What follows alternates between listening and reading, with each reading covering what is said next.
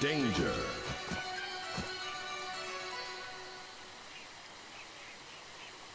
First mask.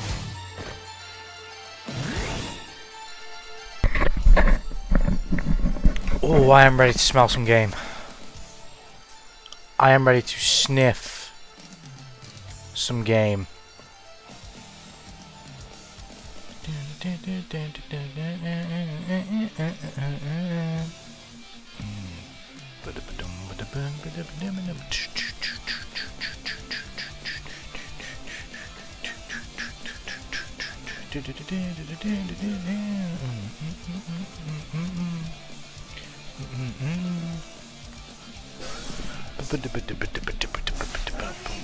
The darkest sky, below the light, for the moon.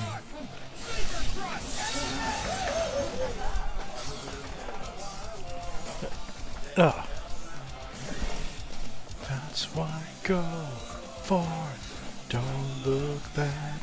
I can't believe in the path I'm on.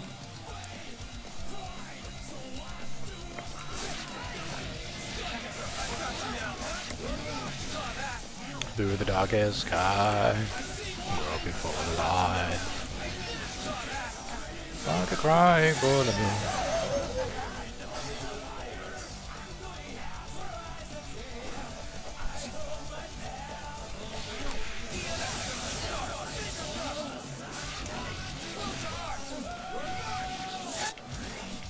The roar of the spark.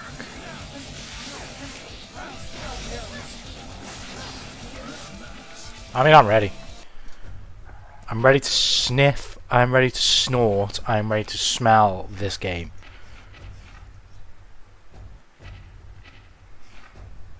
I am ready to smell this game.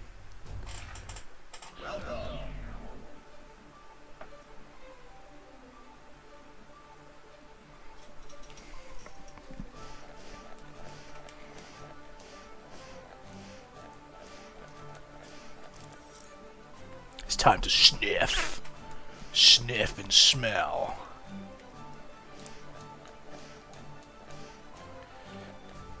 Let's do it. Are you ready?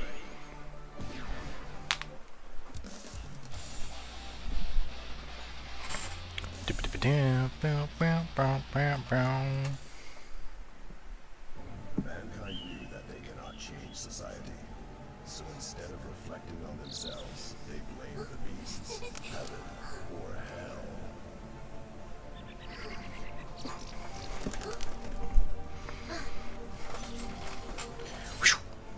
I keep forgetting to change my skin, man. Where should we go for our next vacation? Let me think while I exercise. She's so pure. You should kill yourself.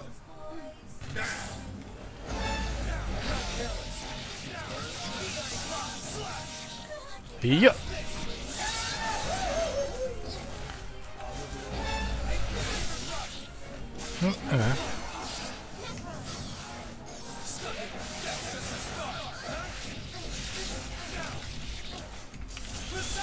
I may have just fucked that up.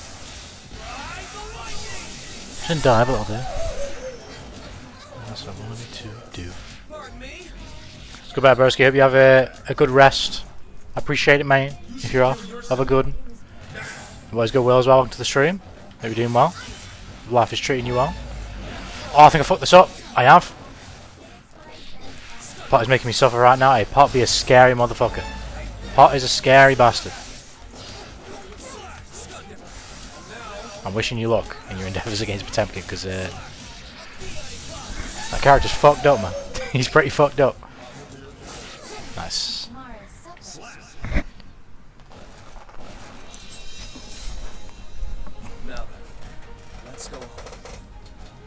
Even worse, I'm slaying it right now. Oh, we're playing Slayer. I mean, Slayer's pretty fucked up too, but you know, what isn't fucked up in this game? Pretty much everything is, you know. And Slayer's dope. I was playing Slayer not too long ago. For whatever reason, I always stream the DLC when they come out, and I stream Slayer and Abbott, but for whatever reason, I just I didn't stick with them for that long for some reason. So I was like, at some point, I was like, fuck it, I'm gonna go back, I'm gonna play them both and see what I think about them. Because I didn't really have like an impression on either character. I was just like, well, I've played them, but I don't really know how I feel about them. So I played them both, and I found that I really like Abba. To be fair, I really like them both. I think I like Abba a little bit more, but I really like them both. They're both really fun. I never wanted to run away. Oh shit.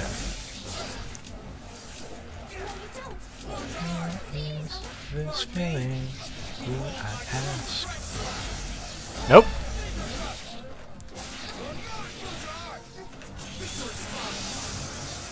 You kicked my ass yesterday? What did we play yesterday? Who did you play? I was not. Were you playing Slayer?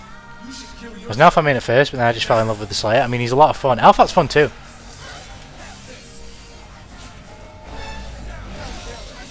Do you play Alpha at all now, or are you Slayer main? Oh shit. Without me, I want to blame. Hope the IRC's here. Never mind. I don't need it. Oh, I thought she was going to lose the charge. Yeah, I was. No, it's not.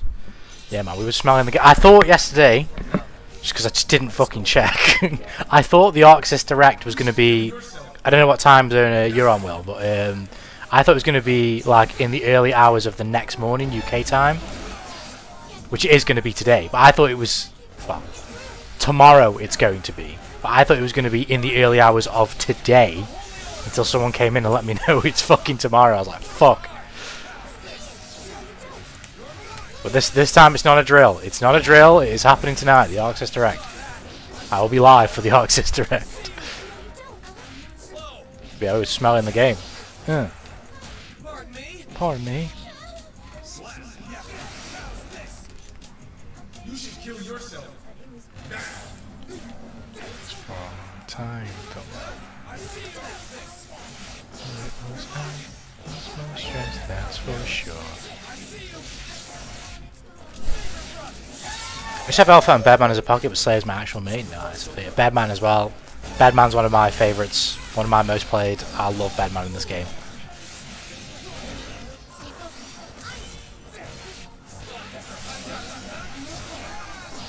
I didn't even look at a burst bar, I should have tried to burst bait.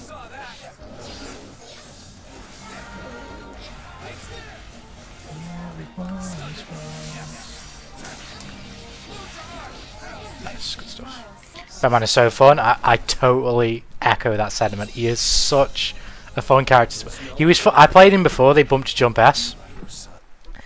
Is that? My throat is just fucking dying right now. I played him before they buffed Jump S, and I always loved him. But after they buffed Jump S, oh my god. It was like playing a whole different character in a way, because he is actually good now. Before he was just kind of like underwhelming to even maybe a bit poor. But now he's actually like terrifying. And I love it. I love that he's terrifying that way.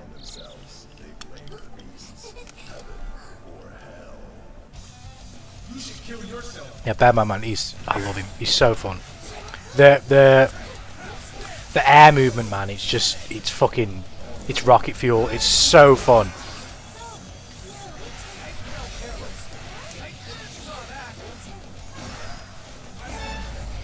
I can never tell since I started the game at Season 4, so you're relatively new to the game then.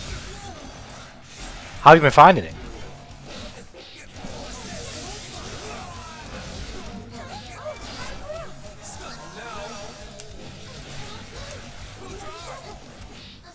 And are you new to Guilty Gear in general, or you just hadn't given this game a try? You played the previous ones, maybe? Bink, bonk, bink, bink.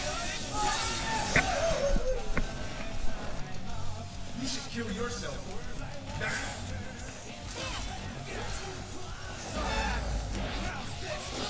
Oh, I shouldn't bounce off the wall.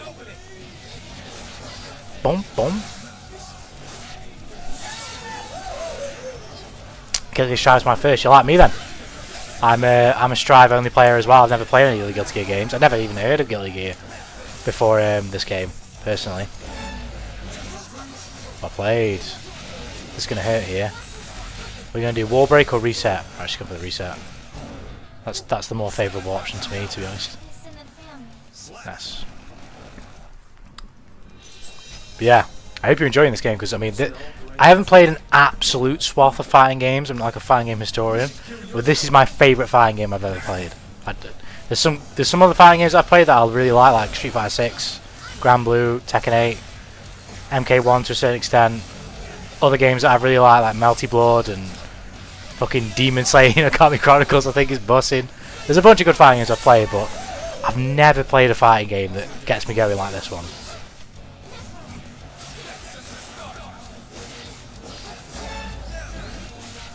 I played every single Tekken except for Tekken 8, so you played a lot of Tekken them. Because I was the opposite. I touched Tekken 7, streamed it a couple times. It never really massively clicked with me. I liked it, but it just didn't click. But when I tried the Tekken 8 beta, that game just clicked with me. I absolutely loved it. Are you not much for where it's going with this recent entry? Or have you just not had the chance to try it? Because me personally, I'm a Tekken noob, so a lot of the stuff that has been very vocal with people complaining about doesn't really affect me, because I don't know enough about the game to... I'm not a high enough rank to be experiencing those problems, if you get what I mean. Because I can't even perceive... Obviously, I understand fighting games to a certain degree, so for example, Clive is a really easy example to kind of talk about, a lot of the belligerent modern day fighting game balance that is kind of going on right now.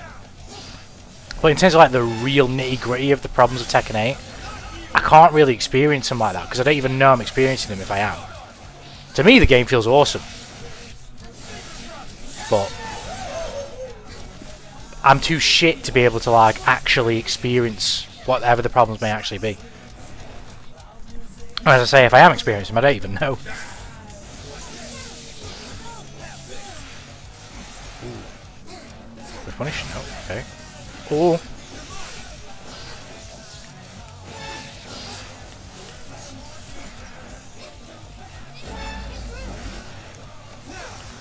Ouch. Ouch. Okay. She can go for wings. Yeah, to be fair, I was low health. Probably no point. Good stuff. You should kill yourself.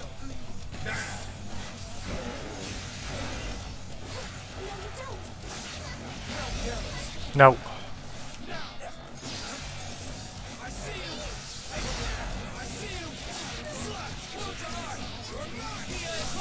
I think this Dizzy player knows where the gaps are, or where there can be gaps for my air combo offense.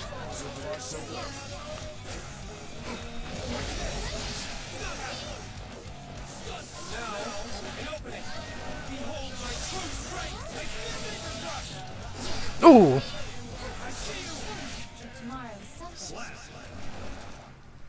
And she doesn't have a DP, so that makes it hard. Makes it harder as well if you're going to take a risk. TA stuff is really bad, but they're fixing it slowly. I've not played in quite a while, so even just following the stuff around it, I've not really seen how well they're fixing stuff. I know I have seen vaguely some better reactions to stuff in patches and whatnot, and small changes, but I've not played in ages. I get what happens to me is I tend to get stuck on a fighting game when I'm streaming one, and I kind of jump between them for DLC. Although for Tekken 8, I haven't really been able to get into the DLC like that because I don't have any Tekken history, if you get what I mean.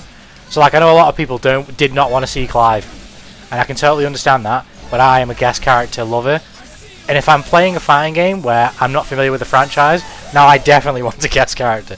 You know what I mean? It's just like an easy thing for me to latch on. Well, a guest character that I know, I guess, is probably the best way to put it. But I haven't played Tekken in a while, but I'll get it eventually again on PC. But I loved it when I was playing it. Like I've said before as well, Tekken 8 is actually the only fighting game I've played personally that I actually have like asked the question, is this shit better than Strive? Like, it's not, but I've never played a fighting game that's even made me ask the question. Tekken 8 is the first one I've played where I was like, bro, is this shit actually better than Strive? It just feels so good to play. The movement in Tekken, oh, it's just so satisfying. There's no greater joy than the beat by your side. Oh, my cat has just snuck back into my room and closed my door. There we go. Can't play TA because I don't have the specs for it. That's fair. That's fair. You should kill yourself. There's a lot of great fighting games out right now. A lot of. I mean, Tekken is like a good example, right? I'd put if Tekken was like the main fighting game out right now. We didn't have a recent Guilty Gear. We didn't have a recent Street Fighter. I'd be playing the fuck out of Tekken. I know Guilty Gear isn't so recent, but you know what I mean. Like, you don't have. There's just so much choice. There's so much choice. There's not enough time to play them all. Grand Blue is fucking sick.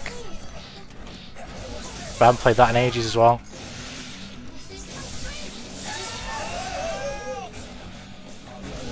That's what I played. You should kill yourself.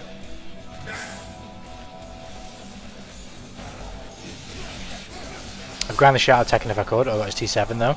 Do you, as someone who's played a lot of Tekken, does the introduction of the heat system leave you skeptical at all? I know they've changed it a lot since it was first put in the game for when TA actually released, but does looking at the heat system make you think, oh, I don't know if I'm going to like that, or is it more like a you just got to wait and see type thing? It was weird, but I think it should be fine. I quite liked it. I do think it definitely needed changing. I don't think the heat system itself, well, not the system, I guess, because this is part of the system. I don't think going into heat is a problem necessarily, as in like having the bar in the way that it works. My biggest problem with heat is like how easy it is to go into it. Like, because of how strong it is, you've got to kind of make it, at least I would think, a little bit more difficult to get into it. But some characters have got fucking like armoured heating gauges and shit that are like 12 frames or like just crazy ass buttons. Like Clive has got like Rise 1+2 and Rising 1+2. It's like a 12 frame fucking heating gauge. What? That's insane. But I don't know exactly how you would do it, but just crazy ass buttons that go into like heating gauges that are just nuts.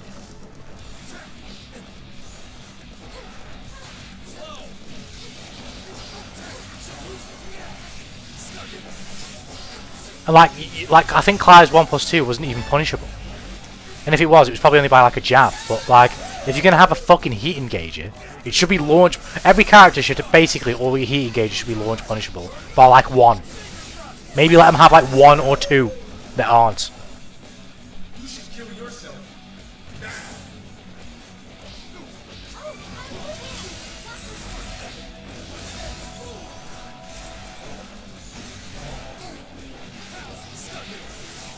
I like the idea of like having like Clive's got one with forward. I think it's forward 222.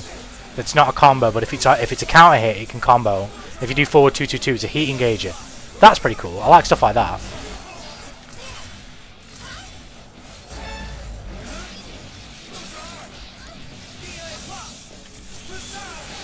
Something you'd have to get used to, but when you go down, it's completely fine. Shaheen. I don't know Shaheen like that. Has he got some cracked out shit as well? I think the highest I can't remember the ranks. I want to say it was either blue or purple. I can't remember. It's been too long since I've played. I can't even remember the fucking ranks, but I didn't get too high. And I only played Reina and Clive. They're the only characters I played.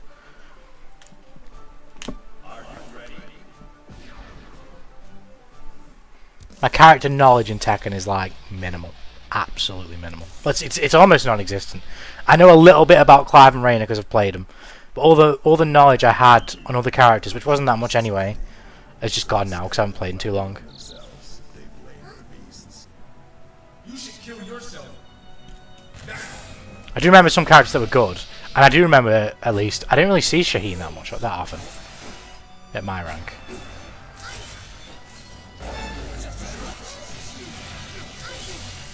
Spread. Oh shit. See, I got wings here. That hit me, what the fuck? Okay.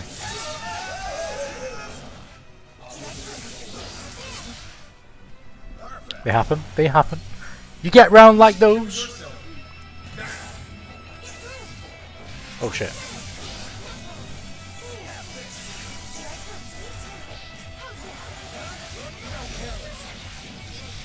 I neglect to use it because of the ice, but I should use my light projectile a little bit here. I'm not really troubling her at all in neutral.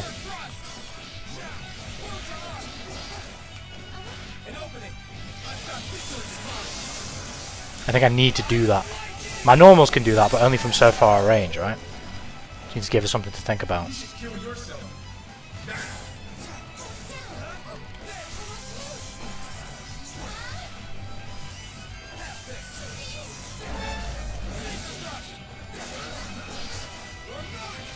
Pardon me?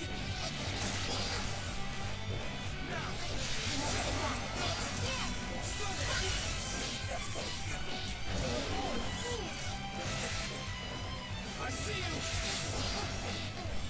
Pardon me? What do you think of Unica so far? She's not my style of... I like to play set play characters, or like... basically any type of characters that can like put shit on the screen and mess with it in some capacity, right? Because she's not my type of character, but I love her. I love her. She's a bit fucking busted, but I love Unica. I've actually just come off of playing her.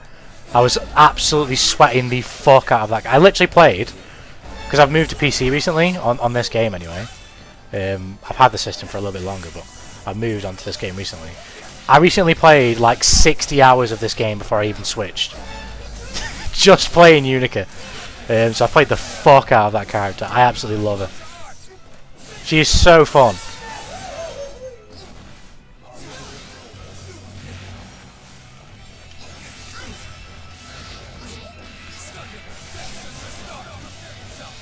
What about you, Will? How do you feel about her so far? You should kill yourself.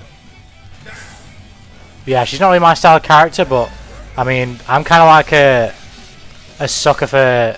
I'll play a character just because it feels cool playing the character. Like, if they're not my style character, it really doesn't matter. It helps if they are, but the Dual Rules anime just sold me on Unica so hard, so I was like, I'm fucking playing this character. And ever since then, I've kind of... well, I was playing the fuck out of her. But she made me want to play the Keisks, and I've played them all anyway. But I haven't... The one I'd played the least recently was Kai. So I knew I had to go back to Kai. I probably played Kai like maybe 2 years ago. It's been that long. Whereas Dizzy I played fairly recently. And then Sin.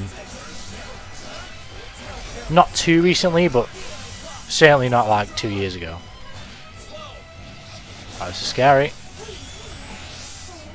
Nice. Me one right now, in terms of matchup, is pretty equal and I like it. But Unica Slayer. You should kill yourself. Nah, I feel you. Huh? Oh shit. But I'm eager to see what they do to her, because I do think she needs a little love tap. Just a little nerf. I think she's a bit too... It's partly because of how easy she is to play, but if you compound that with how good she actually is, she's a bit cracked, I think. The changes I'd make to it, I'd make a 5H a bit slower, because it's like 12. I think it's like fucking 10 frames. I think, right? 5H is like 10 frames. It's a fucking amazing anti-air, and it's rapid. You can catch basically anything in the neutral just by whipping it out. Amazing reward. Make that a bit slower. Shit. And make her overhead a little bit more unsafe on both the unamp and the amp, so that it forces her to do the carry cancel better.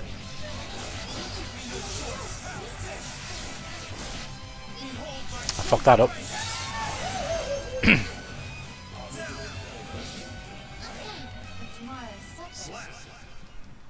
But no, in terms of a character though, she's fun, man. She's so fun. Now then, let's go home. I played the absolute fuck out of her. I didn't think I would play that much, but I really did. It's good luck how you doing, SYS. But no, you have not missed the Arc Direct. It is not on yet, and it's going to be a little while until it's on, actually. It'll be a couple hours from now. But I hope you're doing well, SYS. She's super fun. I got to Celestial, then dropped her. Yeah, I feel you, fair enough. I'm glad that you're enjoying it, though. It's always good. You want to be enjoying the characters that you pay for, you know what I mean? Oh, she's great.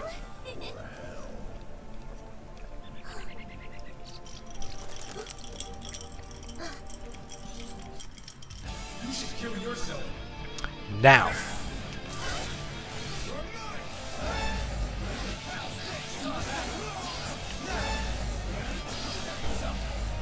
I'd say the same about Venom though. That's sacrilege to me. You're saying you're not feeling him so much. That's fair enough. That's fair enough. To each their own. It's not like certain zoners. What, playing against or playing as or both? Because he's like, I can be annoyed at zoners, like for sure, but a set play character, man, just fucking gets my gears going. Pardon the pun, my guilty gears going. Venom he's one of my favourites. Playing against him can be a bit annoying at times though, if you're playing against someone who can do the ball zoning quite well. But when I'm playing as him though, oh my god, it's fucking rocket fuel. I'm actually starting to figure it out now. I need to change up the timing of my jumps.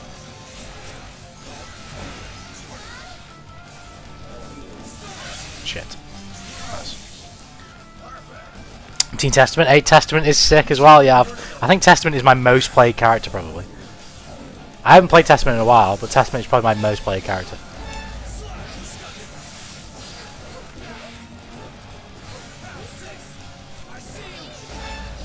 I say I'm going to change my timing, and then I do like it in the opposite way. I make it worse. I make the timing less tight.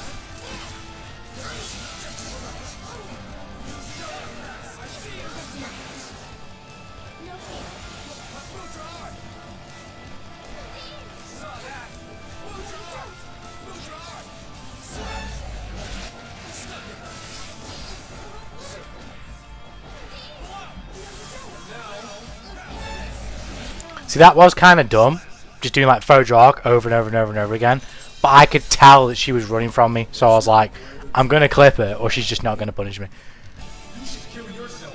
I probably wouldn't do that usually, but I could tell that she was running from me there.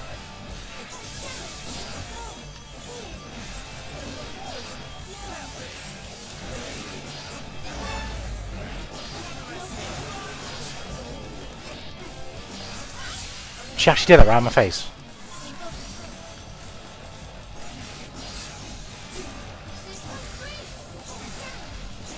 I didn't think she'd do it again. Nice. Yeah, Testament is so much fun. You should kill yourself.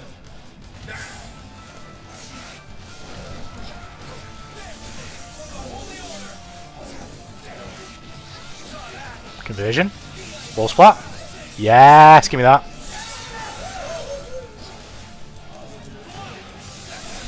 Oh, she fucking... I forget they lose the hit, man. But they lose the shock. Pushes on the other side.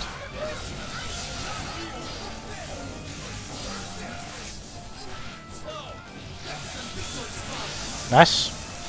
Ride the lightning. We're still in it. We're still in it. It ain't over till it's over.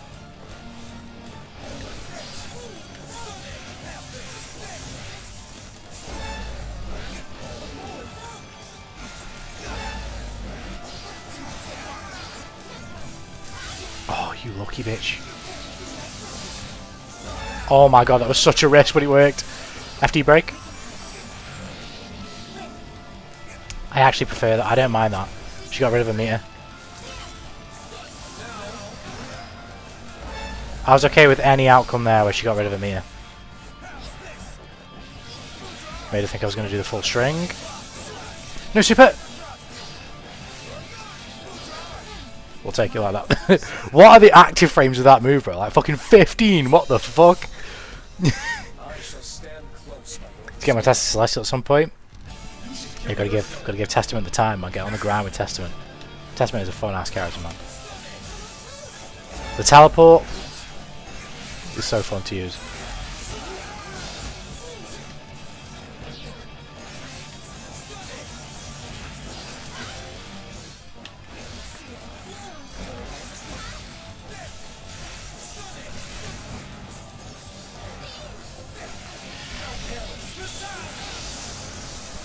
Ride the lightning!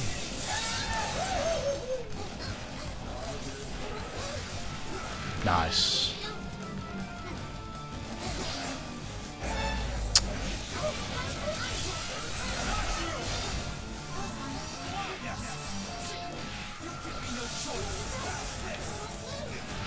What?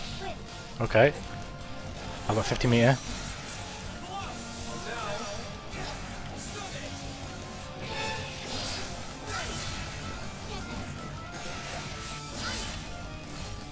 Fuck. Fudge.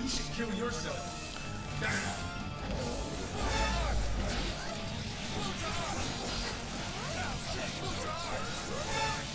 There we go.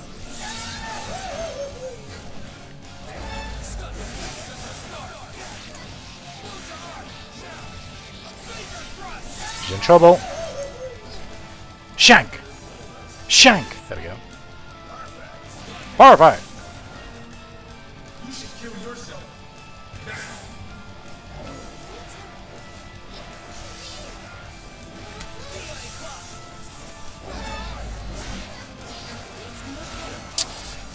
No. I hesitate for half a second there.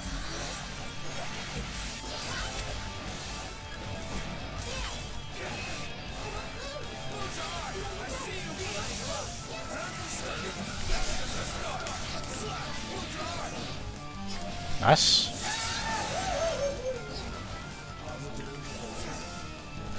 No! Oh, I fucking missed with my fast slash.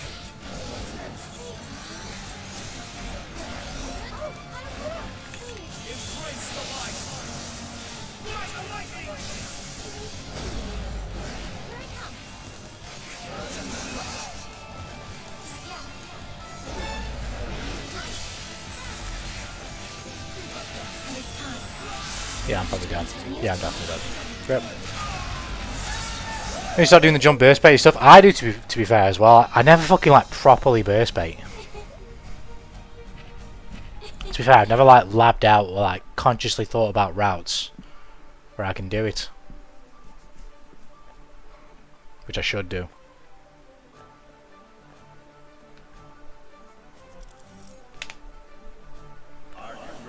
Particularly with the air combos. The air combos I should be very keen on fishing for a burst there.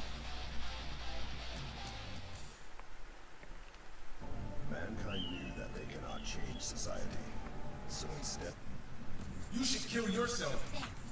Nah.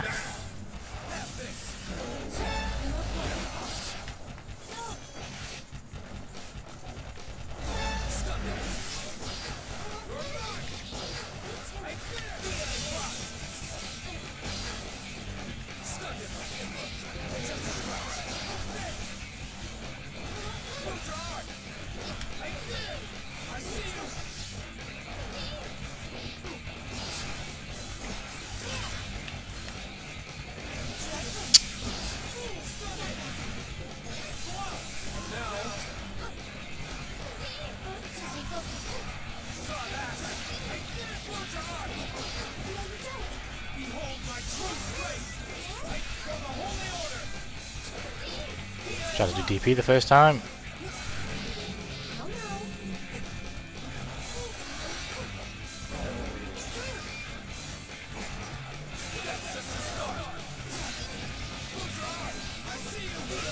Lovely. You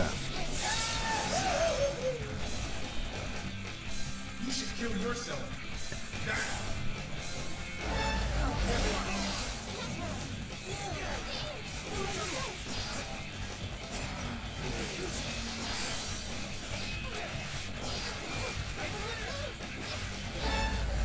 That's huge. Boom, boom, boom, boom. Look at the damage, man. God damn.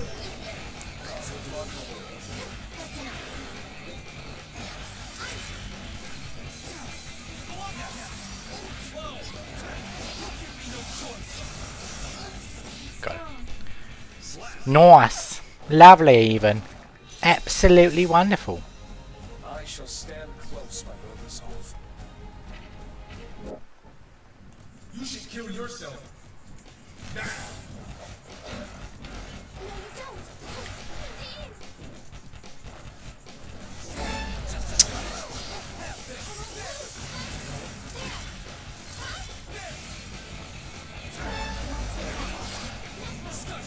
Oh, I was hoping I could punish by doing that.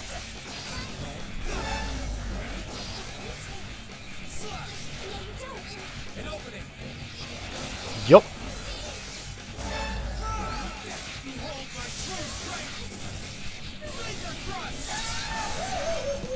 $6p if just in case she does. I was gonna say $6p just in case she does forward drift BRC. Oh!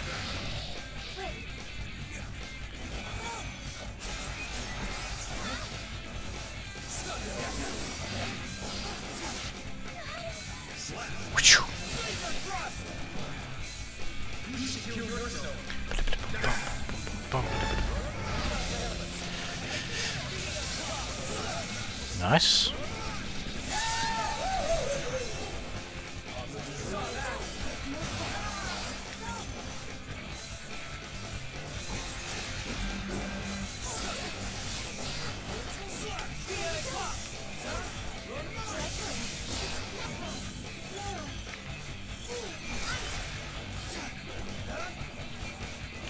If she jumps with me and I call her out. I was literally about to say if she jumps with me and I call her out rather than lightning.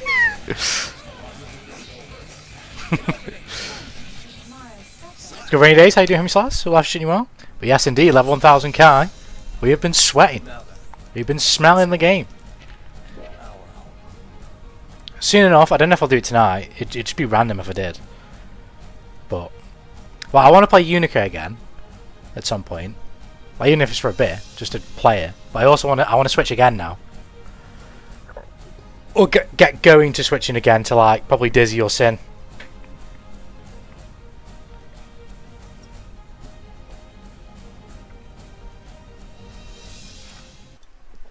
Probably Sin because I've played this version of Dizzy. Whereas I haven't played Season 4 Sin. So, could be fun to give that a try.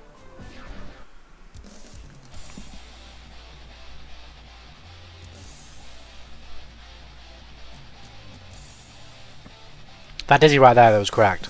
That Dizzy was good.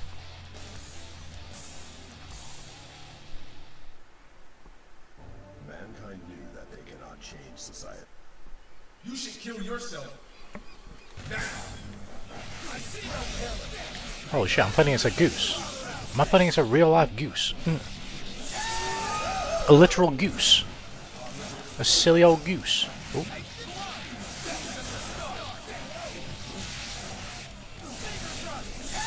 It's a good start. I'm going to 6p now for hardcore. Nope. Fuck. This is who you are.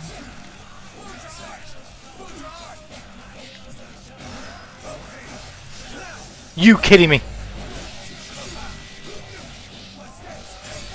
My stains. He broke my stains.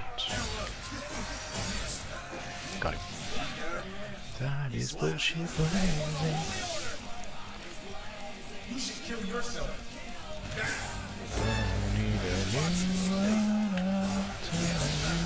How did that not work?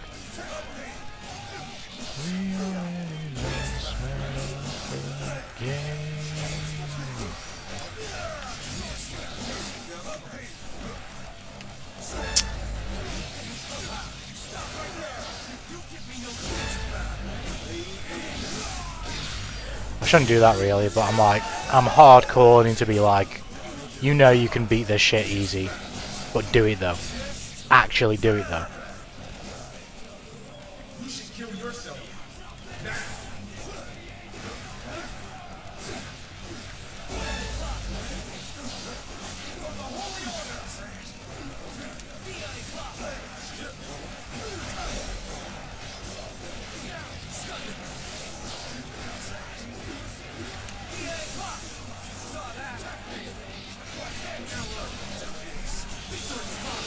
Fuck's sake. This actually isn't the worst outcome, because he's got no meter. But I've handled that terribly, and now I've basically given him the meter that he didn't have.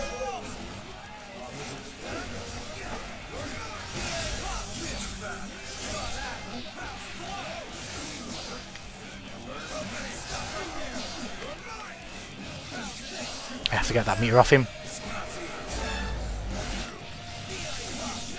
That was my win condition right there.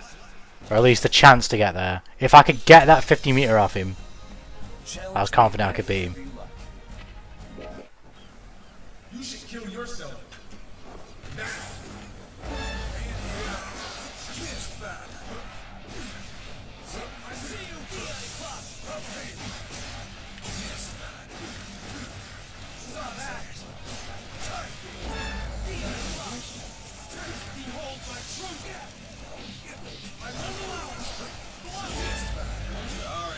He actually gets that. He's going to wall spot as well. No. Tried 6p.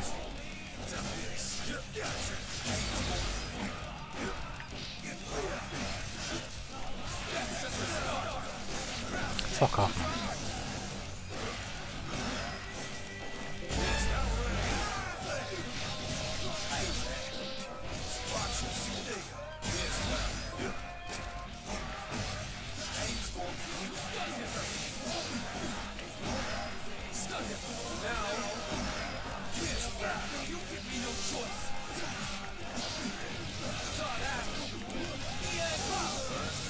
Since playing this character, these are the type of players I've found the most difficult to deal with.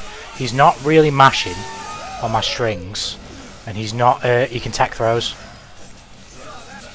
If you're playing against a player, as a Kai player, who's confident enough to not really press much on your pressure, and makes a lot of right decisions on your pressure, and also can tech throws, it can feel mad difficult to actually hit the other player in that circumstance.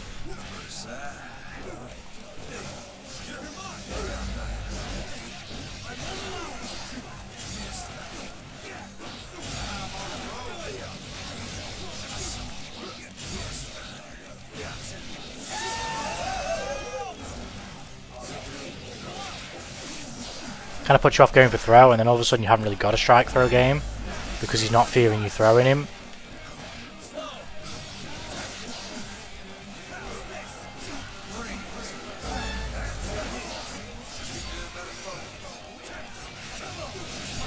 Nice. You should kill yourself.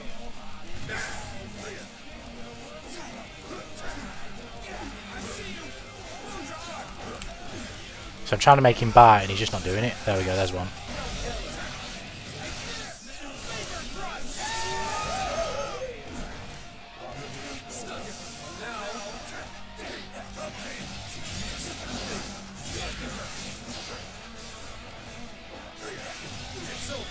That's the first time in the set he's really gone for anything. He knew I was going to do that.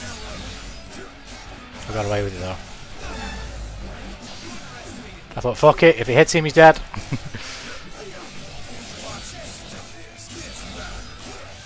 Oh shit, I'm not dead though.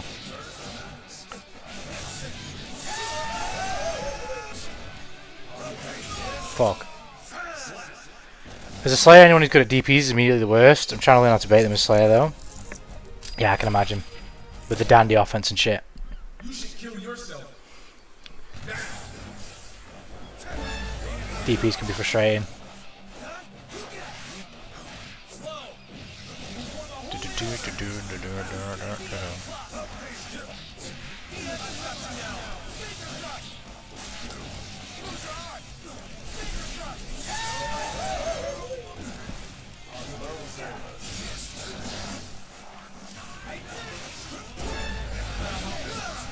To be fair though, Will, I've only just thought about this. You've got it good, really, because when Slayer came out, I believe it was when Slayer came out. I believe it was still in the game when Slayer was introduced. You could roam and cancel a DP on block. So like if somebody DP'd and you blocked it, point blank, they could just roam and cancel it if they had 50 meter and then just like move out of the way and just be safe. But in exchange for that being a thing, back then you could throw people out of DPs. So if you thought someone was going to DP, you could run up and grab them, and like for a certain amount of frames, you were able to grab them out of the DP.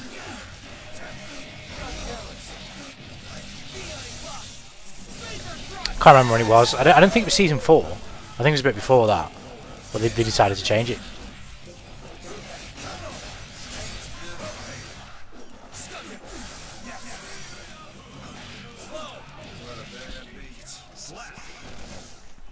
Got heavily pot busted. Hey, it happens, man. You just gotta take it on the chin, go again. That's pot's fucking thing, man. So when it happens, you just gotta fucking lick your wounds, get back up, keep scrapping. Show him the true meaning of dandyism, you know?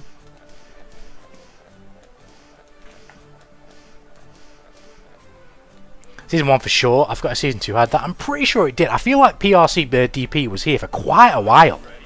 Quite a while.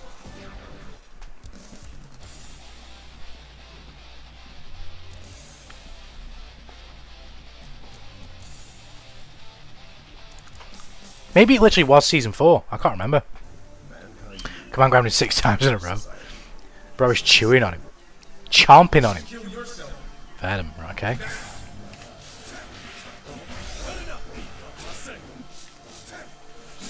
Oh, I had him there. Good attack.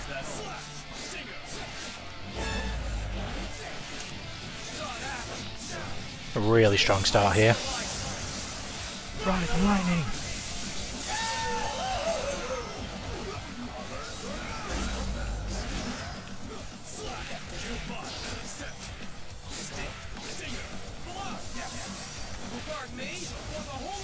Spin of RC. Nope, okay, well played.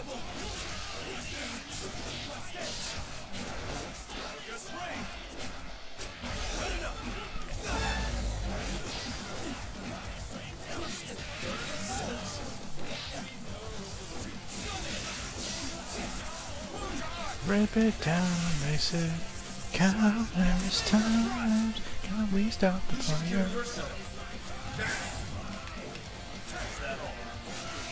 Ooh, that heavy slash would have got him. That's a wall break. That was maybe a DP. Running ground. The scales falling down.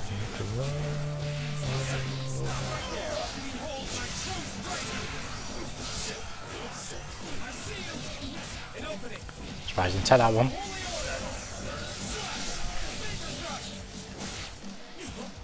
I'm surprised to let me get this as well. Ride the lightning!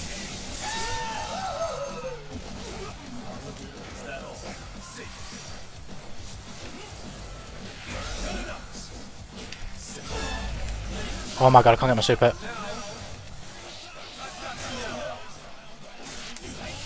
I decided to wait that time after the wall splat. I was like, this guy's wise enough, he's wily enough to poke me red RC and then side switch. I was like, I'm going to wait for him to do that this time.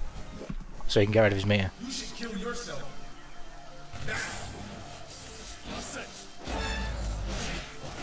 Q5. I'm going to burst that. Okay, that sucks. Oh, that was sick. He makes the fuck out of me right there. Oh shit! Oh, we blocking those?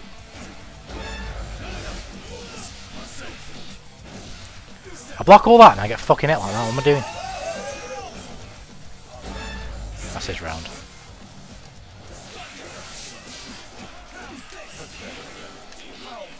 I tried super there. If only I got it, man.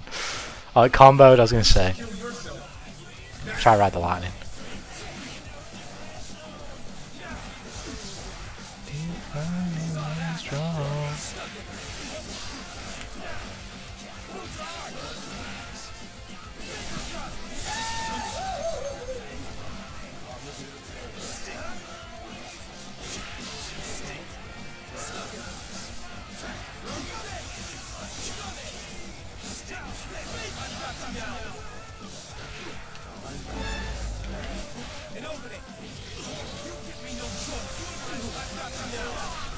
Nice.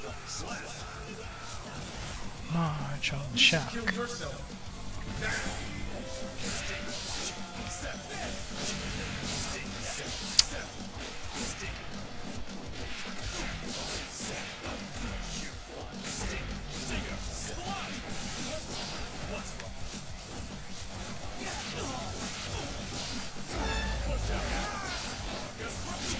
Oh, I'm stuck underneath that.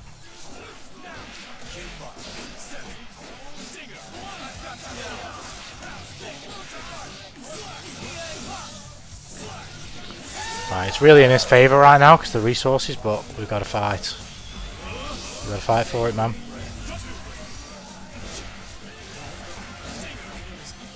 Now it's in my favour.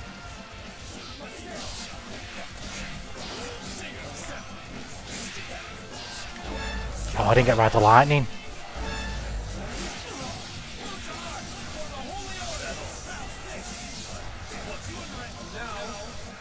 Nice throw, well played.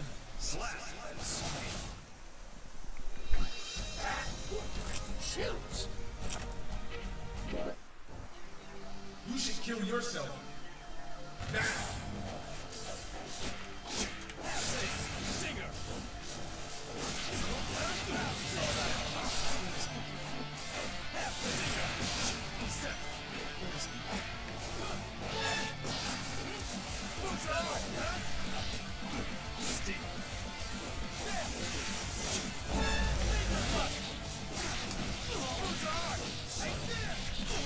Brr.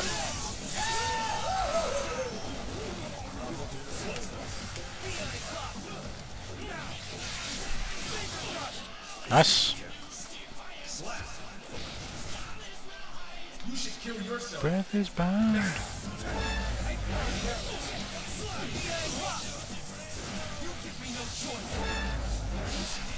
Oh, I wanted DP, man.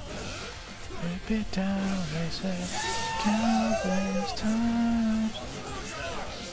Well played, he was switched on. Oh, we fucked that up though.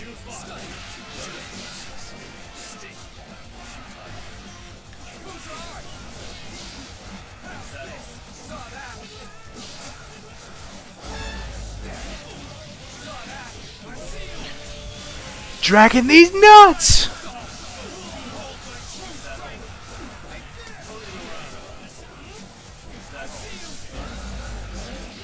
Oh, I didn't get my run the way I wanted it.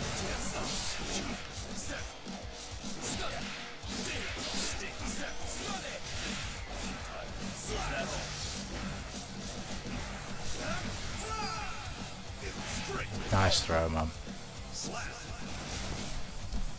You should kill yourself.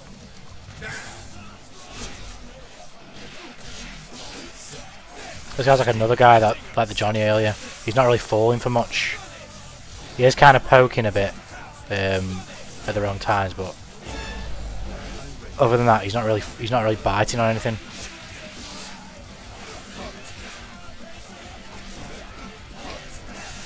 Onto DP.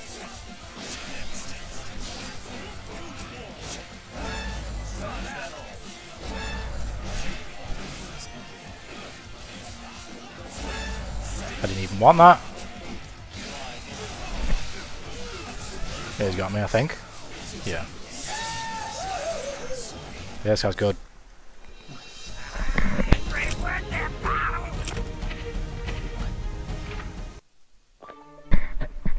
This guy's a strong Venom player. Go with the sauce. Bum bum bum bum bum bum bum.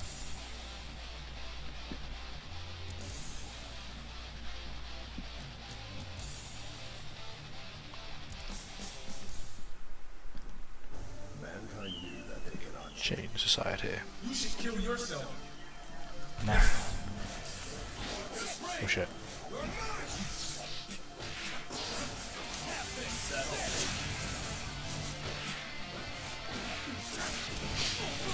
Can we combo? Yes. There we go, get the burst off him.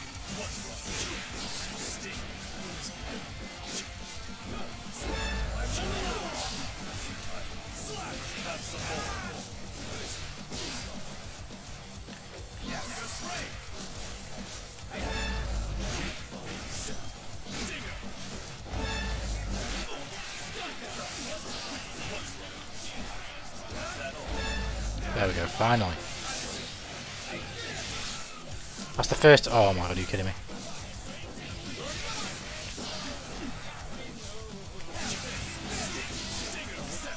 I was about to say, it's the first block string I've made in my bite on.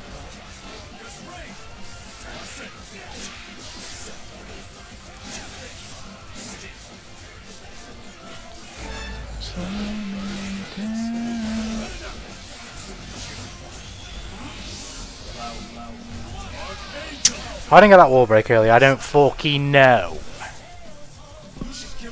I don't know.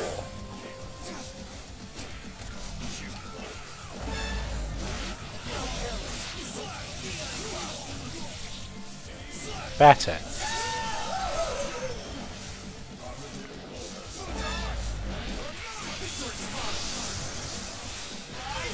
Boom.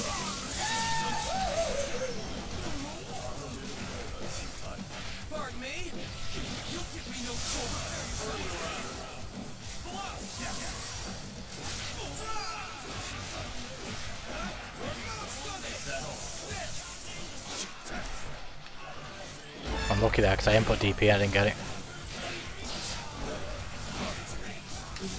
I didn't think he meant to do that either.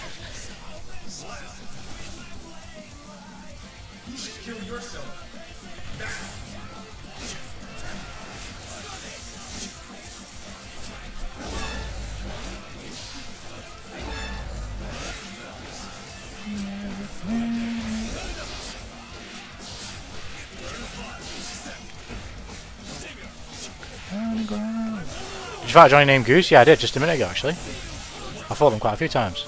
Oh god! They're pretty cracked.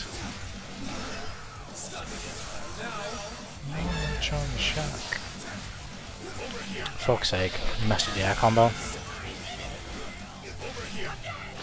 Now I'm getting gripped. And I've killed myself because I backdashed here. Yeah. This guy's really good.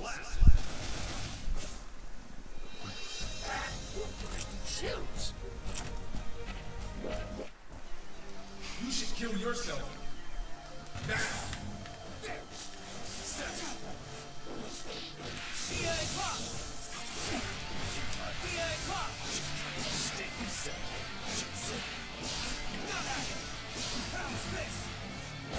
I can't really get comfortable with whatever my best method of opening this guy up is.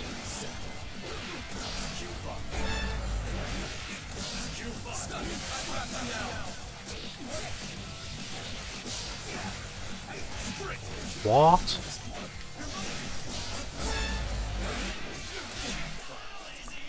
I feel like I'm not in the game at the moment. Like at all. I feel like he's the one playing, I'm just fucking there.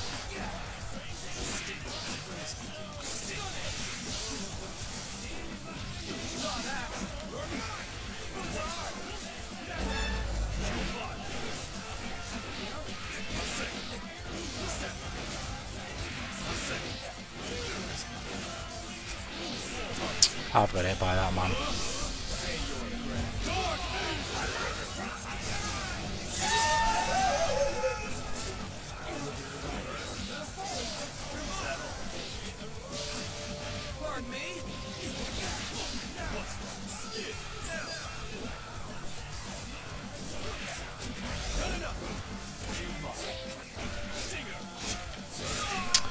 Yeah, at the moment I can't get in the game.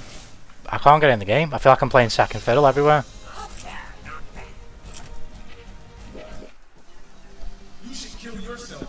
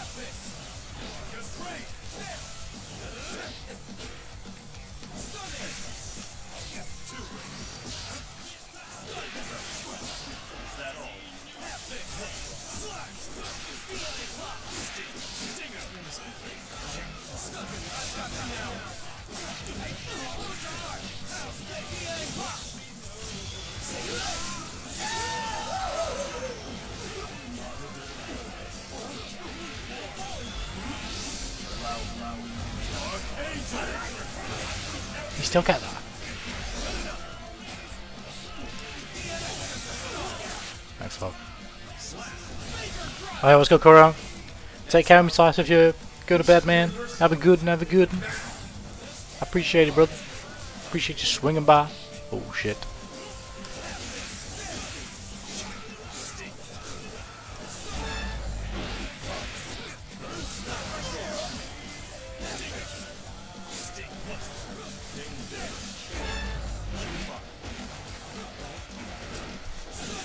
VDP.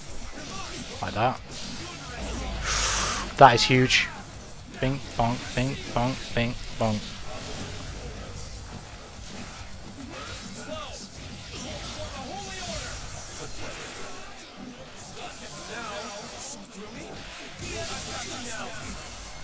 I think I have my answer in general here, kind of. I just need to zone a bit better. I need to use my light projectile on the neutral to punish him for poking me with his longer pokes. And then I'd need to try and use my air projectile a bit to clip him when he's throwing balls at me from longer range. Just to give him something to think about so he doesn't just put him down and do whatever he wants. Are you ready?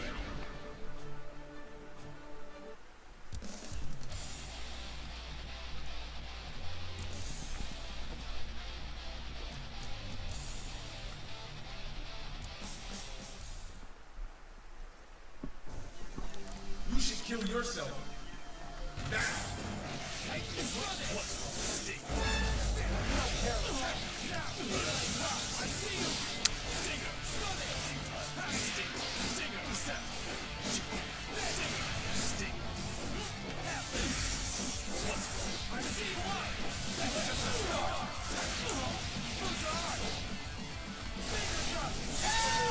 Nice.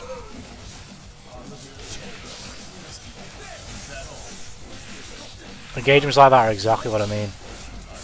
Just stopping him from running at me when he thinks he probably can because I'm throwing this at him. And then the ensuing engagement after that little scramble. If I can win that scramble, I can get in on him. Or get something from it. Disrupt the flow of his neutral.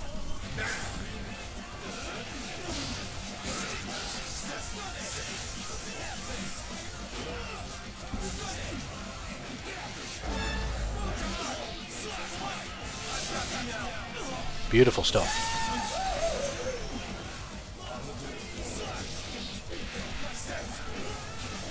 Oh, trying to fucking ride the line, I was too slow in input.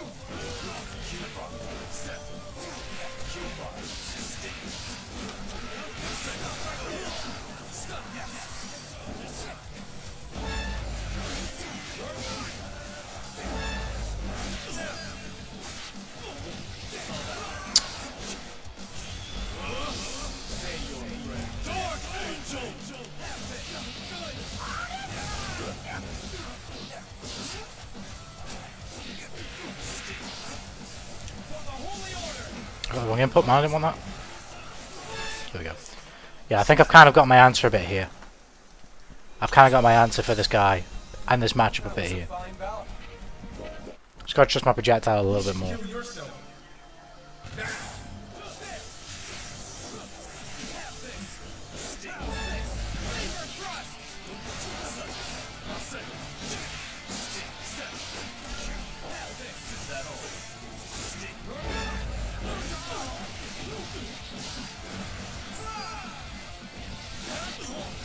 Skadoosh!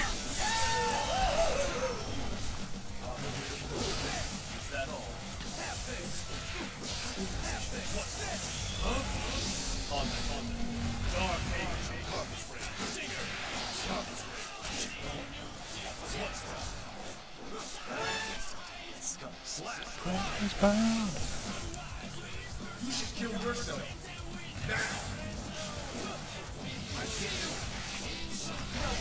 No.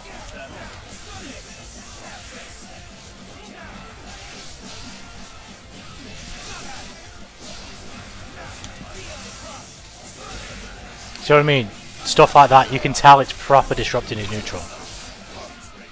Me just constantly throwing shit at him.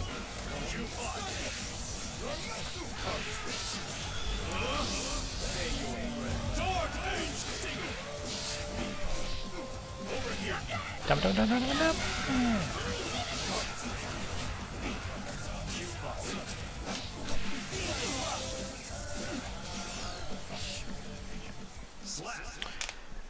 We thought so fireballs are superior zone, but it does mess with his tempo. Yeah, it's mainly because Venom's.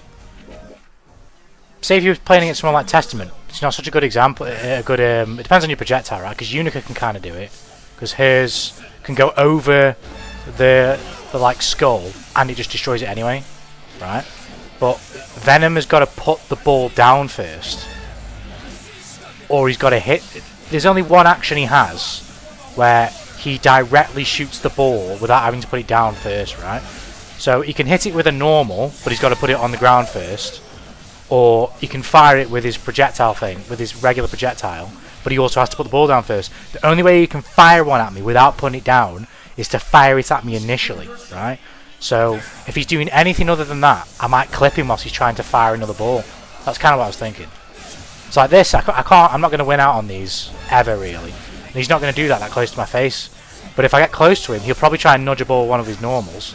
That's what I've got to try and catch him on.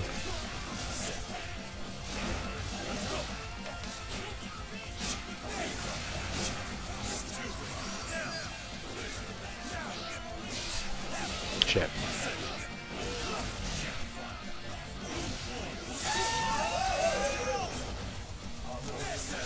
It's like that. See what I mean? He's got to put it on the screen first. And if he's not careful when he puts it on the screen, I can clip him.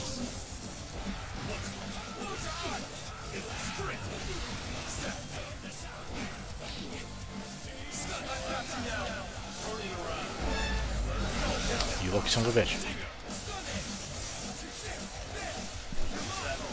Oh my god, you're even luckier son of a bitch. Has he fucked it for himself? No, I'm done.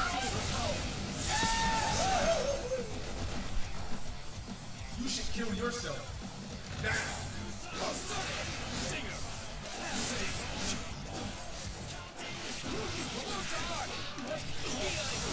Oh, if I could have got that.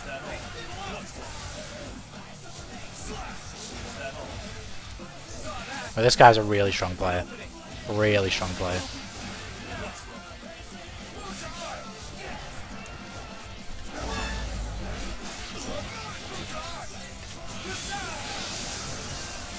Ride the lightning. We'll fake the button here and go for a throw. Got it. Oh no, never mind. He blocked it.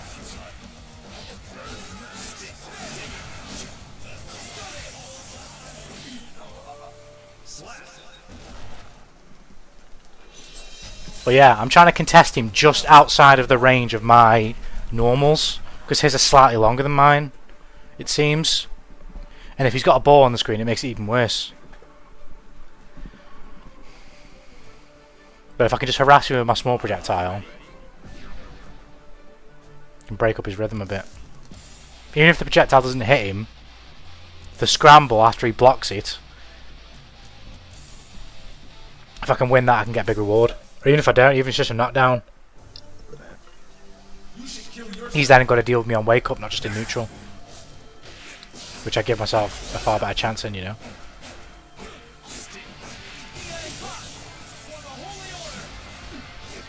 Oh, fuck off. Good grab.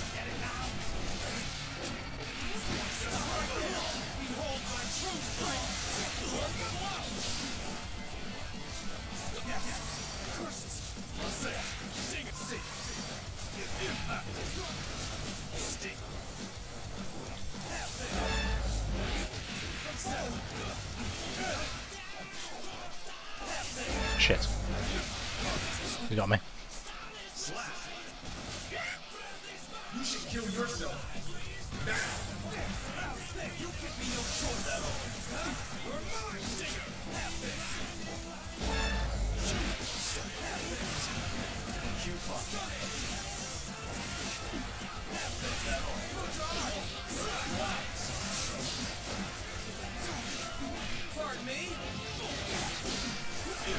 Fuck, try to get out of his way.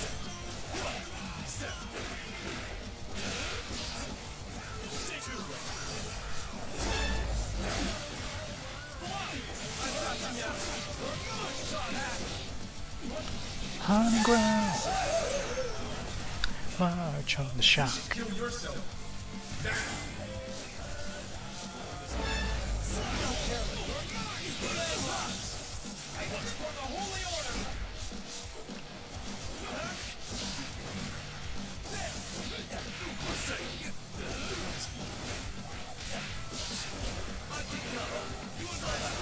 That was a stupid thing for me to do, but I was like, if I hit him though, that's probably game over.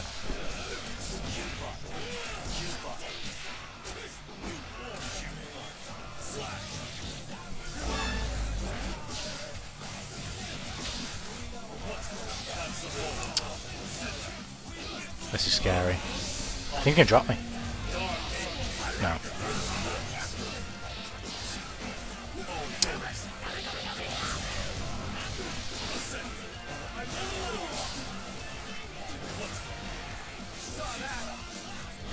You gotta be careful here, one mistake. That was it, that's what I needed. I should have hit confirmed. Well, it was tough, but if I wanted to win, I need to hit confirm that. Rather lightning or stun dipper. You should kill yourself.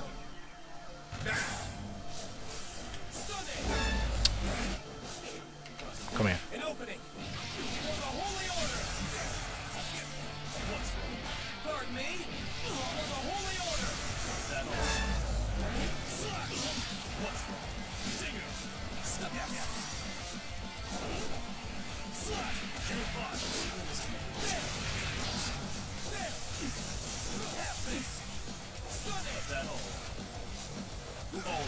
Where's my second backdash?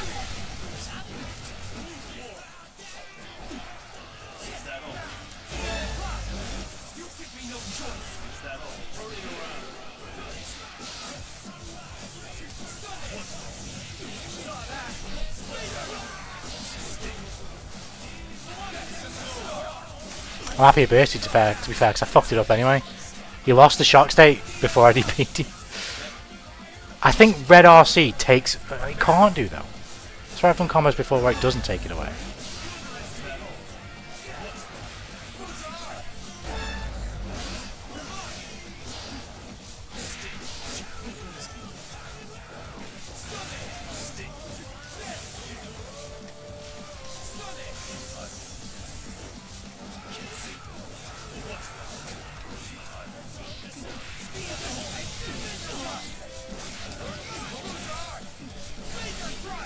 Stuff. Do I get to fall out of this or no?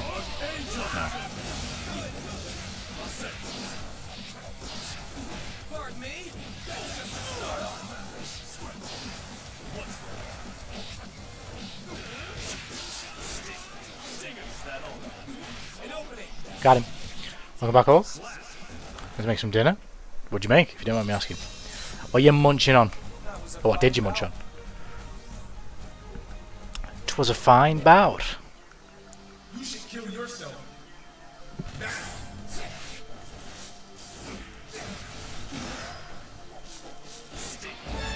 And then we'll go something cheeky like this. You bit.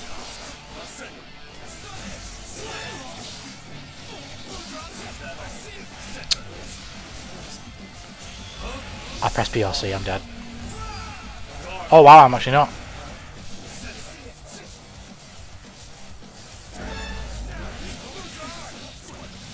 I thought I was about to get fucked up for doing that, but never mind, we're still in it. Got him!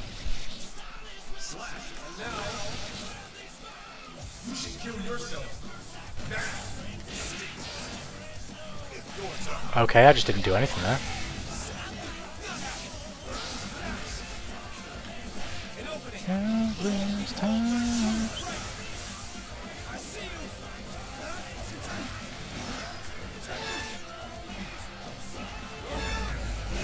I noticed there, he's mashing a bit. He probably won't do it now though. Oh, never mind, he did. I don't know what he pressed there, but it looked like 5p again. Or a light punch again. Looks like I win this time. She's up some leftover chicken tacos I made last night. Sounds good, sounds good. I'll go to the games. They're going decent.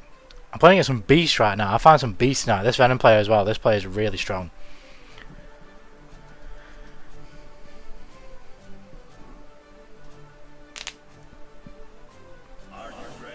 Oh, he switched to Axel now.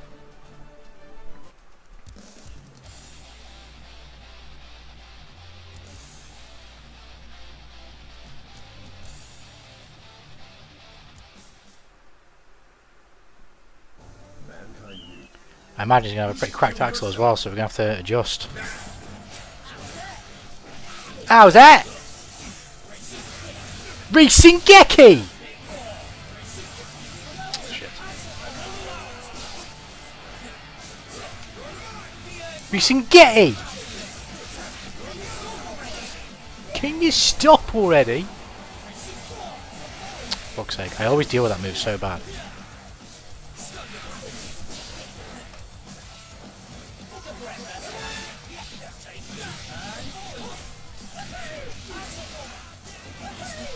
Oh.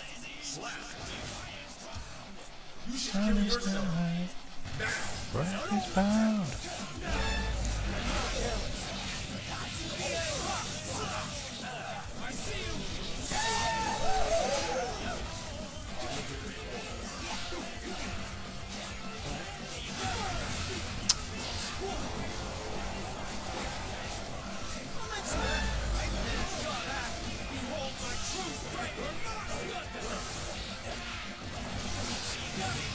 Should I just defend it?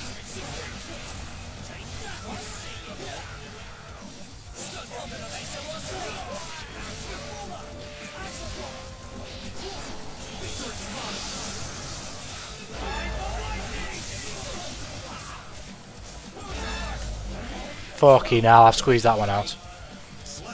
Oh crap, we switched over to the left-handed British man. Is that just a stereotype of how they think British people are? Is he accurate?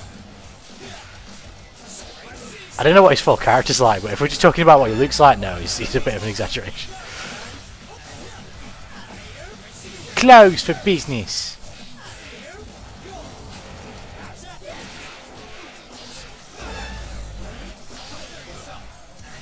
You gotta check sometimes, just make sure they're ready.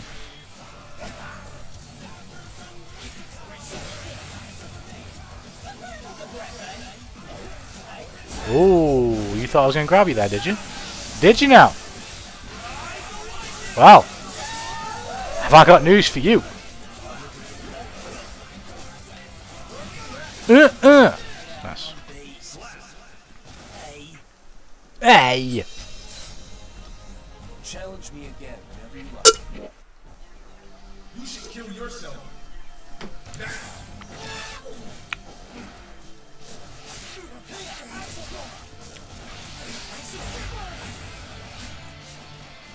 If they truly want accurate British, they need to, he needs to say more. Oi! Oi!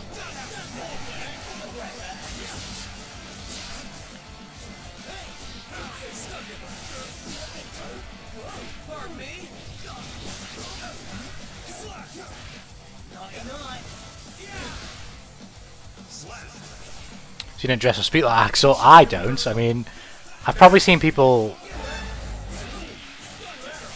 The jacket, kind of. Like, I don't know if they're universally called the same thing, but people wear, like, at least in this country, from what I've seen.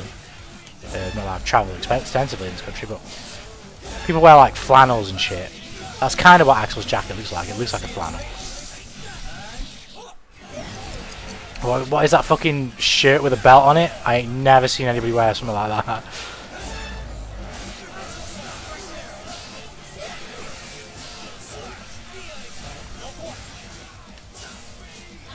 Fuck. Running ground. And the big ass fucking zips. Like, nope. You should kill yourself.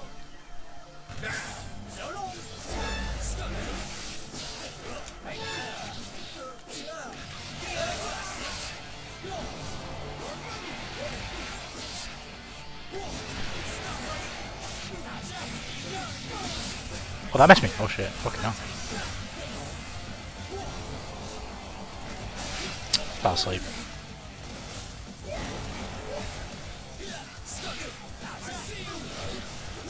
I jumped, man. Nice, you got me. You should kill yourself.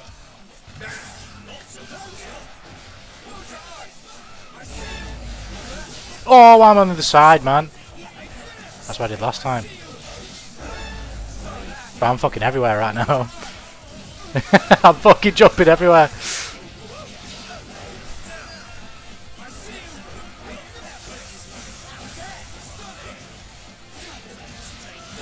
Right, this is bad. I should have broke the wall. I tried to, but I didn't get my input.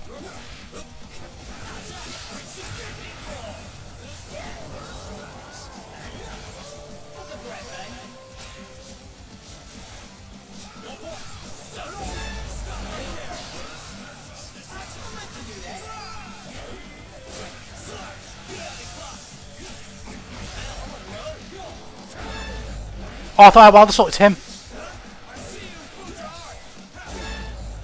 I thought I had wild assault. Ew, I fucking didn't. Captain Britain takes a game. Hard to believe that Brisket is also British, just never hear him speak with an accent. As far as I'm aware, I could be wrong. I swear Axel's V8 is not actually English. I swear he's American. Or it might be the other way around. It might be that Axel's is actually British, but Bridget's is American. I can't remember. I think this guy wants to run it back, fair enough.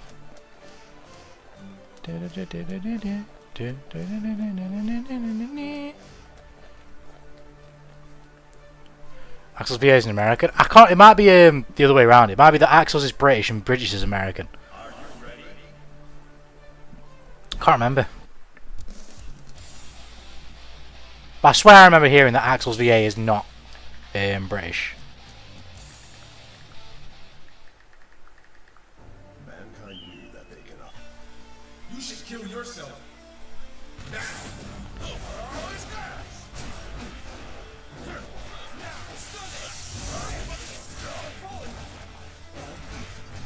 An opening. Behold my true strength.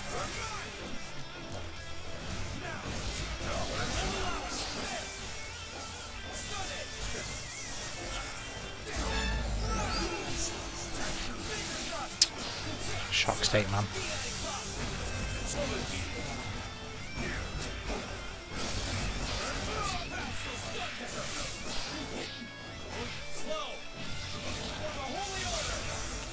Surprised he didn't buy RC. Had 2 bars, thought he was going to take a risk. You should kill yourself.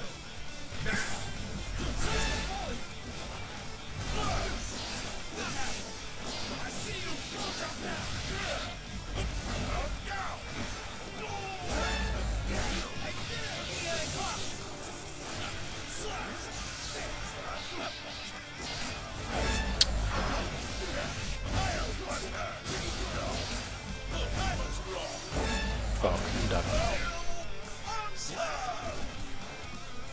You should kill yourself.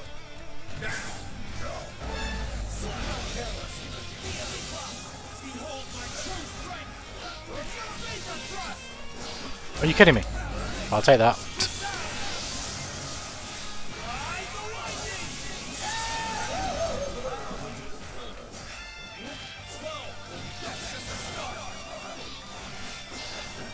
Okay.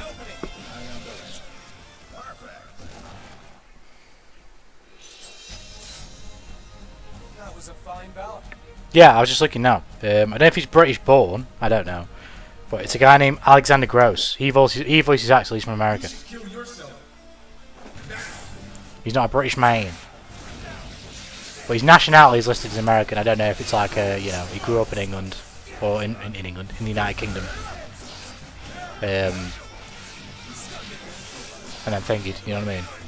Moved to America and he sees himself as American. I don't know.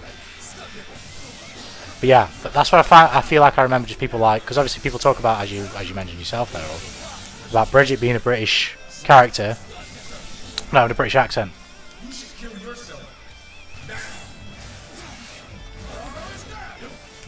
Oh shit.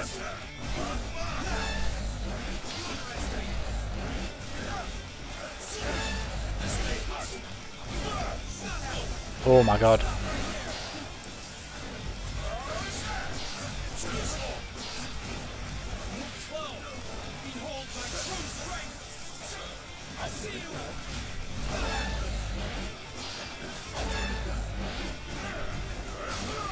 I did ride the lightning, man.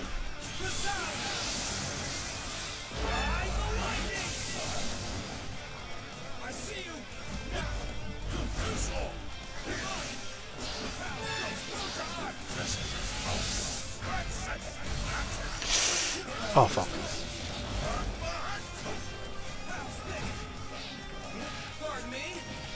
Nice. Smash not grabbed you once and then he grabbed me. It's the curse, he grabbed me.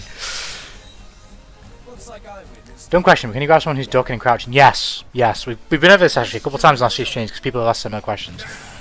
99% of the time, unless there's some unique bullshit that happens in an interaction, if you try and grab someone, right, and you are sure that you are standing on their very tippy toes, and it doesn't grab them, whether they're crouching, standing, whatever, you're standing on their tippy toes, but it doesn't grab them, what's likely happened is they are in the recovery frames of something, and because of that they can't be grabbed. So like they could be in the recovery frames of you hitting them on block, on hit, they could be in the recovery frames of their wake up as they get up off the ground. If they're in any of those, they're not actionable to be grabbed. So if you try and grab them, it'll just whiff in the face, even though it looks like it should land. Like there, that was probably an example of it right there. I'd have to look at it again because it was quite quick. But I'm pretty sure I hit him with a counter hit 2p, tried to run in and grab him, and it whiffed right in his face. Now, if I was actually close enough, the reason that whiffed is because he was in recovery from the 2p I just hit him with. He hadn't recovered yet.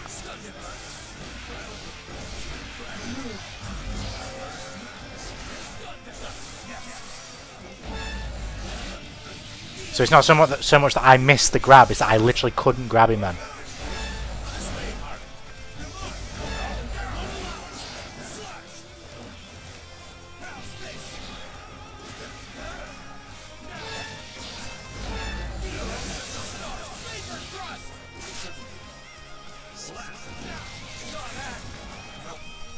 You should kill yourself.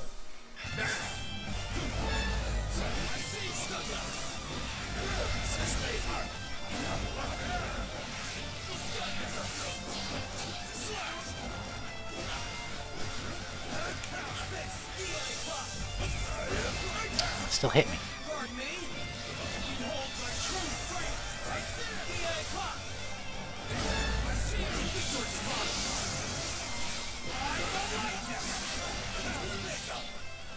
Maybe he fell asleep, I don't know. Maybe he just thought he lost. Looks like I win this time.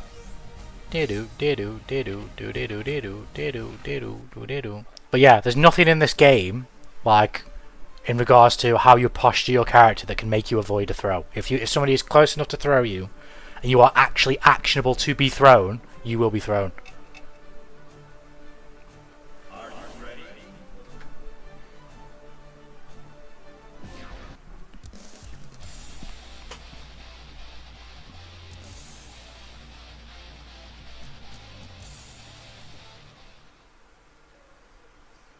Mankind knew that they cannot change.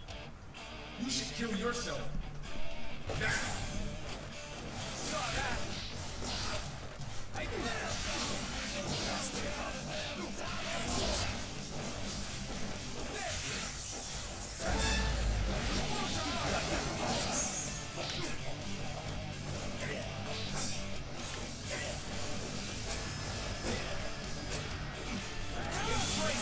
You left a gap. Ride the lightning.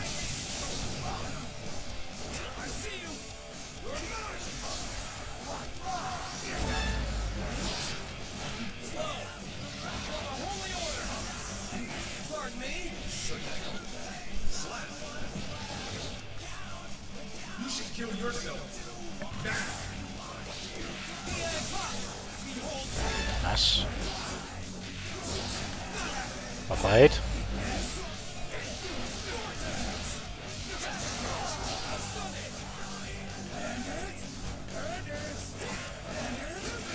Mix. Oh shit.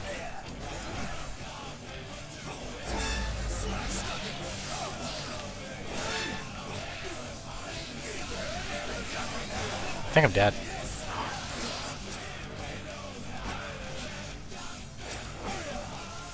I'm pogging right now so hard. Oh shit, here we go. No, I tried to run into him and then fucking dragging these nuts. Oh my god. I don't know how he's let me get this game, but he has done. He's really let me get away with that. You're supposed to give it your all. You should kill yourself. Just teabag this man. No, I fucked up my shit. I was trying to run into him with my dash macro and do dragon install, but fucking I pressed dash macro too early, I guess. I just didn't move. I just stood still.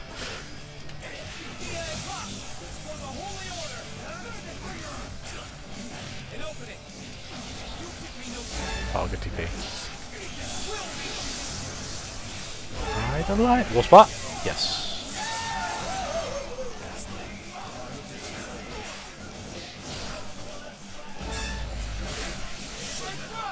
This kid's fuming mad now. I hope not. I'm sorry.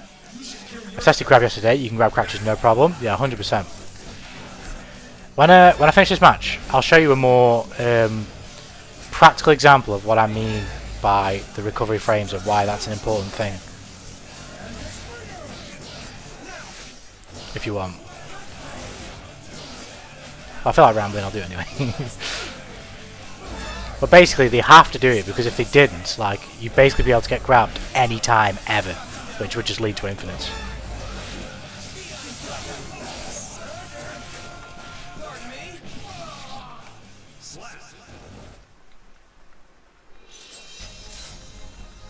Challenge me again whenever you like.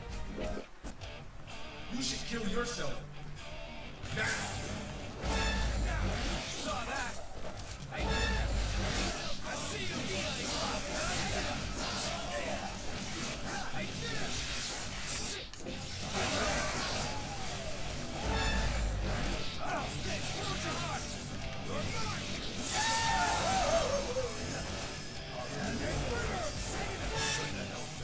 Nice.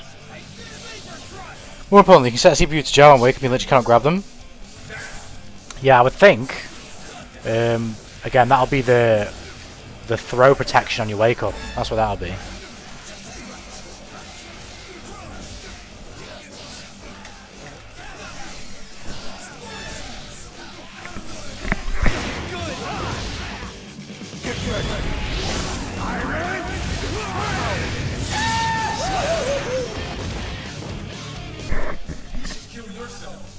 Now.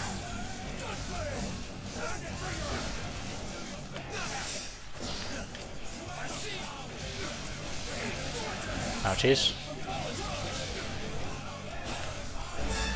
That was a DP. That's punish right now. Okay, whatever.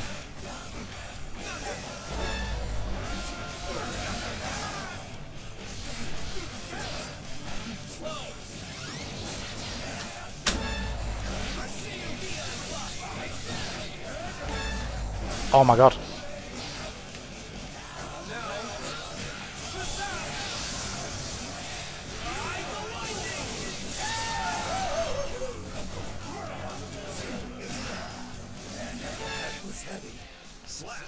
There's a attempt to guard crush, you can grab someone out of that crush animation. Can you actually? I know you can do it on hit. But I don't know about on block. Let's have a look. Let's have a little look. I think the way guard crush doesn't give you throw protection, so you can't throw them out of the animation per se, but you can throw them as soon as they're done, if you get what I mean. I'm going to need a character who can help me display this. Who's got easy to access guard crush that's close.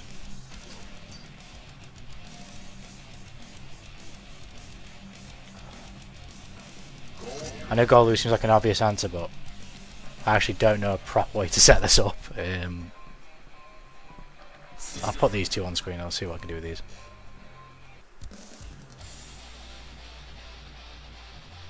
Yeah, so on hit, when you get like the... It's quite a unique one because you don't get that too often, right? So, let me do this one real quick because this one's easy. I know how to do this one. So some characters, it's particularly with the blue wild assault, can get this on you, which is kind of the same as Guard Crush, but not exactly, right? And they can grab you out of this and it'll combo. It's like Dizzy's grab regularly does 9 hits, yeah? But if I do this, and then this, it does 10, so it combos, right? And the practicality for that for Dizzy is that's how she gets like wings off. So like if she can do like an ice setup, I don't know exactly how I'd do it. Can I get counter hit?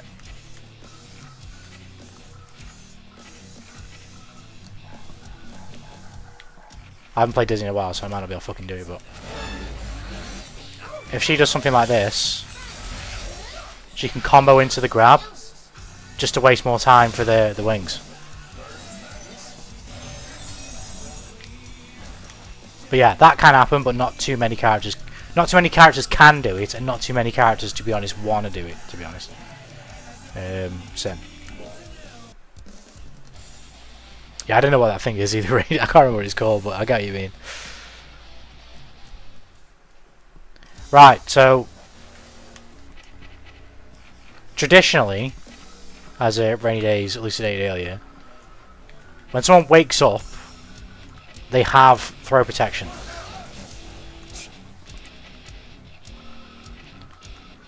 For how, I don't know how many frames it is, but it'll be a couple frames, right? So no matter how you time your throw, it's not going to work. But if you time it, it doesn't have it doesn't have protection against normals, right? So you can use like a meaty to like cover their wake up frames and there's invincibility frames. So if they do press something, you'll hit them, right? That's why you see shit like this sometimes, right? You're playing Sin.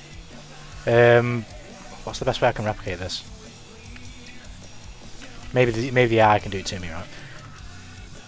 You're playing Sin. Or you're playing Goldush, right? You sweep the Sin. You go in for an attack.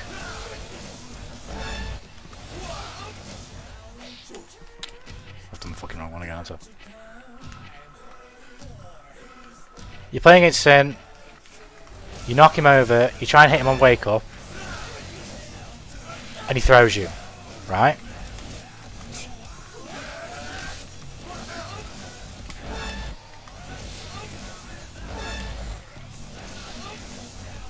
If your timing's slightly off for the invincibility frames, or just when exactly he's actually going to do something, you get thrown, right?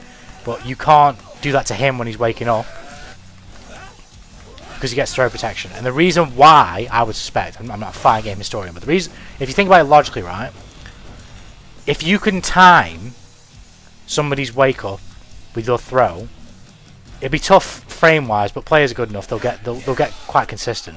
They could time it within like a frame or two, to the point where you've got 1 or 2 frames to press something that would beat the throw, right? Now, if you do the math, right, if you're getting up off the ground and you're in recovery frames, let's say, you don't need to know the numbers, like what the actual numbers are, but let's just assume it takes 3 frames for you to get up off the ground, right, to the point where you can actually press a button, right? So we're on 3 frames so you can even do anything, right? And my throw, let's assume my throw starts up in 2, right? My throw starts up in 2 frames. So whenever I do it, it only takes 2 frames for it to happen, right? You as the Sin player, it takes you 3 frames to get up and begin to press something, right? Now let's say you press Sin's 2P. Sin's 2P is 5 frames on startup, right? So you actually need 8 frames to touch me, essentially. You would need 8 frames. So even if I mistime my throw on your get up, again, assuming it takes you, let's say, 3 frames to get up, even if I mistime it and I grab you on frame 5, your punch is still 5 frames.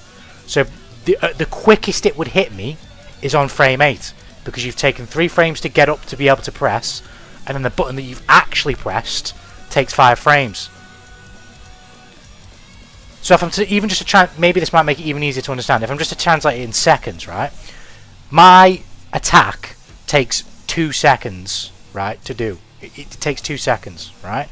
For you, when you get up, it takes 3, and during those 3 seconds, you're safe from my grab, right? I can't grab you, right?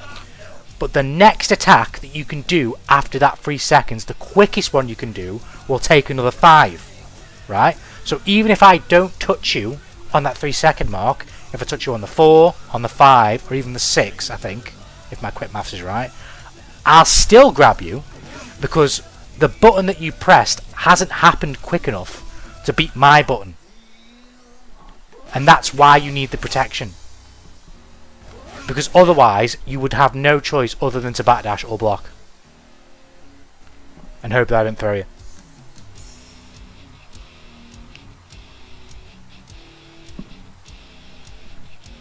It might sound a bit convoluted, but just think of it this way. The throw being an unblockable option is too much to deal with in a wake-up scenario with your strikes as well, considering the speed of throws in fighting games. Because they're so fast and they're an unblockable option, you need that protection to be able to get up and actually stand a chance of doing anything. If you didn't have that protection, you would be fucked trying to get up. You just wouldn't be able to get up. As for Guard Crush, I'm actually not sure exactly how it works in this game. But you'll find, I'm pretty sure, if I Guard Crush Sin, I can't grab him. But what I think is different, this is the same also with buttons, right? So if I hit Sin with a regular button, and then PRC and try and grab him, he's still in the recovery frames of the hit on block, if you get what I mean. Like, because the PRC slows down time, you could say it extends the amount of time that Sin is blocking my punch, right? So instead of blocking it for -3 frames here, he's blocking it for a bit longer, technically, if you just want to put it that way, right? And because he's still then recovering, because he's blocking my punch for longer, he's taking longer to recover from blocking the punch, right? And in that scenario, I can't grab him. If I could literally just do this, and then grab him, and he wouldn't be able to do anything, because he's still grabbing. It's still blocking, should I say. He'd still be blocking the punch. He'd be completely inactionable, and then I could just grab him. Same thing with Guard Crush, right? I can't grab him, because if I could do that, he would literally be unable to play. Whenever you had 50 meter, if you wanted to, you would just have a free grab. Because he wouldn't be able to do anything, right? But what I think is different with Guard Crush is that the leniency on the recovery frames is less, I think. I could be wrong on this though.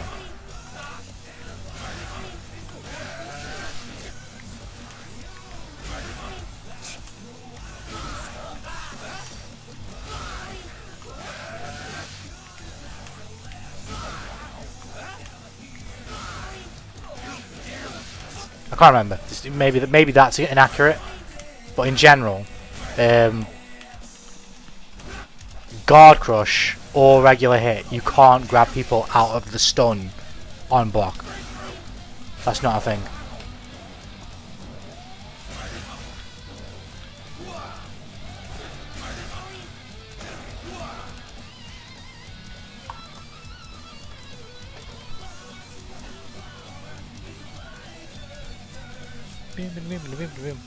Is anyone with me? What the what's his face? The wild sort of thing. So don't mean to jab after block to test.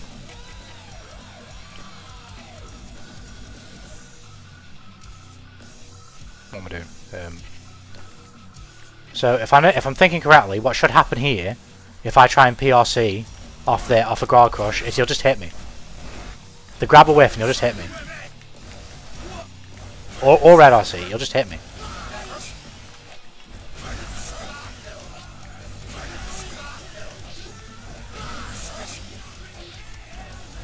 Right, so he's not hitting me because the plus frames of the guard crush is so great.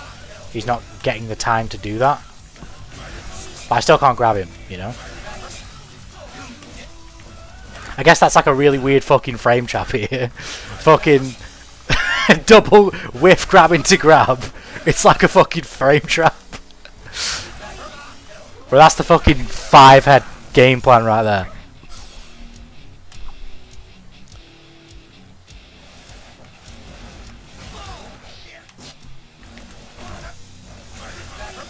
But no, he'll never be actionable for me to actually grab him out of that on block.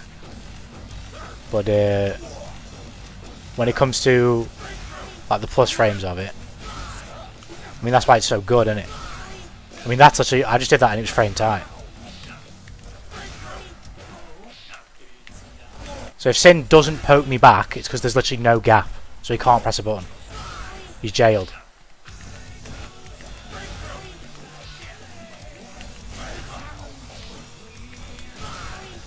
It's probably a very small gap, but yeah.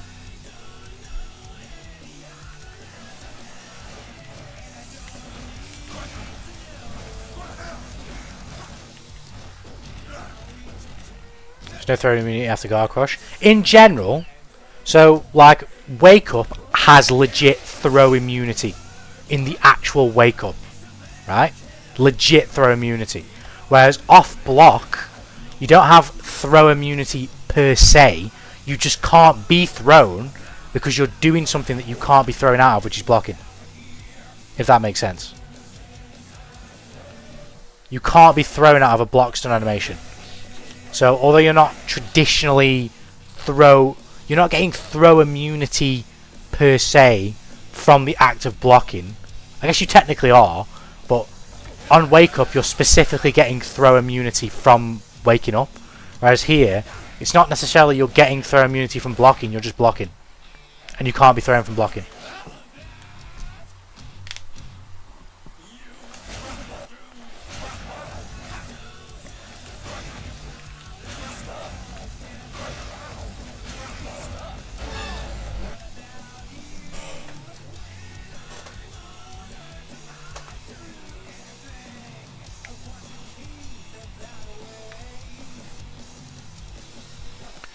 Not the box animation the first few frames after. That I'm not sure on the specifics. I don't know.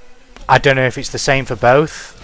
It's just scarier for guard crush because it's more plus, or if regular buttons have. Because I would assume.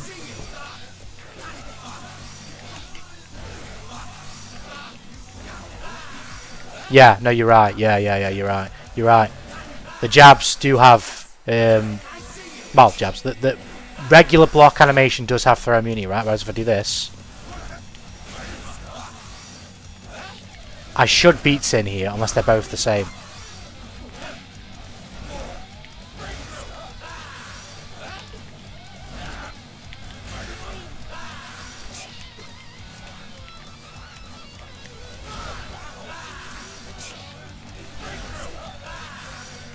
Yeah.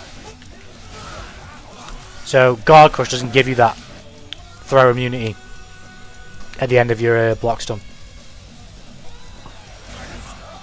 So like, I don't even need to do that. So like, you can legitimately do this.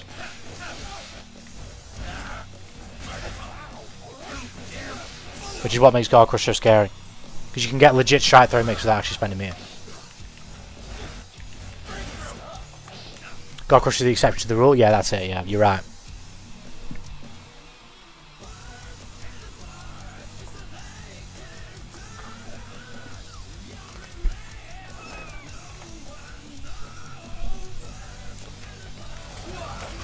Which is what makes it so bloody scary. Let's go with the spell in the game. Boom, boom, boom, boom, boom, boom, boom, boom, boom, boom, boom.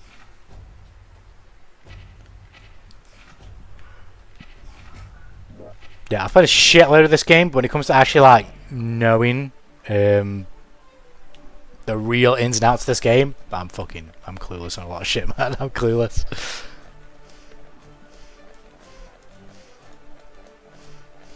I just get to smelling the game, man. I get to smelling and sniffing.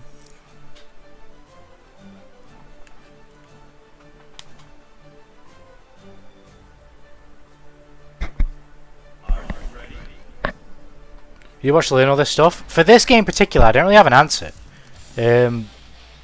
I couldn't really give you like a concrete answer as to who I've watched. It's more stuff I've learned over time with fighting games. Like a lot of this stuff I learned during MK11 from a Foxy grandpa. Like I learned a lot of just like fundamentals about fighting games from him. In terms of like how they work in specific other games, you kind of like figure that out as you go along. Like I don't know who I figured out the thingy about Guard Crush from. Like I never knew the specifics about it. I never really looked into it. And I've just got the as Rainy Days has just helped us out there. Sort of get to the nuts and bolts of it, how it actually works specifically. But a lot of this shit you just figure out, and you see other people do. Like for example, the wild assault and hit thing that kind of sends them into like a tumble, and you get the grab, like as I did with Dizzy, right?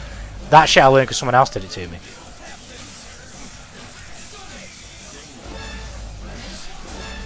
Or like the concept of jailing, right? I think I probably learned that from Foxy Grandpa and Rooflemonger.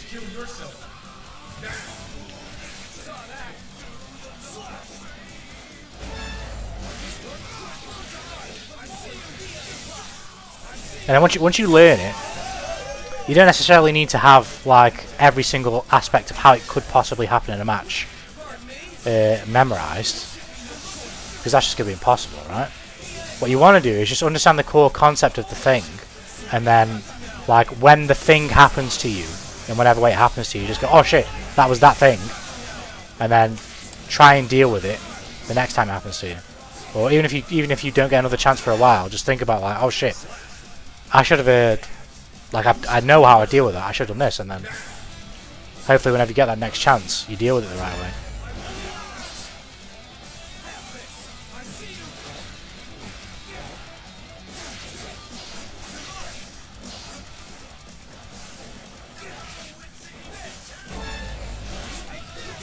The new sky was born. Bullshit.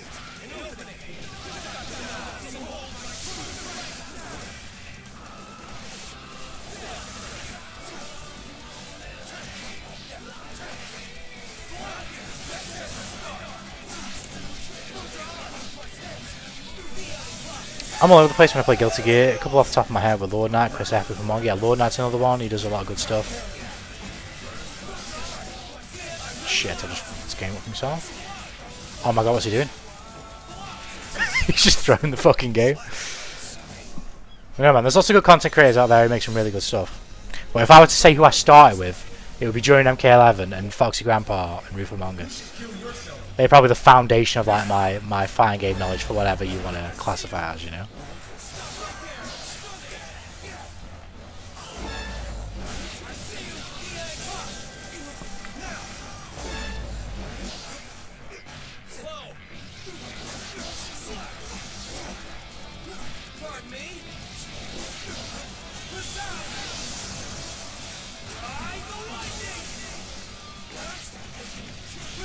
I like watching guy videos when I'm learning characters. Yeah, it's fair enough, man. I did when I first started playing, but now I don't. What I like to do is I mean, for this game, I've literally done it for every single character. I've done it on stream. At least for the ones that people have seen me play fresh. I'll literally go into mission. Well, I'll go in training mode usually first, and just mess around, feel the buttons out, and then I'll go in training mode. I'll go in mission mode. Sorry, and on like area 5, the last challenge is like a wall break combo. I'll do the combo. I won't necessarily complete the trial, but I'll do the combo, and I'm doing it because I'm like, I can be quite a slow. Well, I just always am quite a slow learner when I pick up a character, especially if I've never played them before. And I want the game to show me what the buttons look like in a sequence when I'm doing a combo. So like, does my close slash bounce people off the floor? Right, okay. But if it does, what else could I do it into? What special moves can I use in a combo? Like, do I have special moves that bounce him off the floor, that lift him in the air? Which buttons do I have like a 5k that keeps air momentum? That type of shit. And then once the game shows me a bit of that, I then like to take it and go my own way, if you get what I mean. At that point, I like the training wheels to come off, leave me with the character and then I'll figure it out. Challenge me again. And then after a little while, that's when I'll start. Like, I might even learn on the fly from playing against other people also doing the mirror and learn stuff like that as well. But then after that, I could just let me go. You know what I mean? Let me go.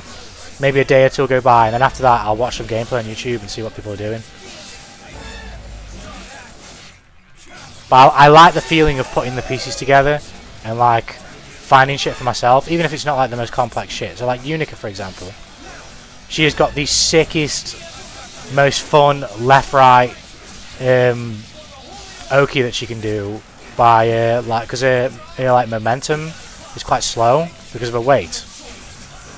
I know her weight's universal in this game, but the way she feels when she moves, she's quite weighty and slow.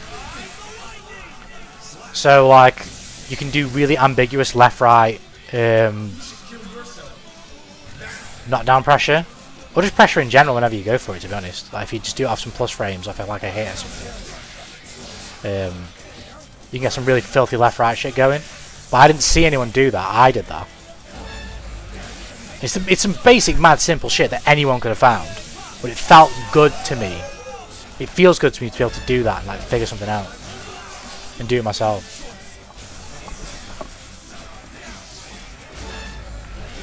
Fuck.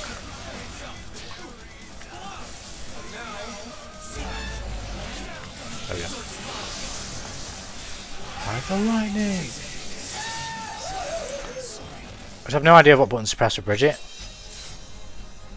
The only difference between us was the strength of our resolve. It's a lot of like muscle memory and stuff, but in practice, and a lot of it's also like matchup knowledge too, like what you want to be pressing and where. But yeah, I'll show you what I mean.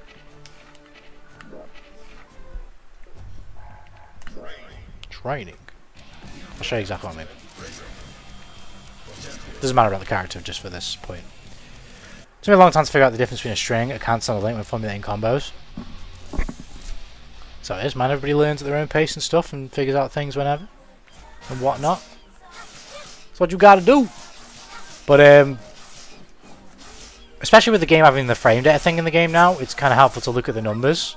You don't need to understand all the numbers, but what you need to understand is like what will get you hit as a punish. That's one thing you need to understand, because otherwise you'll just do stuff, you'll get hit and you won't understand why, right? So when it comes to Bridget, like if you look at something like this, it might be minus 12, they're all the way over there, right? So who cares, right? Same as something like this, it's minus 9, but you're this far away, you're probably not going to get punished, right? You do right in the face maybe, but you can follow up with this stuff, right? But in general, with this character, like it really doesn't matter what you press, so long as you don't get hit, obviously. You just want to get this on the screen, because then once you do this, you get a free mix, right? What you want to press here and what you want to press here is different, because here, if you get a combo, regardless of what you get, unless it's like a really good chunky counter hit, you're probably only going to be able to do something like this, right? Or if you spend a bit of bar, oh, there you go. Something like that, right? But you're not always going to get that, right? You might just get like a straight hit like this, or something like this, or you might fucking mash it out and get this, whatever. None of it really matters, right? Or you might get a jump in and a knockdown, it doesn't matter. Or literally anything, right? All you're trying to do is this. Even if you just do it raw, all you're trying to do is this, right? Because once you get this, this is the most potent you can be with this character. Because this is actually legitimately a 50-50 mix-up. And there's nothing you can do about it.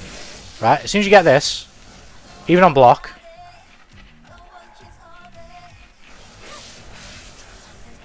they're kind of fucked. They have to deal with that. It's not like a, oh, but if I spend this resource, I can escape and counter hit you. They can YRC, maybe, right, to nullify the offense, but then they've lost the meter, right? You just want to do this. And then from there, knock them down, do the same thing again. Once you get here, you still want to use this, obviously, because it's a potent tool. But once you get here, now you get shit like this. Like, it's a very basic combo, right? But now you can do that, and I get the wall spot. And you're kind of doing the same thing again. You're just kind of harassing people and trying to get a hit in any any context really, and push them close to the corner, or just try and get this.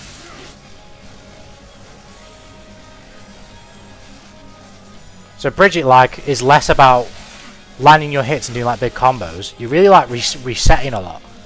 So you might get this and then you go like this, figure out some way to stall until the timer goes out, and then you do your combo, you carry to the wall, do it again. Do something like that, and then you got another situation here in the corner. Maybe you throw them, and then you throw the yo-yo, and then you do it again, rinse and repeat.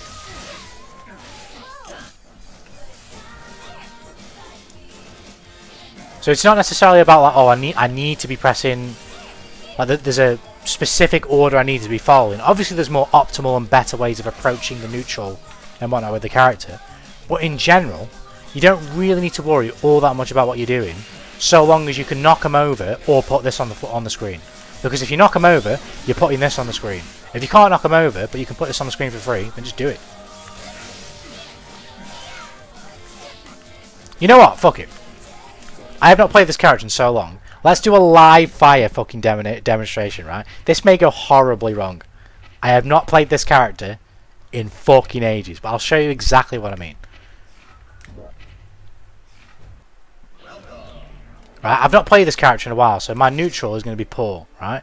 But you'll see what I mean in regards to how I want to approach the game and how the form and function isn't necessarily that important.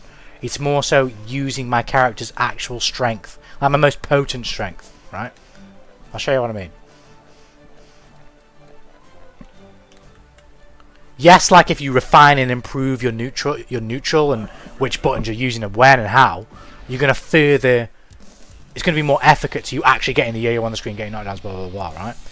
But what I'm going to try and do to this Leo player is harassing with me normals, but throw the yo-yo as often as possible, right? And what'll happen is he'll either go backwards or he'll come straight to me. He probably won't sit still more often than not. He'll pick one or the other. So like there, I hit him, moving close to the corner, and now I play from here. There you are, there's a 50-50 mix. Do the same thing again.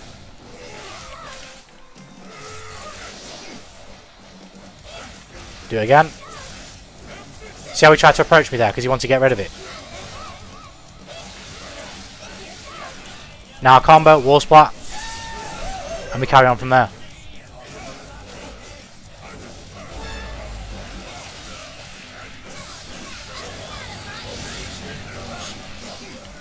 That's not how you do that. I know it makes it look, the way I'm describing it makes it look a lot easier than it is. A lot of like what's just helped me there is the fact that I know the character I'm playing against, right? So I know where I can press certain buttons. But the rationale around like what you should or shouldn't be pressing, as I was saying earlier, it's not that important. All you need to understand really is the buttons you should be pressing are what help you get the yo-yo on the screen wherever you are, in whatever situation you're in, right? But once you get the yo-yo on the screen, now you're actually playing the game.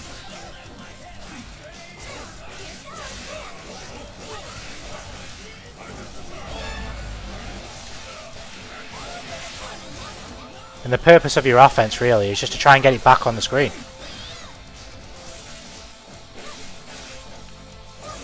See what he did there? This is exactly what I'm talking about. He only took a risk there because I actually threw the yo-yo.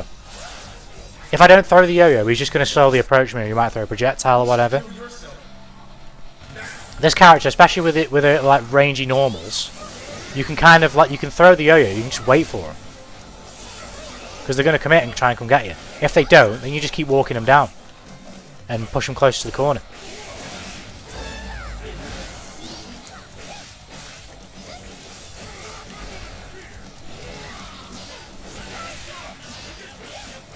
Do you know what I mean? He's coming to me now. If I'd have done better there, I could have taken advantage of that.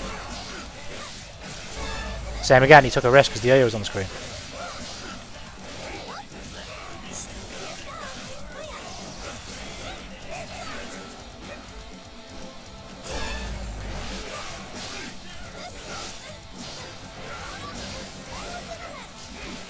I took a bit of a dumb risk there, but again that kind of comes with like playing the character, getting used to it.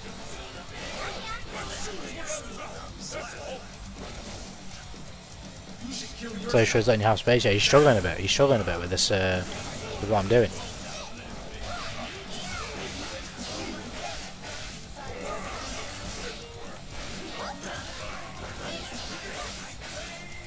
But see, this is good too. You see what you just did? I didn't do a good job of taking advantage of it there.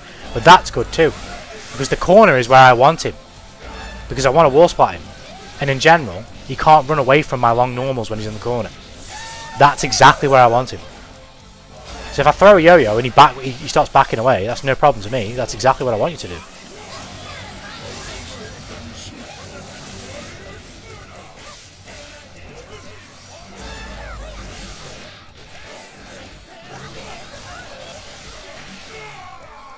I think you're making your opponent take a roll after yo-yo set as a win condition. Do that often, you'll mostly be at advantage. Yeah, 100%. You want to force the other player to play around your yo-yo. As I say, the buttons and what you press, you don't have to worry too much about it. Particularly with Bridget's normals and how rangy they are, you kind of got a lot of choice with what you can and can't, what you can press basically. A lot of her buttons are like very non-committal and safe because of the range.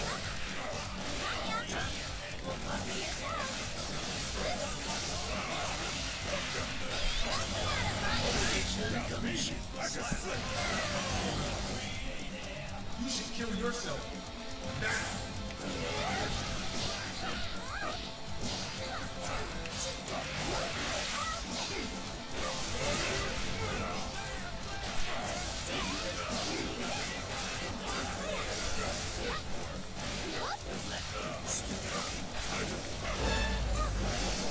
Oh, I fucked that up.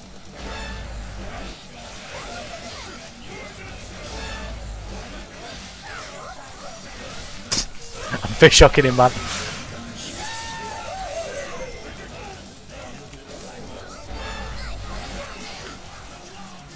Shit.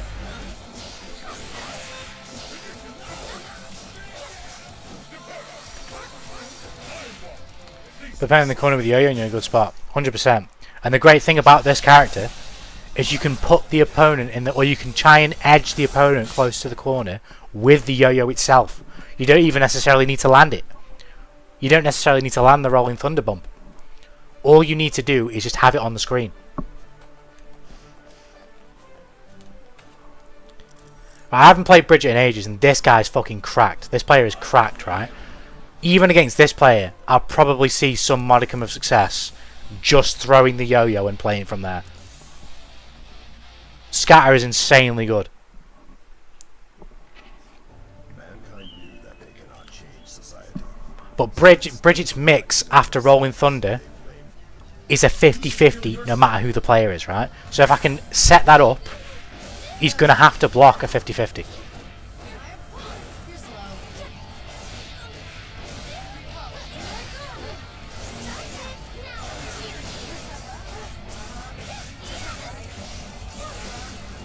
See, he YRC'd because he was blocking a 50-50 and he didn't want to block it. And that's what I'm talking about.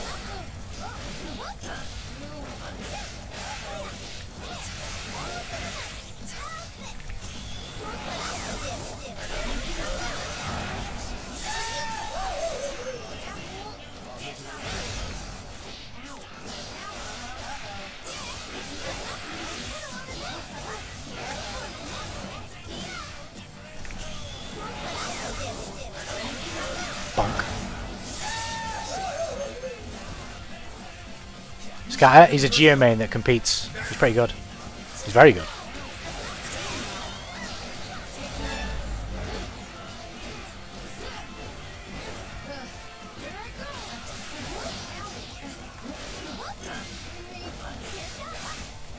Oh shit.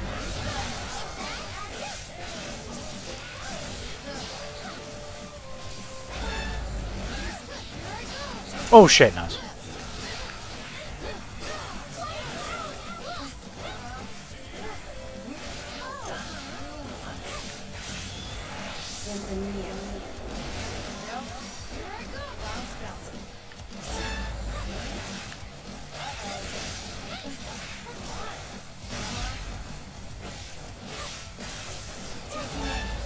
So I fucked it up there again, but I forced him to make a decision because the yo-yo was on the screen.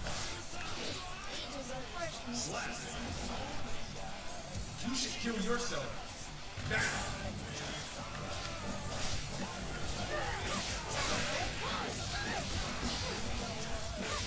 See what I mean?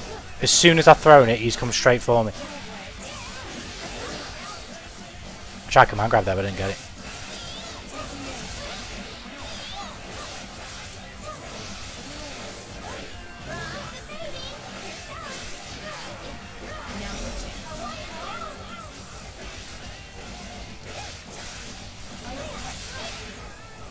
Shit!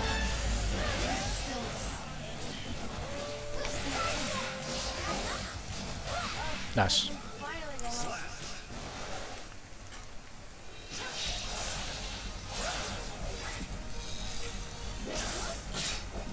It can sort of, Kill yourself. the way I'm kind of explaining Bridget here can maybe sort of make Bridget look a bit binary in the way that you have to play them. But I don't think, like, it probably seems that way, but once you actually kind of get really used to the character, you can see how you can put your spin on how you make people play against the yo-yo. Like, you'll see me do a lot of stuff where, like, I'll get a yo-yo conversion and I'll end in like 5k, 6k and do a cheeky command grab at the end.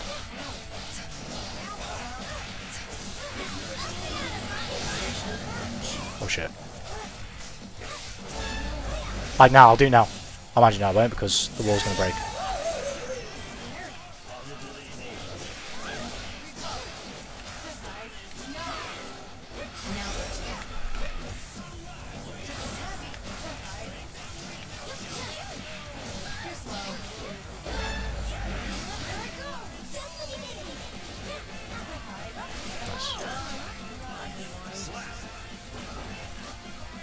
You should kill yourself. Now.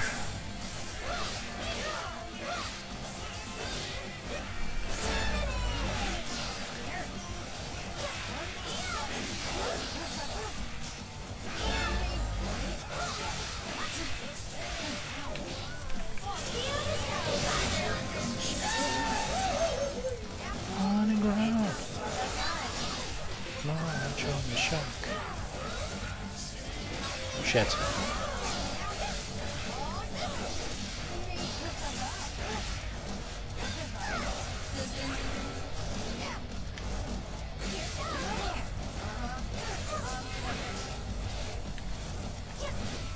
Oh shit.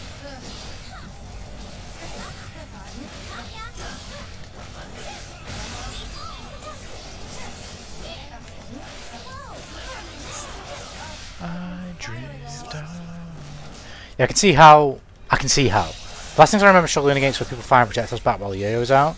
That and never probably learning the moon for his DP. Yeah, DP as well is a really good thing to have on your arsenal. It's just, obviously it's an invincible move. You know, if you've got an invincible move that you can use, you're going to want to have that on the deck as best you can, you know. But in terms of like people firing projectiles back, that is something that can be difficult as well. You just got to be careful timing wise. You know, you can try and maybe put people off throwing them by using your rangy buttons to catch them before they come out, because if you, I don't know what the frames is, but it would probably be, this is probably right. Your heavy slash or your far slash are going to reach the player throwing the projectile quicker than your yo-yo is. Especially if you're throwing the back yo-yo, which you do want to be doing a lot more than the forward yo-yo, because of the mix you can get off it, right? If you throw a back yo-yo and someone throws a projectile, you're getting bonked, right? But if you throw out your heavy slash maybe, and you get there in time, you might smack them. Then you do heavy slash, knock them over. Like you saw me do a couple times there. I was using the kickstart my heart special move, the hoverboard, the Elon Musk hoverboard, just to cover the space. Like I know I'm not going to hit them, but I'm just covering the space to get over to where I've knocked them down.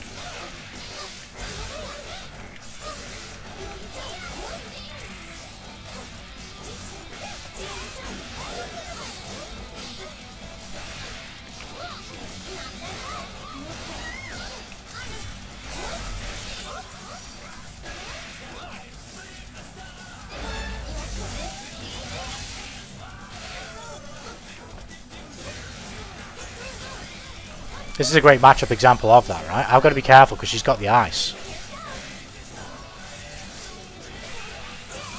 So here, use the hoverboard, get right in front of her face. I don't have to use it for a combo, you know? It can just as usefully be like a mobility tool.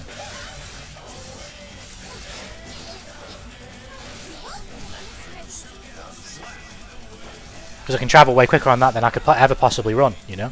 Kill yourself.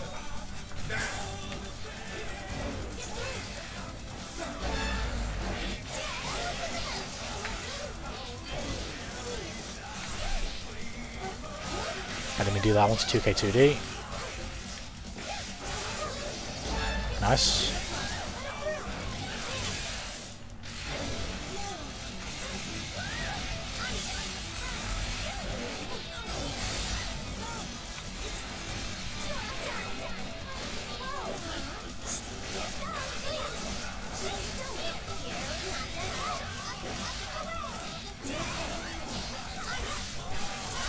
See, I took a chance there and I fucked up. You should kill yourself.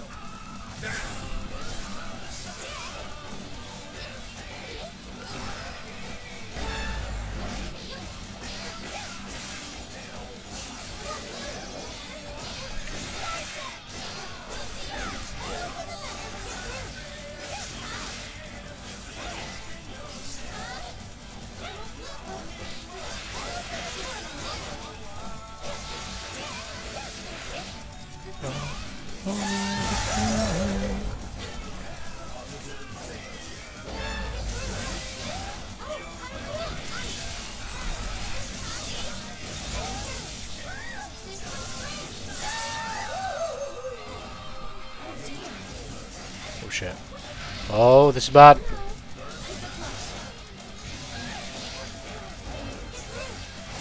No, I thought I'd get there in time.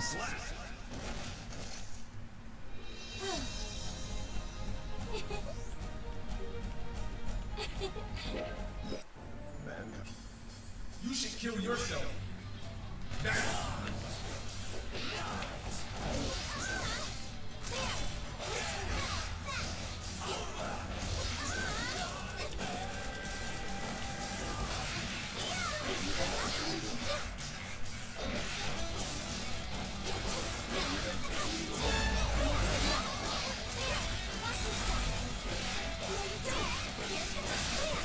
See, look at those two occasions there. Both times she tried to do something, get closer to me, press a button, she did something. Because she knew the yo-yo was coming and she wanted to stop it.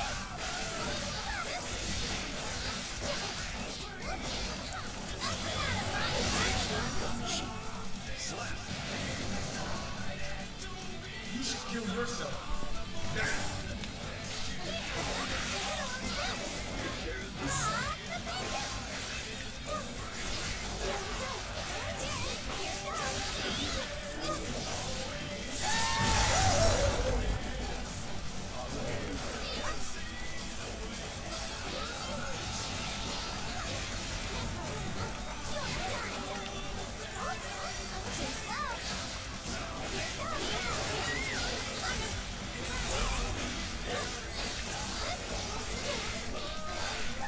Against Lamb or Brisket. I mean, of course that will always help as well, for sure. One thing I guess I'd say as well, I don't necessarily know if you think this way, but I feel like maybe lower level players who don't play as much you aren't, or just haven't got the experience, might think this way, is like, you're basically not doing anything. Like you might be doing, like you're playing the game, but you feel like I'm missing something, or I'm not doing something, if you get what I mean. But so long as you kind of understand the core game plan of your character, you don't really need to worry all that much about like, am I doing enough, or am I doing the thing, you know? Like with Bridget, you'll know you're doing the thing when you put the yo-yo down, when you actually get the bump, or when they start to move backwards and you force them into the corner a bit more, and stuff like that. It's not so much like always getting the hit. Sometimes it's forcing responses from the other player that puts you in a more favourable position for the next hit. Do you get what I mean? You might be playing against someone who's just like backdashing a shit ton, right? But then you throw the yo-yo and they start backdashing too far, and now they're in the corner. And now they can't backdash away from your buttons. You know, before they were at a range where if you did heavy slash and they backdash, they could get away. But now they can't because they're in the corner. So they have to deal with it. That makes you infinitely more scarier. You could be doing the exact same things, but because that other player's back's now to the corner, you're just a scarier character.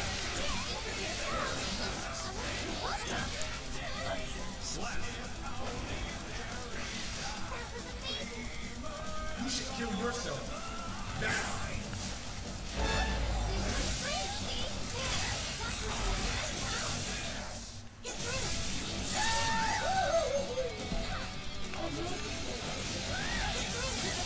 Oh wow, I'm fucking dead, I think.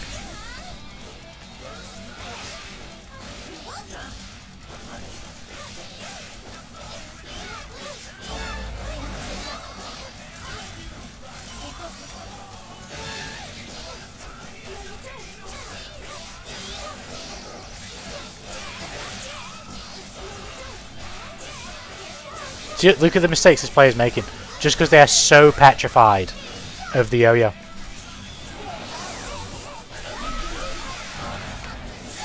They're so petrified of the yo-yo, they keep making mistakes.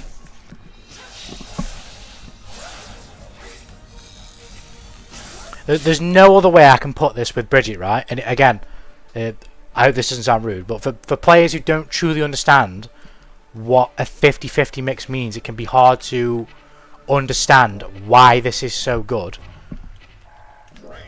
But if you land the bump with Bridget off the yo-yo, it is a guaranteed 50-50 mix, and the only thing they can do to escape it is spend resource. And when they spend that resource, it's not a resource that they can spend to super you, so long as you do it properly, right?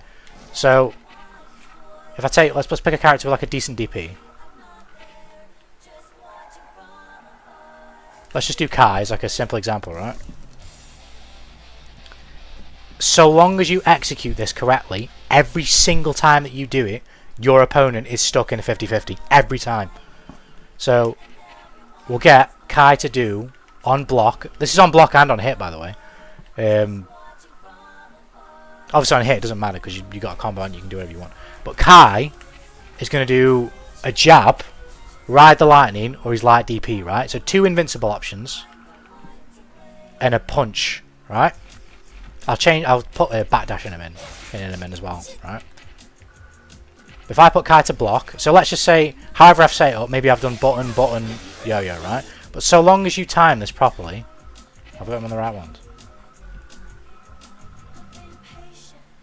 No, I haven't. Right, let's do it here. Ride the line in DP, right?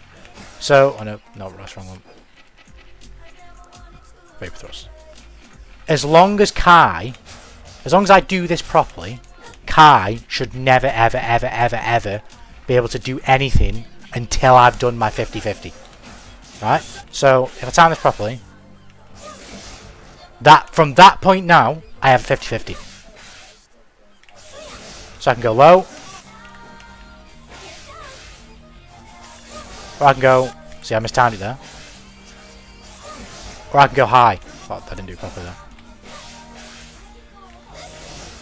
I didn't do that either.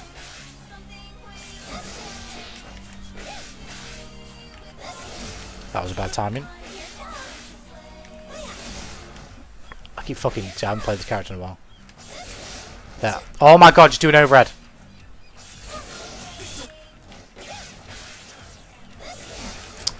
Fuck! Fuck! See, the window is quite tight. There you go. The window is quite tight, but so long as you get used to this timing and you do this properly, you have got a free mix every single time. Now, very quickly, there is gaps that will happen to you from the pressure that you go into, right? You've got to be careful about that. But the high or the low off this is free. Every time it's free. Bridget has overheads. All of Bridget's jump buttons, so long as you're in the air, are overheads. That's what makes this bit scary.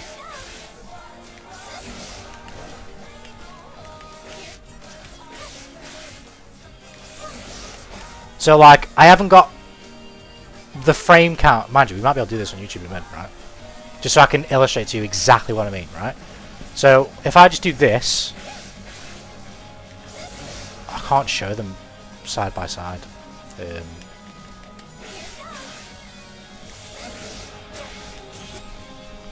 Basically, they probably hit on either the exact same frame or close to. What do I mean by that, right?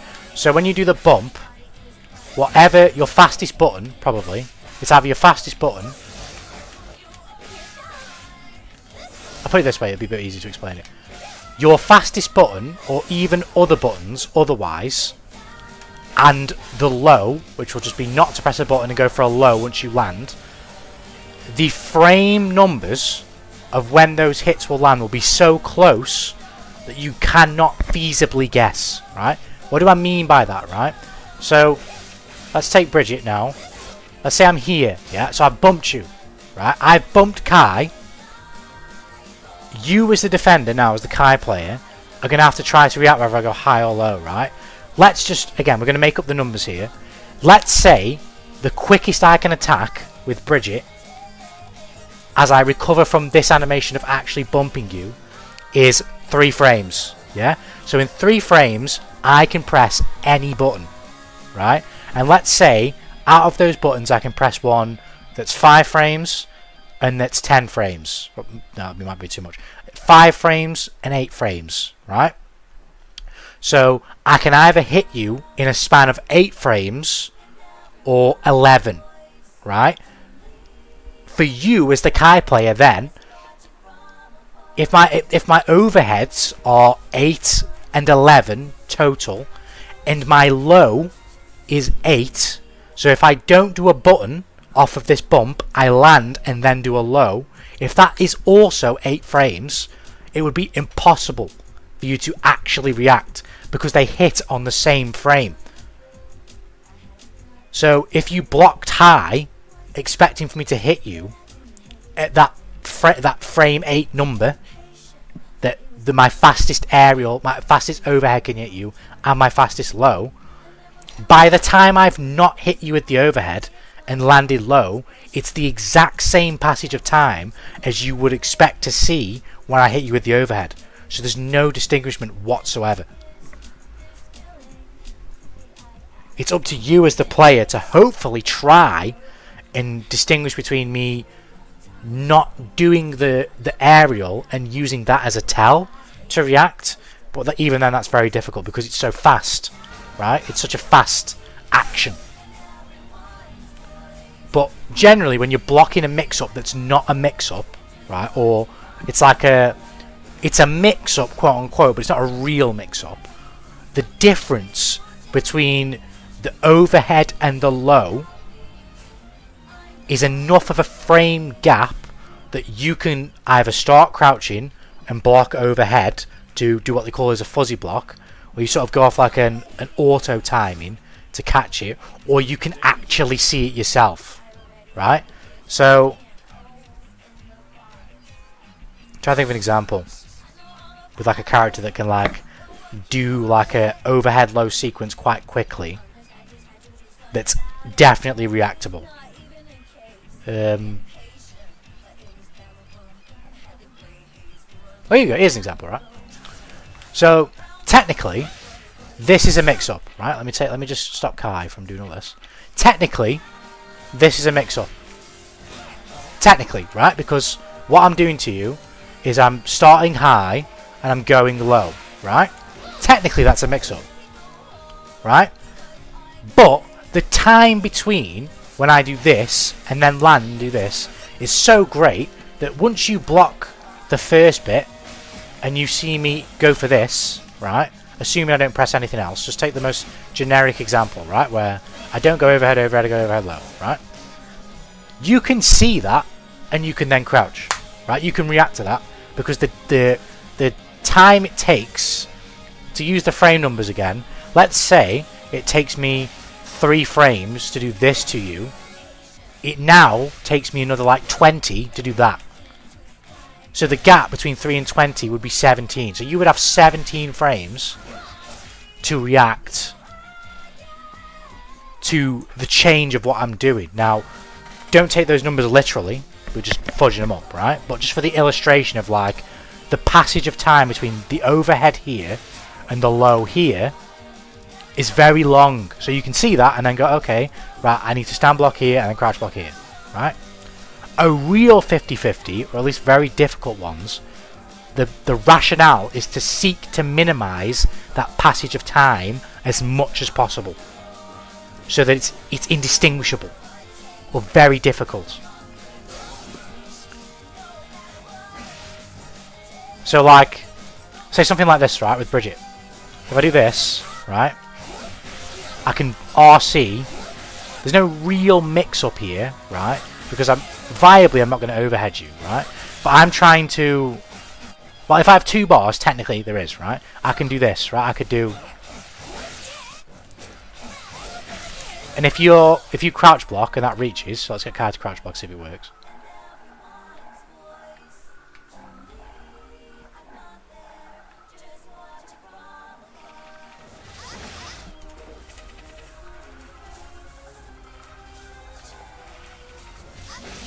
Right, if I do this,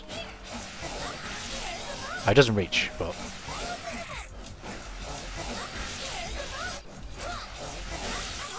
right, I'm going to adjust it a little bit just to make sure it hits, so you can get the point, right? I think, if I can do it. No, I can't. Not viably, anyway. Right, it doesn't hit, never mind, that's not a great example, but Unica Leo. Unica's a bit harder. I can use Unica as an example from a generic standpoint. So I'll take Unica, because feasibly her low overhead is actually quite hard to react to because of everything else she can do. But just in isolation, you'll see what I mean, right? So with Unica, she has the slide or the overhead, right? Now, where she's usually doing that is off a block string and she's amped it, right? If the overhead on amp, that's probably not a good way to show it. So when I've amped, right, it takes 21 frames to do the overhead, and it takes 16 frames to do the low, right? There's a 5-frame gap there. It's quick, but range also plays a part into it, right? So like, if she's here, if she lands this on you, she's probably not overheaded. If you block that, right,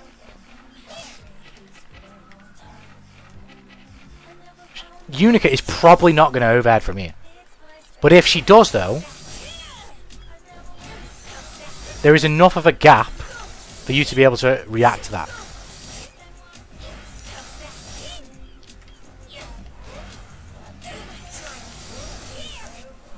It's tough, don't get me wrong, it's not an easy reaction, but the gap between this and this is what allows for that to happen. So you can fuzzy block this, right, by, for the most part, crouching when she's going through this string and staying crouched for the amount of time you can feasibly, because you're essentially you're expecting her to do it with the right frame tight timing, right? If there's a delay, it can throw it off. That's how you can kind of offset fuzzy blocking, by delaying the mix, right? But if she goes by the standard timing, well, actually what I can do, this will be a bit more long-winded, but if I get Unica to go like this, right, so that's one option. This is option 2, and then option 3, I'll do a delay, and then option 4, I'll do the same. Should probably redo that one.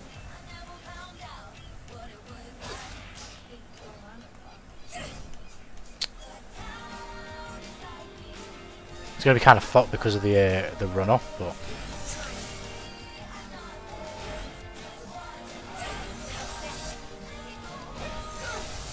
right. So there's 4 different options there with 4 different timings, right? Well, 4 different options with 2 different timings technically, right? 2 of them are frame tight, 2 of them aren't, right?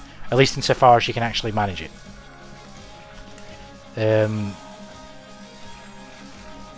How do I make a... Right? So, all I'm going to do is I'm just going to crouch block. Right? And when she does the second hit, so the laser bit, I'm going to go and I'm going to try and stay crouched for as long as I can feel I would need to crouch for to have blocked the low. Right? And when that time comes, I'm going to then stand up. And more often than not, I should block her.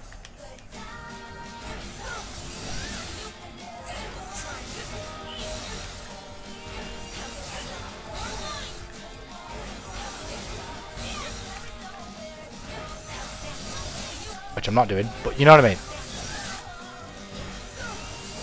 Like that. So I'm not like shifting either way based on what I think she's gonna do, because there's no point in doing that. I'm just gonna sit still and I'm gonna try and watch and just hold the timing for when I think she would actually hit me with the slide. And when that time comes, I'll stand up. Like just after I think she would clip me with the slide, I'll stand up.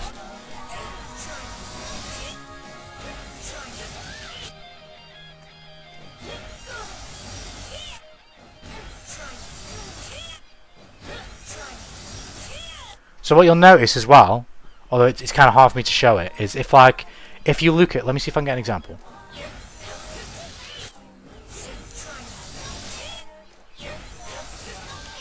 I'm not blocking any of them now.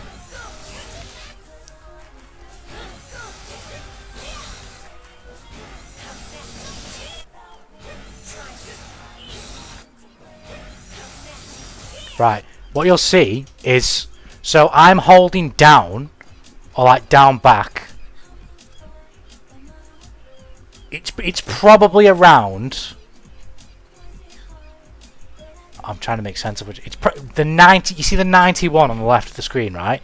That's probably, I would think, the beginning of the recording, right? So I'm holding that, and you can see 3 frames. I would think this could be wrong exactly the way I'm interpreting, but 3 frames, or is it the 34?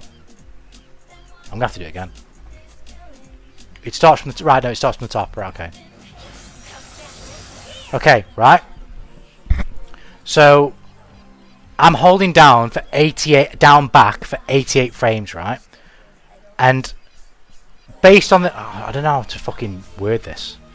I'm trying to find out how quickly you can see I stand up based on the overhead, and what you'll see is that it will not be frame 1, right? It will be a little bit slower in comparison to when the overhead has come out, if you get what I mean. I'm trying to figure out how I'd be able to illustrate that with these numbers.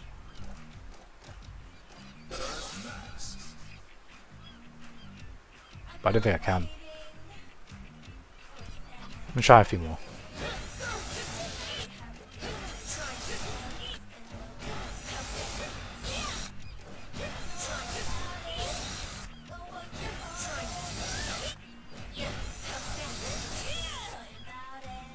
I'm trying to look at Unica's inputs as well,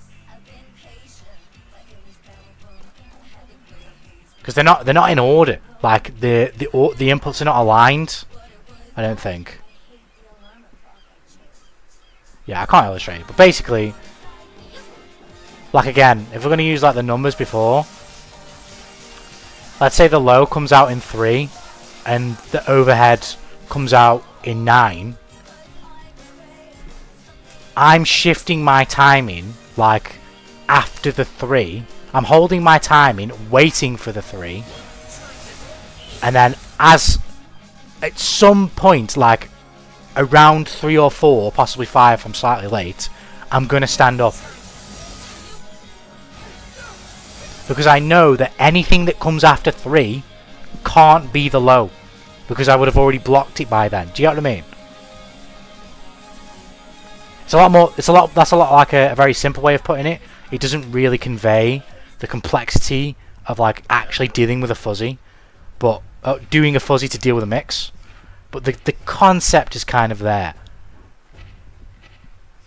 Like it's a tough mix, but there's enough of a gap where you can kind of, so long as the other player doesn't do any sort of delay, you can kind of manipulate your own timing so that you don't have to actually deal with a legit 50-50.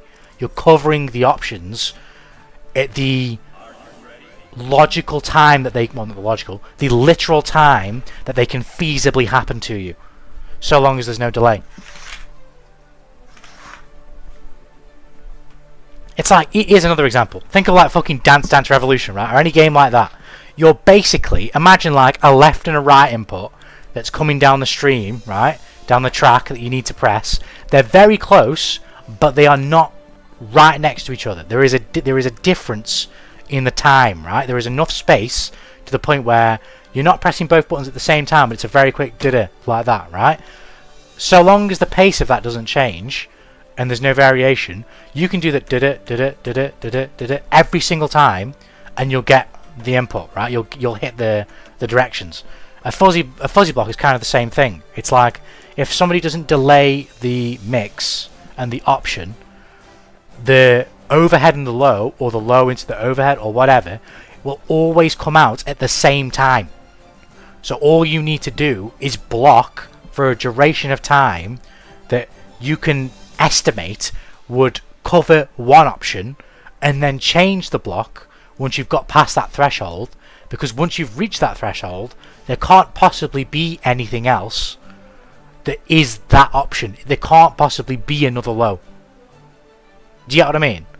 That the time for when a low could have hit you in that time frame has passed. So then therefore there can only be an overhead. So then you just block overhead.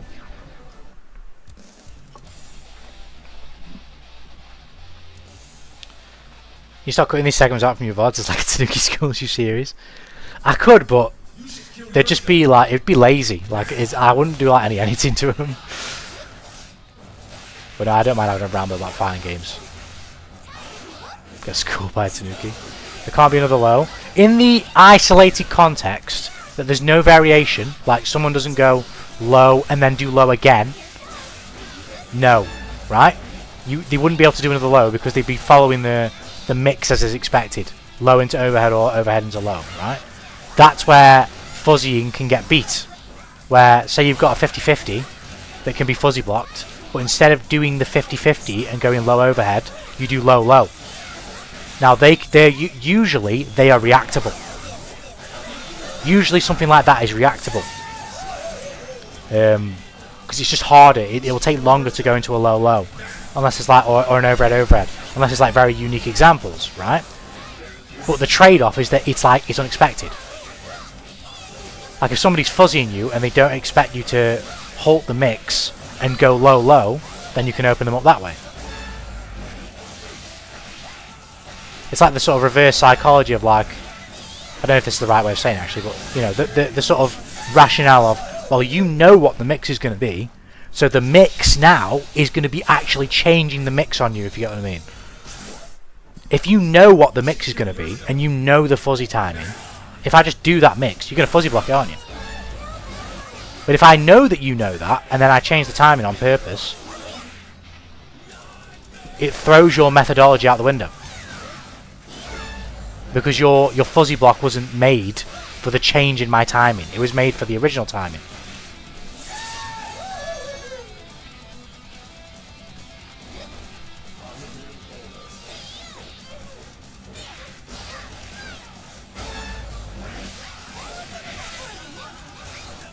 They wouldn't do any editing. They'd be really out of like order though. It wouldn't be like very like I'd have to timestamp it because there's just so much rambling.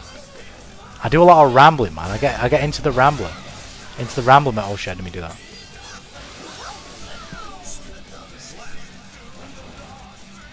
You should kill yourself. Bring me down.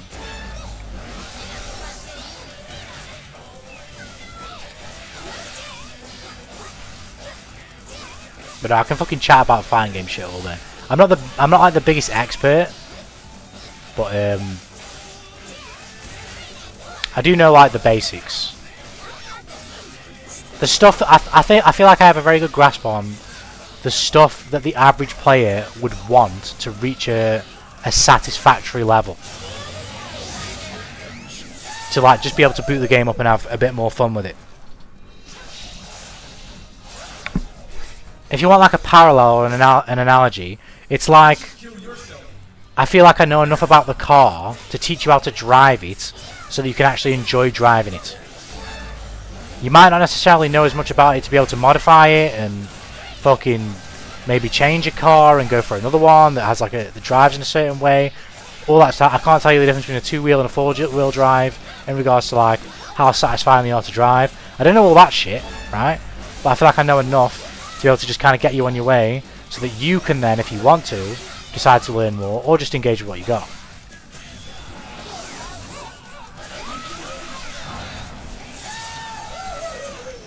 Because I feel like that's the, as I'm sure there is with other genre of game, that's the frustrating thing about fighting games, is like, you can touch the fun, but you can't get a firm grasp on it in those early stages.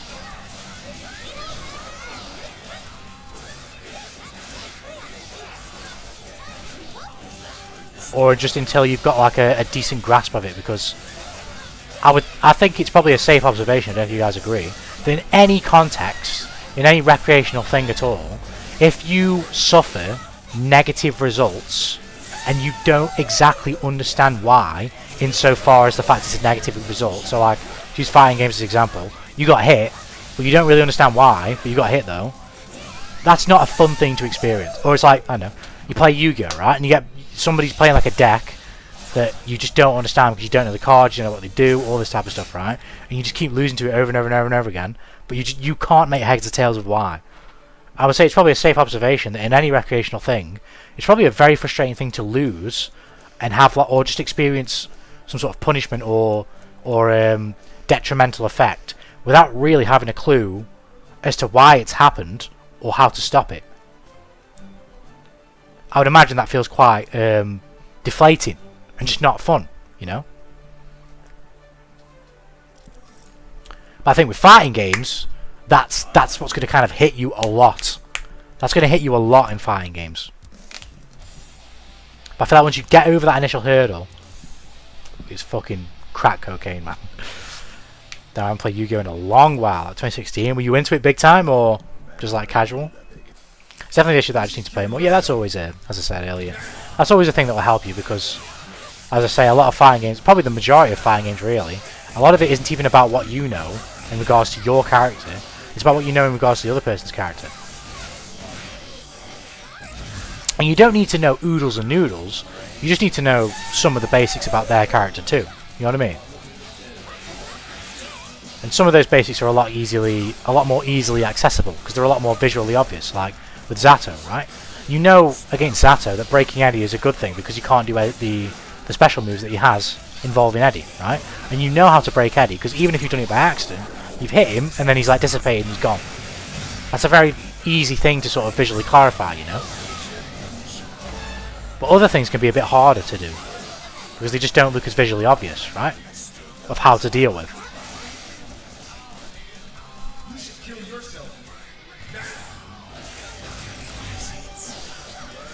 Like Chaos is a great example, right? Dealing with Chaos's gunshot in general is a lot harder a thing to sort of learn on the fly or describe. It's a lot more difficult a task. But there is definitely rationale on how to do it in ways that will make you more successful at dealing with it.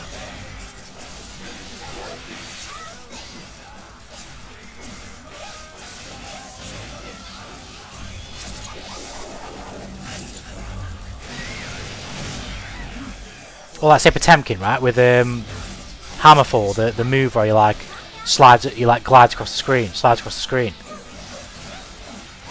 Unless you know that you can grab that, a Potemkin player can just do, or that it's punchable on block if he follows through with it all and punches you at the end. A Potemkin player is just going to fly across the screen against you with armor over and over and over again. It's going to be like a fucking immovable wall, and you're never going to be able to do anything. And for a lower level player, or a player who's less experienced, you might try and hit him, and every time you hit him, you're just going to see that red flash of armor, and you're going to be like, what the fuck do I do? It's less likely that a lower level player is going to try and grab someone doing that. It just is.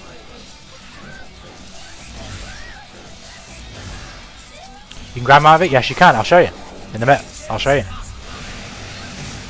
There is a Just like we were talking about with the frame numbers earlier, between differences of time, there is a difference of time when Potemkin reaches you to when he actually closes his fist and punches you at the end.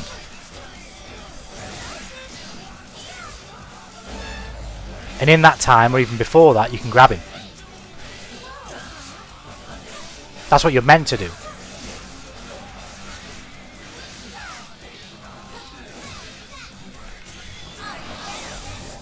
Overnight, man.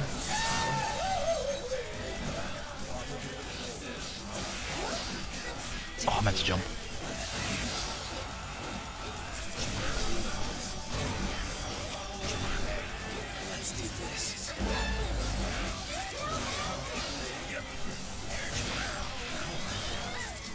I'm kind of blown away by what the fuck just happened, man. Like, what the fuck?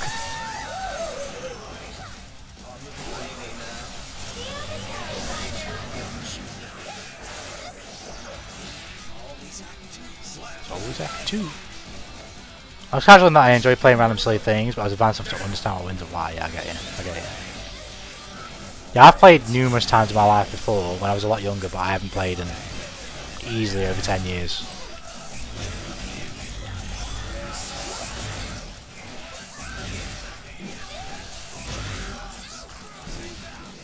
So I don't remember anything about it really, bar the most, you know, basic sort of baseline things, I guess I could say.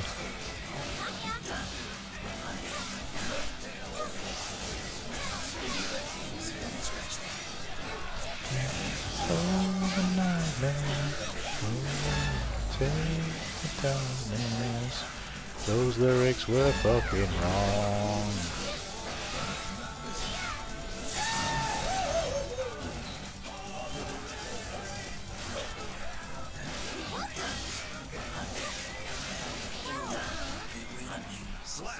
I have to just judge when needed.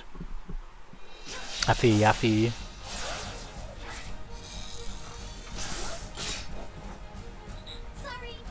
I guess Yu-Gi-Oh's a good example as well in general. Like, you can just play Yu-Gi-Oh and just slap the cards down and read what they do on the fly, but not everybody is like so experienced in these type of games to be like, oh, I understand basic card game strategy. Oh, I've got a card that does this, a card that does that. Oh, I can formulate like a very loose idea for a deck already. Type, you know what I mean? And then even then, like even if you take someone who is like very familiar with those types of games, if they've not played Yu-Gi-Oh or known much about Yu-Gi-Oh, they can't foresee which cards will have certain effects. They can foresee that cards will have effects like that, or whatever that may be. They just don't know which ones they will be. You know what I mean? They've got to know which ones those cards are first.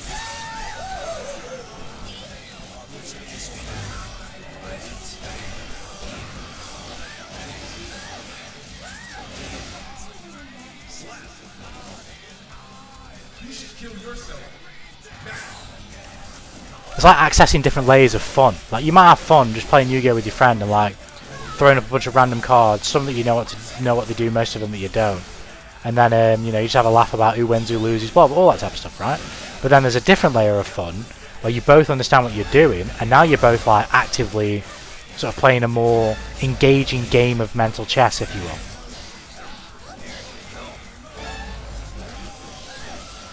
But that's a layer of fun with Yu-Gi-Oh that you simply can't access when you first start playing with your friend, because you just don't know.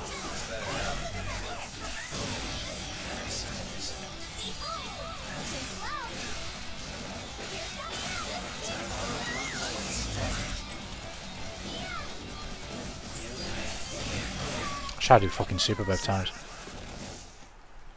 Player understands what it means to be plus. Will always have an advantage over someone who doesn't. 100%, exactly. Exactly. You don't necessarily need to know what the number is if somebody's plus on you. You don't need to know that, but you need to be able to at least understand the concept that, like, oh, this thing happened to me, it's not my turn. I have to block. Because if I don't block, I'll get hit. Right, Potemkin.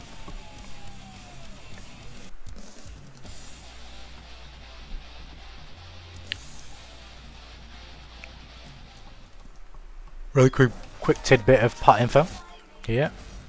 I think that's how you do it, right? So, two things about it, I guess, which will be just good to know. First of all, Did I even save that? No, I didn't. Right, two things about it. First of all, if he punches you, it's punishable, right? In fact, we can actually see how unsafe it is. So it's minus 17, so you can actually fucking run up and close slash that, I think. Yeah, you can. Depending on the range. Like, if he spaces it a bit better, because he can release the button and punch you slightly earlier. So you might not be able to get a run up slash. But basically, if he ever does this, you definitely get this. All the time. You definitely get that, right? But, if he doesn't release the button, you can just grab him.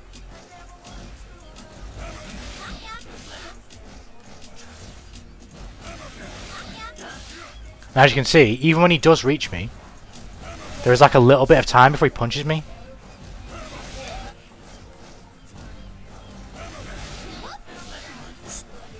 And that's when I can grab him. Which is what you're meant to do. That's how you're meant to deal with that. Because obviously if you just hit him, he hits you. If you ever want to bust yourself out of jail though, and he does that, and you have 50 meter, you can RC. Because that's 2 hits. The second hit would break the armor. Even if it's a light button.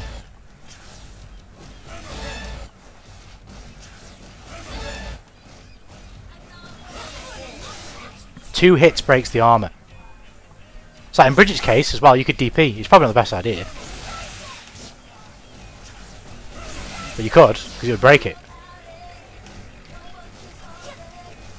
But yeah, if a pot does this to you, you can grab him.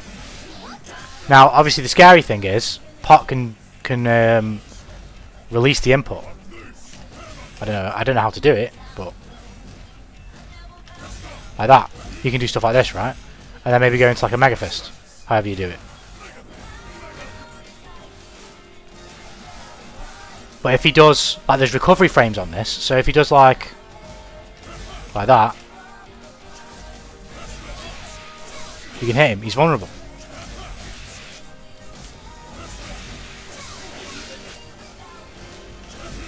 It recovers quite quick, but he's vulnerable, so you gotta look out for that.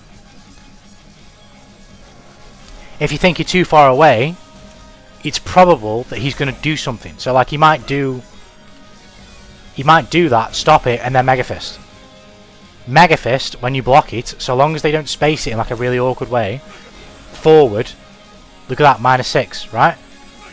So every time a pot Mega Fist you, so long as they don't space it very well, like that, if they do it point blank, it's a punish every time. You get a sweep every single time.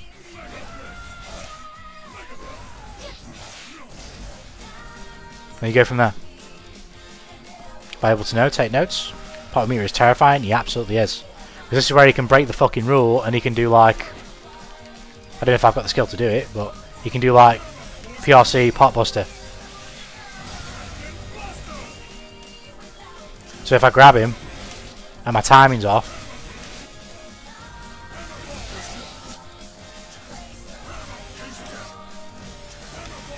I'll get pot busted.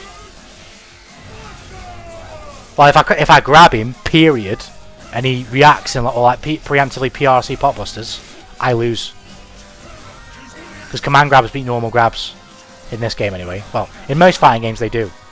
That's another fact, if you didn't know that. Command grabs will always beat normal grabs if they hit on the same frame. Now the reason why I just prefaced that is because Bridget's retarded ass fucking command grab takes ages to start up, so you can do some shit like this. I'm gonna have to swap characters to really do it, to really demonstrate it in the best way. Let me go Bridget. I'll show you what I mean. Because again, regardless of how an attack looks, ultimately it hits you when it reaches its startup frames. So Bridget's command grab is 27 frames start up off the ground, right? So anything that Bridget does to you before 27 frames whilst doing this doesn't matter, including the grab. So like if I do with this Bridget command grab, but for whatever reason I react, you don't even have to react, you can shit yourself. I've done this loads of times. You can shit yourself as she's landing in front of you with a grab, and you can just grab her out of it because the grab hasn't started yet. I mean, look at how long you can wait for that. It's like a command grab that's not a command grab. It's fucking shit. And it's even shitter because it used to do more damage and they nerfed it. Poor Bridget. Yeah, this command grab, it's not good. It's not good. You're better off just throwing with this character. But yeah. On the occasion that command grabs, so like, it's hard to time with this because it's so slow. But in the event that command grabs hit on the same frame, which they might have done there, it might have been slightly off. But in the event that the command grab and a grab hit on the same frame, the command grab will always win. Always win. You can do it in the air too? Yeah, indeed, for sure. Makes it even fucking worse. I haven't done my fucking command grab setups in the corner for a while. There's quite a few rounds where I like, once I get someone in the corner, if I can get like a string of knockdowns, I can get like 2 or 3 of them in a row, and it's pretty funny when I do it. But yeah, Bridges is a shit one. It's not going to help you, right? But if I take like Sol, for example, who's got a pretty tasty one, it doesn't matter what the fuck I do, right? In fact, no, let's do Sol on one end, and then Potemkin on the other. Because I can show it both ways. If Sol runs up to me and does command grab, supposing we grab on the same frame, he's going to beat me every single time.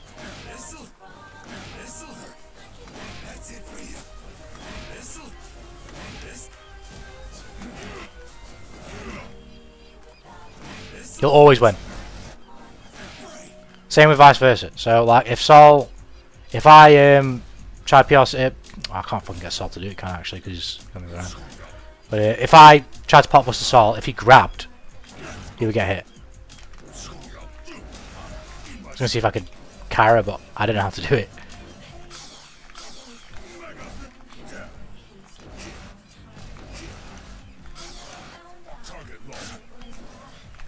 There you go.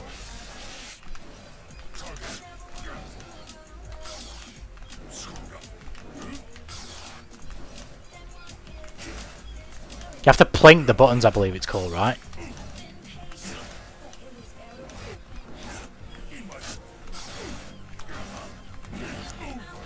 Are people really plinking the buttons like that consistently? How the fuck are people doing that? That is hard as fuck.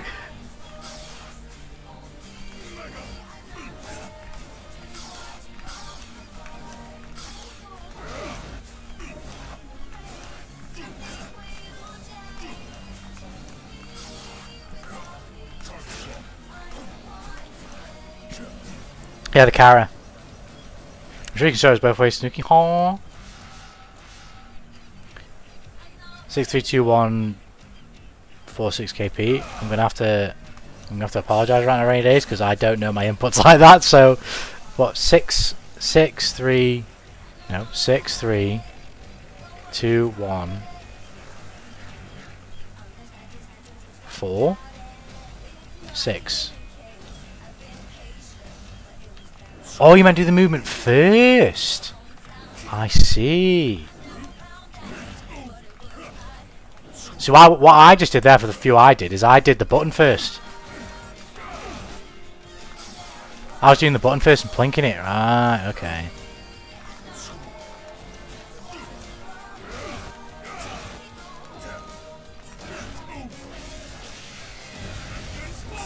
But plinking is like, I think this is the right term for this. Basically, like, so picture your D-pad, right? Picture your PlayStation 5 D-pad. It's probably the same. It's the same for a keyboard, but I'm using a pad right now, so it's easy to explain. But basically, like, my right thumb is like at an angle to the left over square and X, right?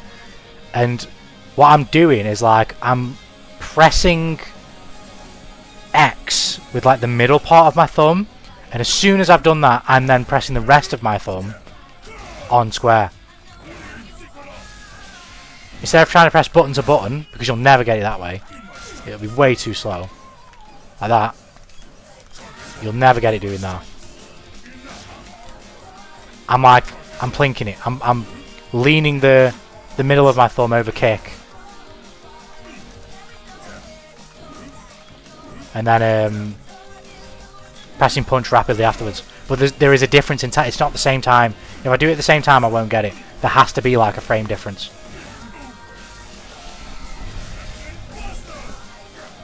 Yeah, that's it, yeah. Yeah, what I'm marveling at is fucking pot players, like the best pot players in the Celestial, they don't miss that shit. They very, very rarely fuck it up.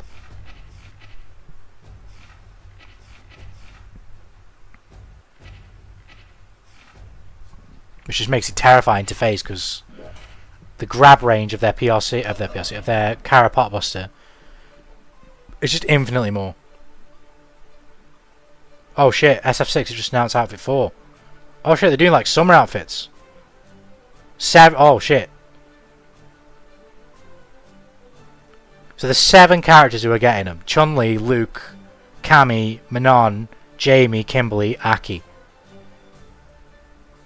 Bro, Cammy's turned into a Gyaru. She's like tanned. What the fuck?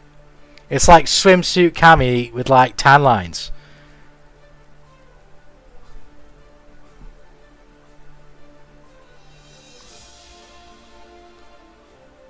Oh, that's sick on Jamie. Oh. Let me see if I can get this up real quick. Let me fucking dead my screen just in case I've got any fucking personal information.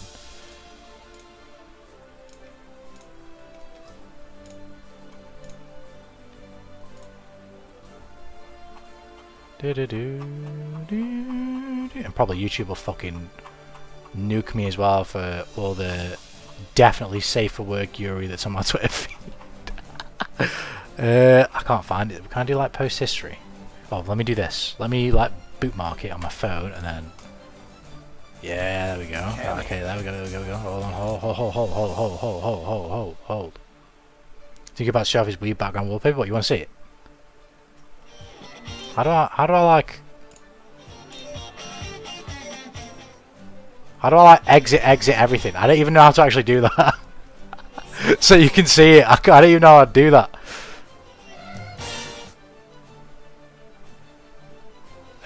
What the fuck was I doing? Oh yeah. Can you guys see it? Oh no, the screen's probably still dead, isn't it? Right, Twitter. Luke. Oh shit, no, you already missed one. Cammy. Can't turn up the fidelity of this. It's fucking shit. Right, I'm just gonna have to like calm them. Luke. Chun-Li. Manon. Jamie. Kimberly. And Aki. Yo, looks sick! Oh, that always cool. Work on outfit 4 content for these characters. You've fucking taken a while though. Jesus! Yeah, Gyaru Cammy though, with the straw hat. Yo, One Piece. Cammy. No, these are kind of cool. I like these. Luke. These better be fucking cheap though. They better not cost the same as the other ones. Because I'm sorry, like, I appreciate the design, but don't take the piss. Like, don't tell me that a shitload of effort's gone into this. You can fuck right off. Jamie. This one's cool. God damn. God damn! Kimberly. Yeah, this one's dope as well. Kimberly's design in this game is just so cool. And Aki. And then this one I love as well. This one's great. Yeah, that's cool. That's cool.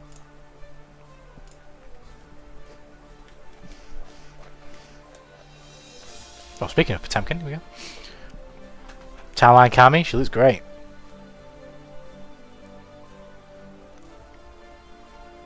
Aki though, she's the good. Chun-Li's all hips and legs. Why is her head so small? I don't know. I guarantee the price will be similar, same. That's the devastating thing, man. No bundle as well they'll do as well. Fucking scummy bastards, but.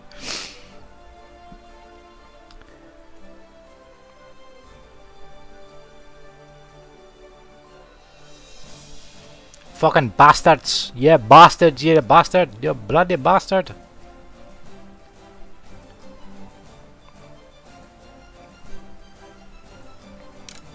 Aki does look good. It'd be a good skin for Abba too. Oh, skins in this game, man, would be sick. They'd be so sick. Even if you just brought back like the Exard skins, like designs. I know obviously a lot of them are like kind of fundamental to how the characters actually function in this game with the changes of design, but you know, for some characters it's probably not that consequential. So like, allow me to focus. You know what I mean? If not, just come up with some new ideas. Then I don't know. You know what I mean?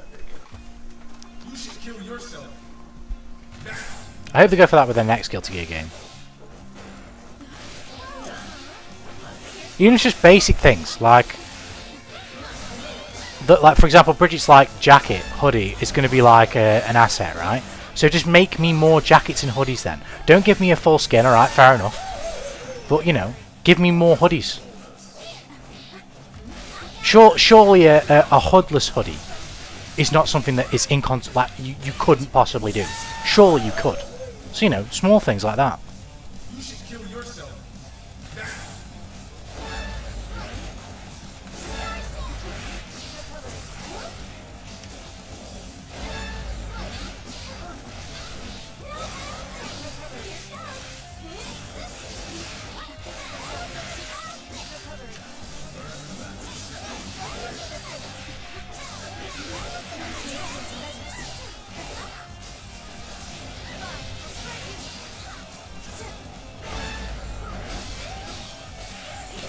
I'm gonna die for that.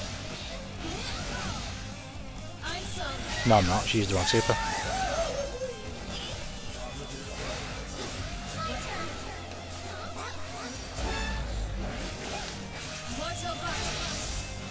Oh, I'm shit. I'm still shit. I haven't played this character in a while. Bring back Brisket's none out from the early games, more simple and everything. Dizzy's classic risky outfit. This is what I'm saying. It would be cool to have these options. And if you're not going to give them to us, give us some like worthwhile alternatives, not just palette swaps. I appreciate palette swaps too, but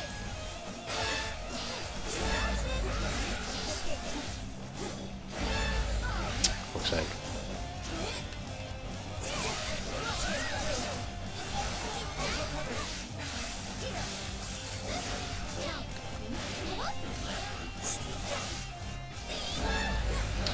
Fuck, I'm rusty. More options. That's all I want. More options. Give me more stuff.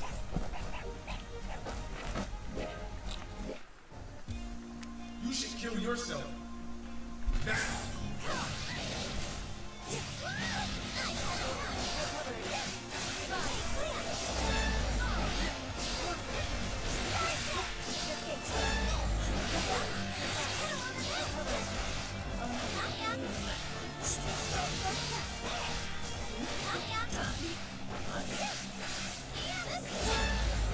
Making it too obvious, man.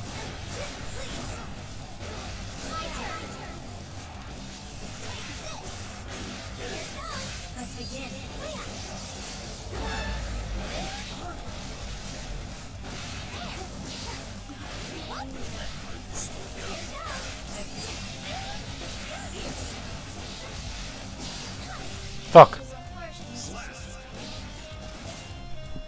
You should kill yourself.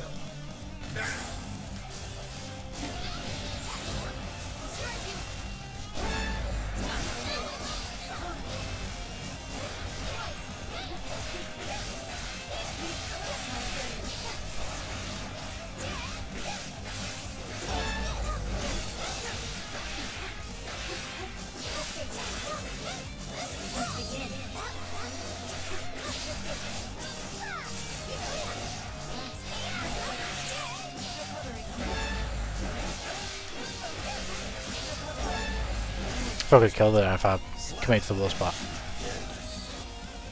You should kill yourself. There's the wake up bad dash. It's gonna be awful common right now. I've not played this character in quite a while. Shit. I also need to actually like test the yo-yo change. Like I know how to do it. I just don't know why I would do it. Okay. Okay.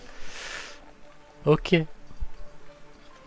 It's like changing these outfits would cost nearly as much as the base models, and so we have to redo every frame, every model. Yeah, 100%. That's right. Like for this game, yeah, okay, I can get it. I get it. I see why we don't get the classic costumes or brand new skins. Yeah, I understand. But at the very least, like, you know, give us more. Like you can change or alternate in some way some of the assets you've already made in a way that won't hinder the performance and visual clarity of the character's moveset or whatever, right? You could do that with these character models. Like you could change Bridget's hoverboard, Bridget's board into like some sort of different looking like skateboard. You could change Kai's sword. You could change the design of Kai's sword. Like keep it with the same length and sort of same look, but maybe like the handle's different or something like that.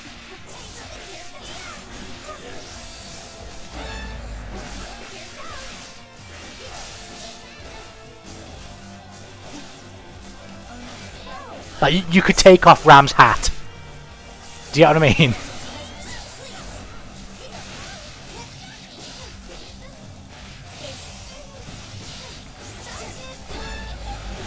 I love this game, so I'm not that bothered, but I would like stuff like that, you know what I mean? I would like my fighting game to think about stuff like that, you know? And just give us little things like that. I don't know about you guys, I don't know if you guys agree, but I mean, I eat shit like that up all day. Like, I'll pay for shit like that, as much as I shouldn't, really. I would pay for shit like that. I am that sucker.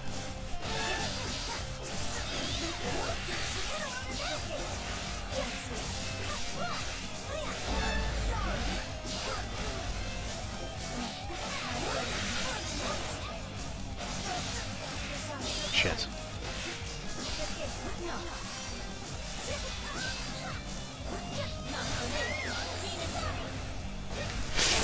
Nice.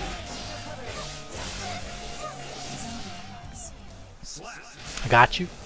It's not like attacking with all the customizables. Yeah. So, good to me. Welcome to the stream. Hope you're doing well. Hope life is treating you well. To be honest, I kind of prefer Guilty Gear characters being cool constantly than Clan Tekken out of it. Oh, I got what you mean. I can appreciate that as well. Thing is with Tekken though as well, which is fair enough, is you can turn it off. Like, that's another thing. Like that's just that type of awareness, design-wise, that I like.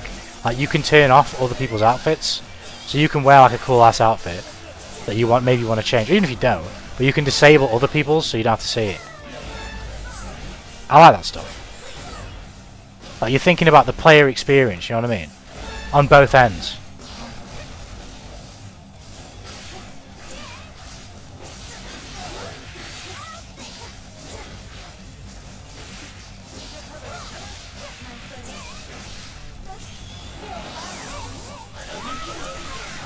Okay, that's cool then. Yeah, it's a pretty cool option.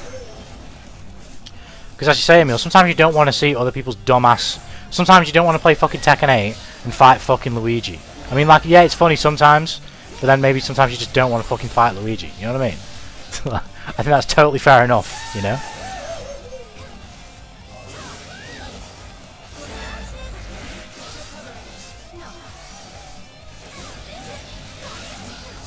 Shit, good shit. Yeah, but man. It's like that sometimes, you know? It is actually like that sometimes.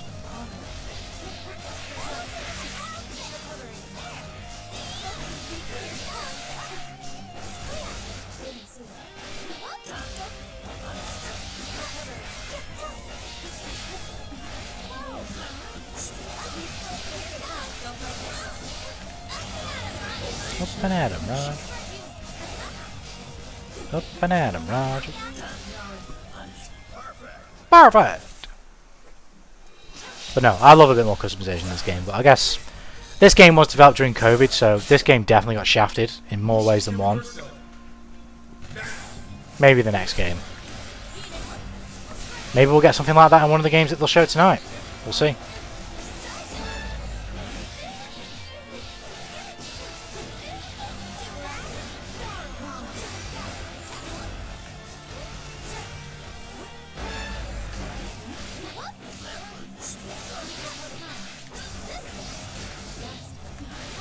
Grand Blue Rising customization at least. Yeah, that's exactly what I'm saying, right? Just a little bit. If you're going to make your models in the way that, you know, ArcSys do for the games, at least their recent games, and you can't make sweeping changes to them, alright, okay, cool. But, you know, give us a little bit of something. And it's not just the customization, although that is fun. It's the, like, I've always said this about fighting games, it pisses me off. I don't understand, even if it is just a palette swap, fighting games don't consistently have palette swaps tied to certain achievements, like matches played and matches won. Like, a lot of players are going to feel good wearing the skin that they only get after winning 500 matches with their character. Yes, it's only a shitty little skin, whatever, but like, you know, I'll feel good about it because I earned it. You can sell me all the cool ass looking skins you want, but I'm always going to feel better about a skin that I actually had to earn. Like, something that it's only happened because I've reached a certain milestone. They're not literally anyone can just reach by pressing X on the character. Like, for the first time. You got to stick with the character, you know what I mean? Or win a certain amount with the character, that type of stuff. Maybe a whole new Guilty Gear? It could be! It could be! I think we'll see Strive. We'll see Guilty Gear, but the question is, are we going to see Strive or are we going to see something brand new? I think we're probably going to see Season 5. Possibly. Season 5, or like a reveal trailer for Lucy, maybe. It might be a bit early. Or maybe not a reveal trailer, but like a little teaser trailer. Like when they showed Unica's intro of her riding on the bike. Something like that.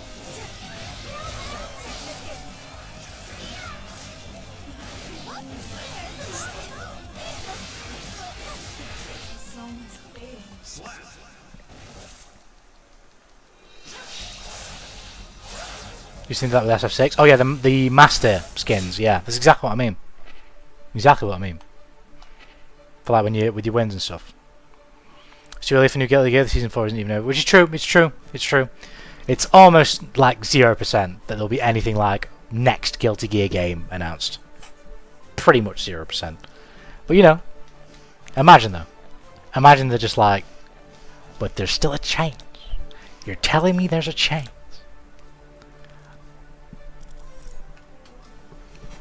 Yeah, it'd probably be Lucy related, wouldn't it? Probably Lucy related. Yeah, but they can announce that one is development. They could. I don't think it's a 0% chance, but it isn't far from 0. The chance isn't far from 0 of that happening. More than likely, I wouldn't be surprised if they confirmed Season 5 outright. You should kill yourself.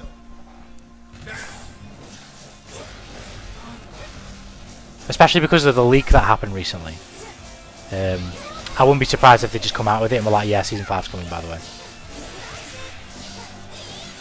Or even if they didn't say it so directly, like they might do like a Lucy trailer or some sort of Lucy talk, and then they sort of say some generic sentiment along the lines of, we hope to continue receiving your support for Lucy and for what's ahead for Guilty Gear Strive, that type of thing, you know what I mean?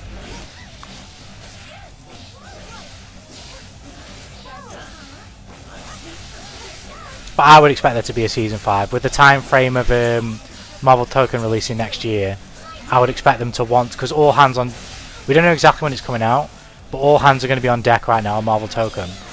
And then when it does come out, obviously they'll be working on the DLC for that game. So the Skeleton Crew is going to be on this game, and has been on this game probably for a while, for a couple of years now. They're probably going to use that Skeleton Crew again for one more season, because the game's still doing really well. Use that Skeleton Crew for one more season and then move on to the next Guilty Gear game. Oh shit.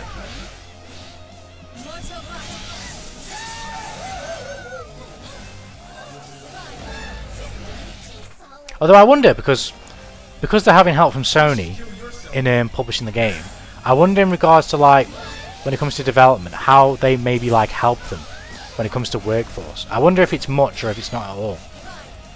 If it's just as simple as like a financial relationship where it's like, yeah, we'll finance the game, but in regards to like extra workers, all that type of stuff, like that's your responsibility basically.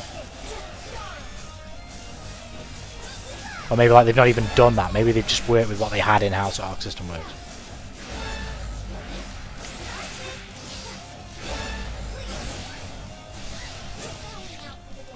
I won't get my hopes up. I won't get my hopes too high. I remember Noxus Direct with the only Guilty Gear content was a 10-second dizzy intro with Sol. You should kill yourself. That's pretty devious. That's pretty crazy. But yeah, yeah. Like I say, for a new Guilty Gear game, yeah, the chances are almost 0%. A new Guilty Gear fighting game. I think maybe the chances could be slightly raised for a Guilty Gear game. Like they were talking specifically that Daisuke was working on something. So if it is a Guilty Gear game, it could be something that's not a fighting game. But again, I'd say the chances for that are still quite low as well.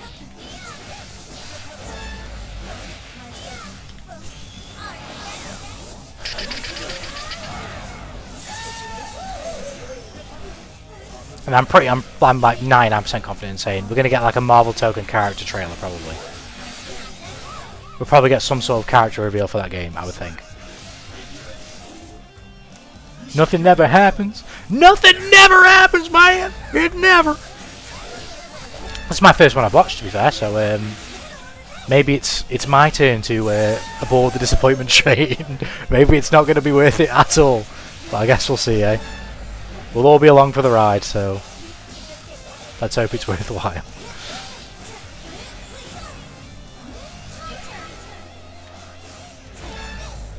I've made my wishes clear. They're in the title. My wishes are in the title. I don't care how it happens. I don't care how you do it.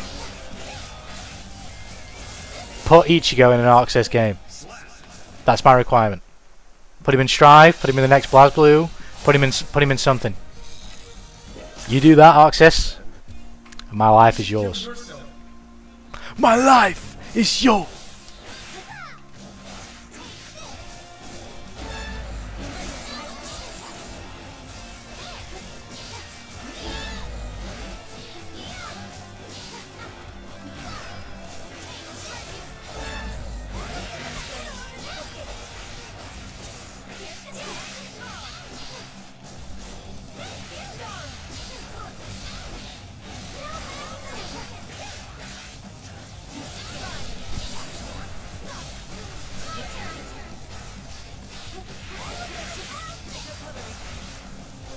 Oh god, I'm dead.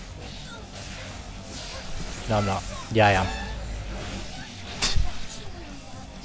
But no, I'm excited. I'm excited. It's not that far away as well. It's like half an hour. Well, it's half an hour until the YouTube listing goes up, I think, or the stream goes up. I don't know if they're actually going to start at the turn of the hour.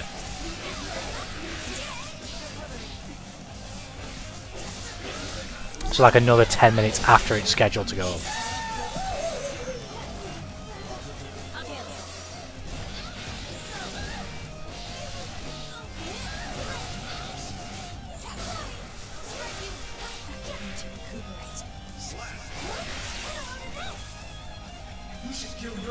Dead excited? I'm dead excited, mate. I'm damn proper excited for this. Oh, I'm absolutely buzzing.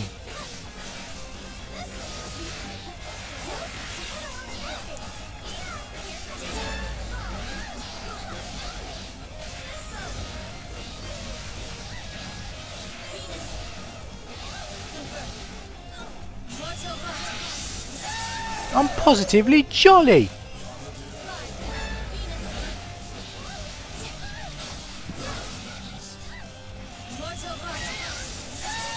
So you're saying there's a chance.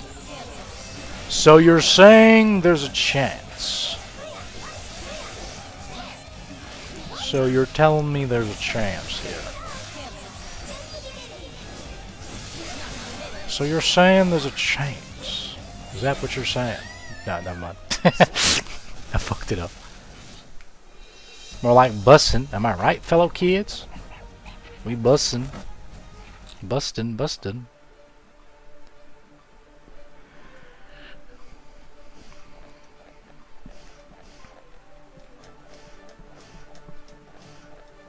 Because I'm ready now. I'm almost strived out. I'm not quite strived out, like I've got a bit more in me. As I stand up now and fucking stretch my legs. But I'm ready now. I'm ready for the showcase. I'm ready to go, Arxis. Are you ready, kids?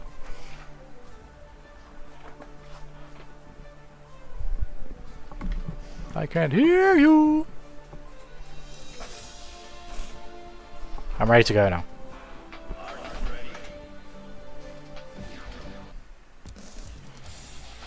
You can boot my desktop. Nice, nice. I'm gonna have a quick peep actually on its thingy on YouTube just to make sure. You should kill yourself.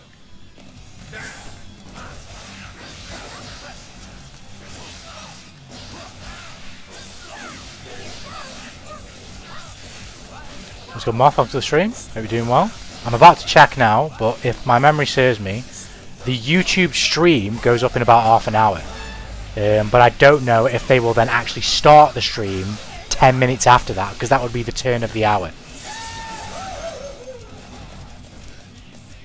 You should kill yourself. So anywhere between half an hour to 40 minutes. I'm about to check now. Once I get a second, sorry. Speaks to. But I don't know the fucking lyrics. Come here, go Lewis. Fuck.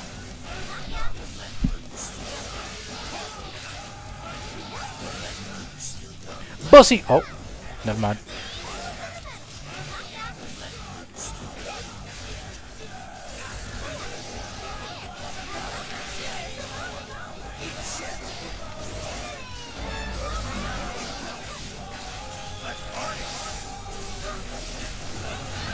Oh shit. Oh god.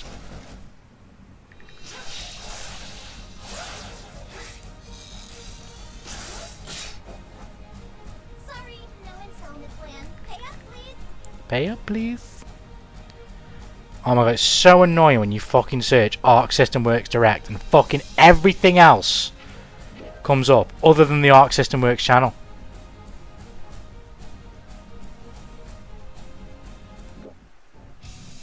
You should kill yourself.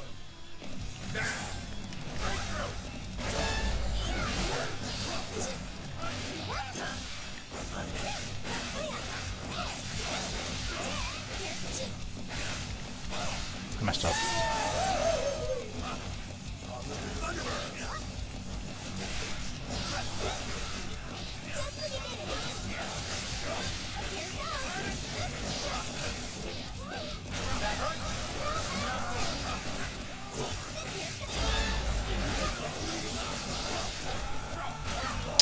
I'm rusty, man.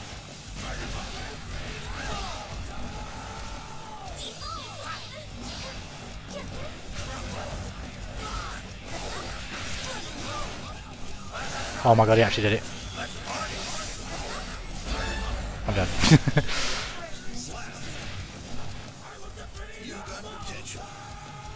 You should kill yourself.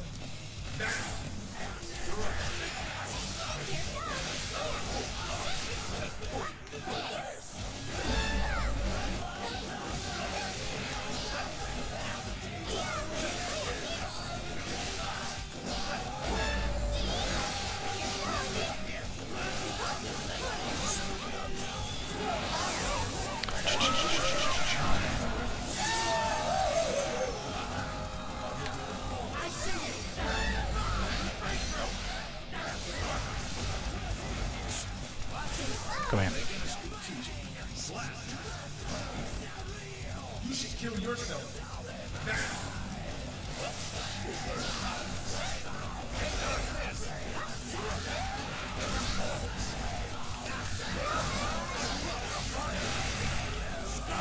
Yeah, okay. I deserve that.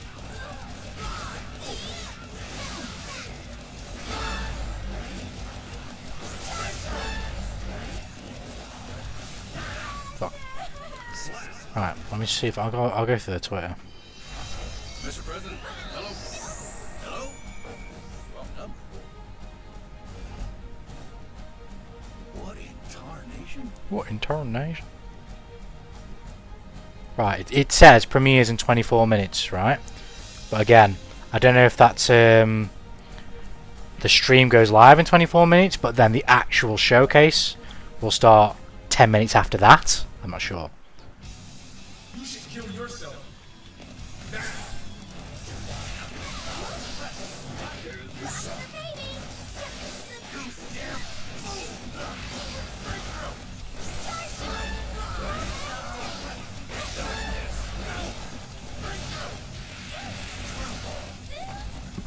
Opponent's name. I'll see, yeah. When you start playing Bridget, I've only seen you on Kai Unica. I've played Bridget. Bridget's one of my most played characters. I've played Bridget ages ago. The reason why I switched is we were just kind of talking about fighting game shit in this game, about Guard Crush and loads of other things. And then we moved on to Bridget, and I was just like, fuck it, I'm just going to play Bridget. I was like, fuck it, fine. I was basically talking about like how you want to play this character in the most sort of broad sense, using the yo-yo. And I was like, fuck it, let's just go for a live fire demo and just start playing Bridget. And now I'm playing Bridget, I guess. I'm playing Bridget now, so.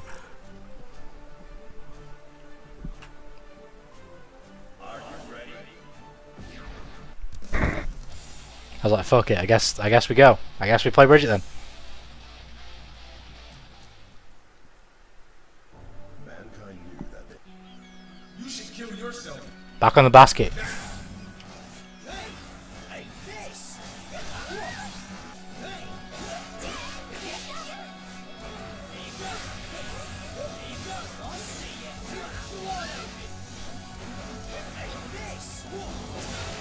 Look at how floaty Basket's jump is.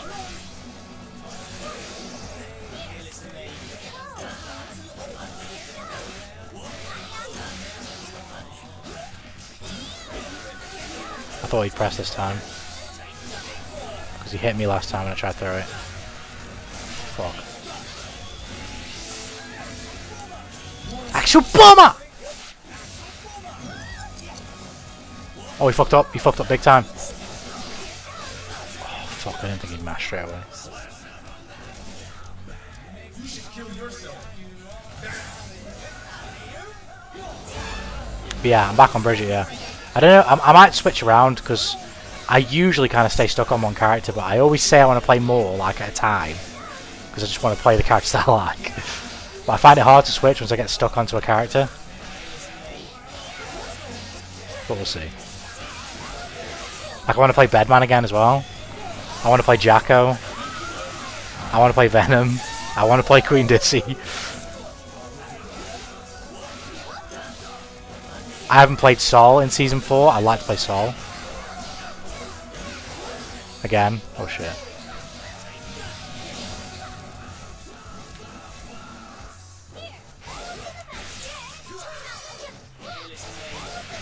No Abba. I like Abba, but not immediately like want to play it, because I did play it somewhat recently. I've played this version of Abba. I want to play the characters I've not played the current versions of. So for example, I've not played this version of Bridget, and I need to learn how to use the new yo-yo.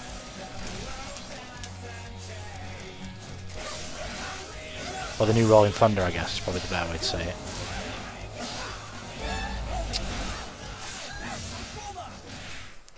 I like Sin. I kind of want to play Sin as well. I've not played this version of Sin.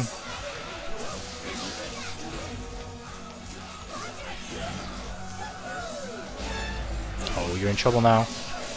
I knew he wouldn't move because I threw the yo-yo. Oh, I did the wrong super. Oh, he died anyway. I'll take that. Yeah, relatable. When I started playing the game, I couldn't find a main, and when I found Leo, I couldn't play anyone else until recently.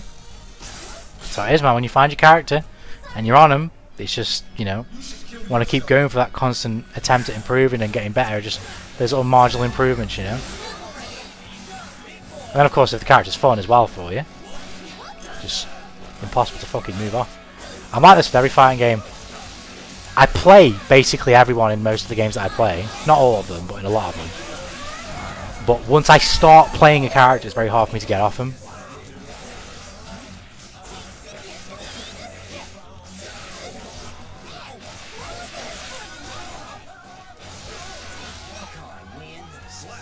And I tend to, like I say I'll play a character, but I put it off for ages.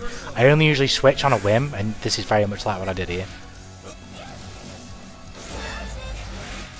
I haven't played biking in fucking ages. I'd like to try biking again. Oh shit.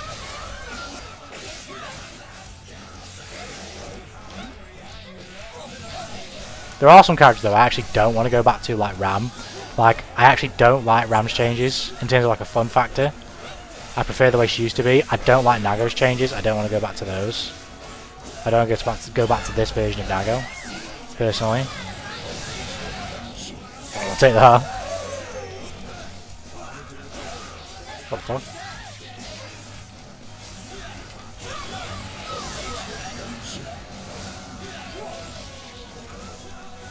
Oh fuck.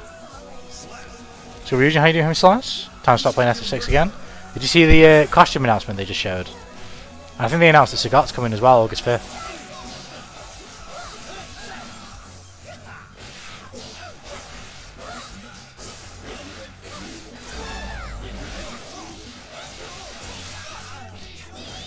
Oh my god, look at this damage.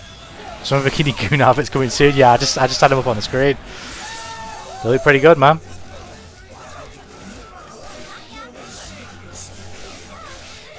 Oh shit.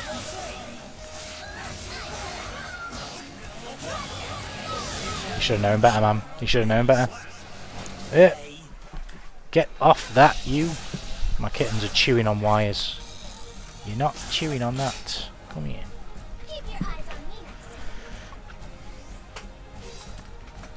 Yeah, they look good. They look good. You should kill yourself.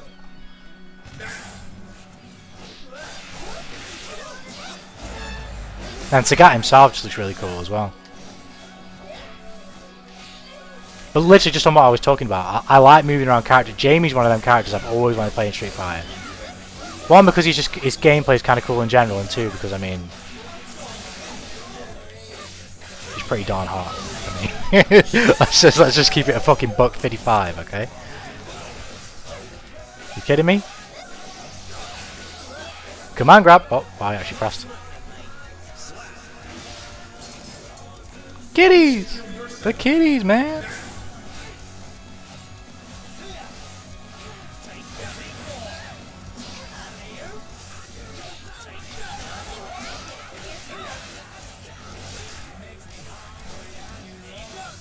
Oh shit, right, this is kind of scary now. It's kind of running away from me a bit.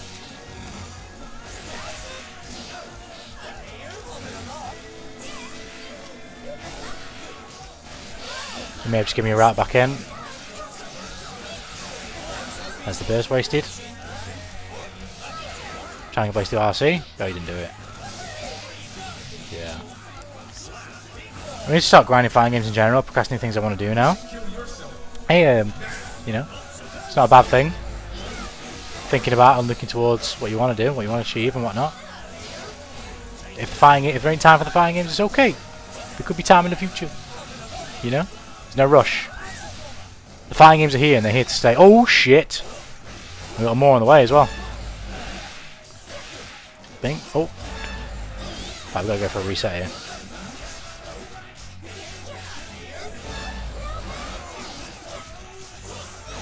Go press probably. Oh, I wasn't close enough.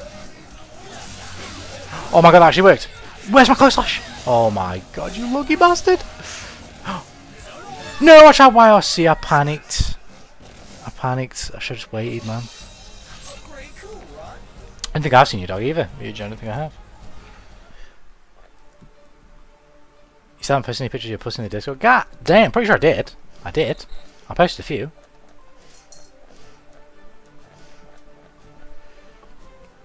So many games I want to play, that's the thing. Plus being all around busy during the day. I feel you. I feel you. I have a growing backlog myself. In the general, I post them in the general. Let me I'll find them again and I'll post some of the ones I've got in a sec. Mankind knew that they cannot change. You should kill yourself. Now.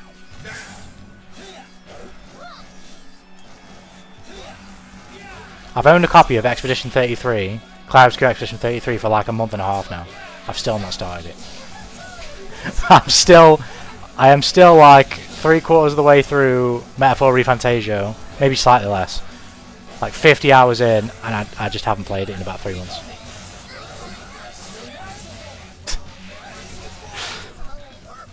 I want to complete my backlog, Lin SF6, Tekken, and Guilty Gear again, as well as FPS games with friends. There's a lot on the play there. But you just gotta go at your own pace, you know? As long as you're having fun, that's the main... Oh my god, how the fuck did that just hit me? I'm not having fun anymore. No. As long as you're having fun, that's the main thing, innit? Boom!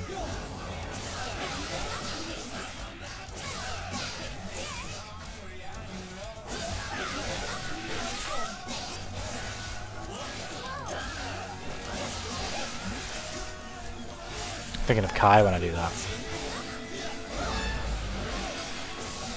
Bro, he's not dead.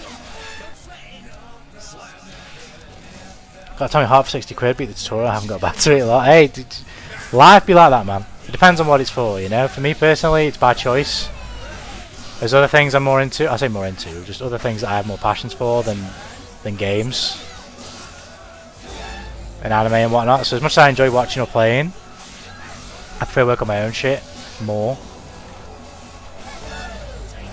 Or do things that are at least more conducive towards me improving in those things. So I kind of fall behind a bit, but... Oh shit!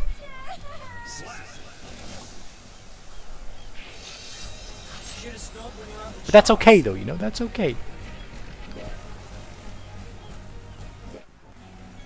You should kill yourself. Life be lifing, man.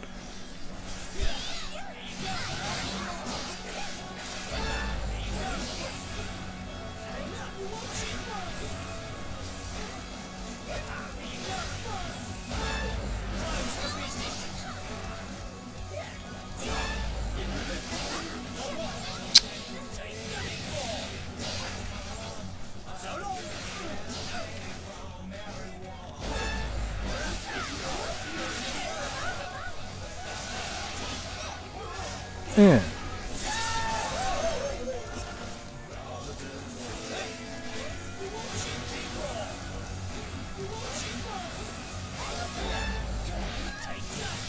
Fucking Axel. Axel! You should kill yourself. Am I gonna press a button? Fucking hell. Good stuff. Fair play.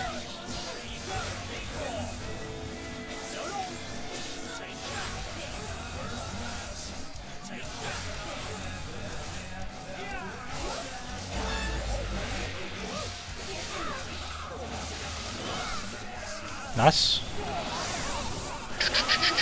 Boom.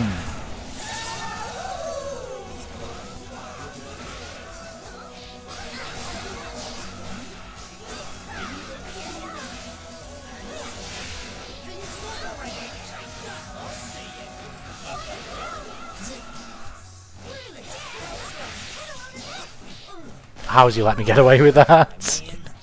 I don't know how the fuck he's let me live this long. You should kill yourself.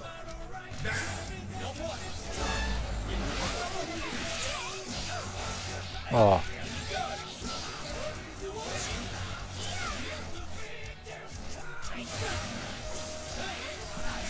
I think I'm a DP.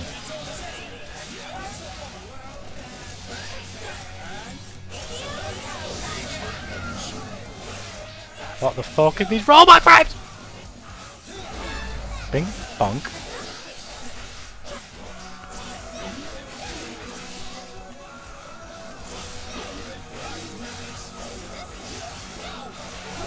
There we go.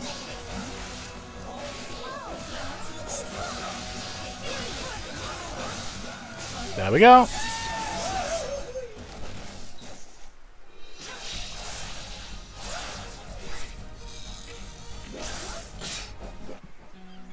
You should kill yourself.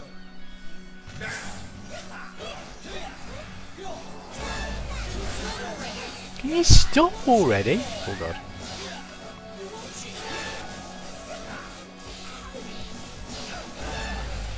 Oh, I haven't played this character in a while.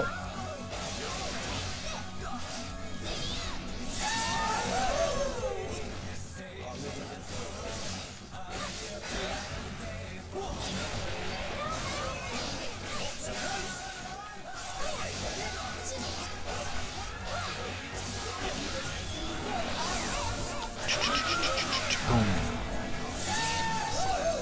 Oh, I see the doggo. That's a cute doggo. We love the cute doggos.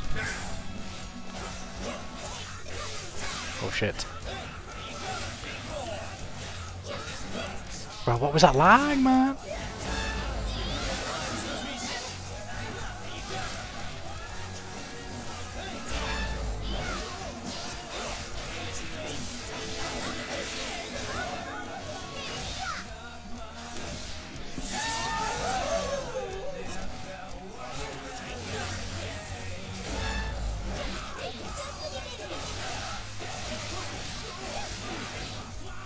Mess. Lovely fluffy little doggo indeed. Thing is, she sleeps like 8% of the day. Is she a puppy? She's like a younger dog. That's the thing with the younger animals, isn't it? With the babies. The kittens are like that. The kittens are either all over the place, which they are kind of right now, play fighting, or they're just snoozing. Let me see if I can find some pictures of the kittens. Here's a picture of them sleeping on top of each other. Here's another picture there.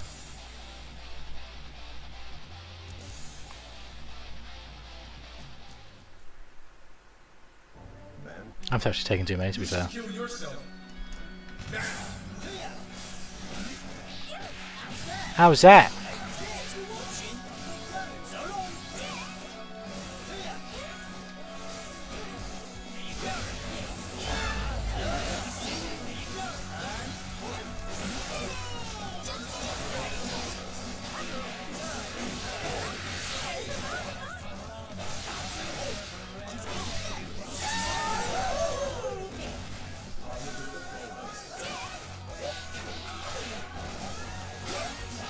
I think I might run. We've gone 2 walks a day for like 30 minutes tops. She's 5 months since last week. Yeah, man, when they're young, because what they're going to do, that's what they're going to be doing a lot of, just fucking sleeping. Up and at him, Roger. There we go. I could kill him.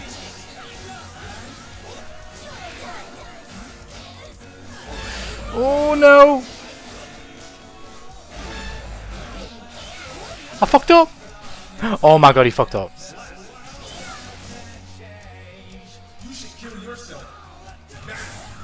Yeah, the kittens are siblings.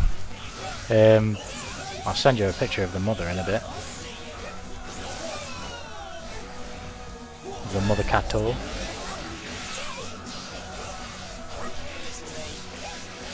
Oh!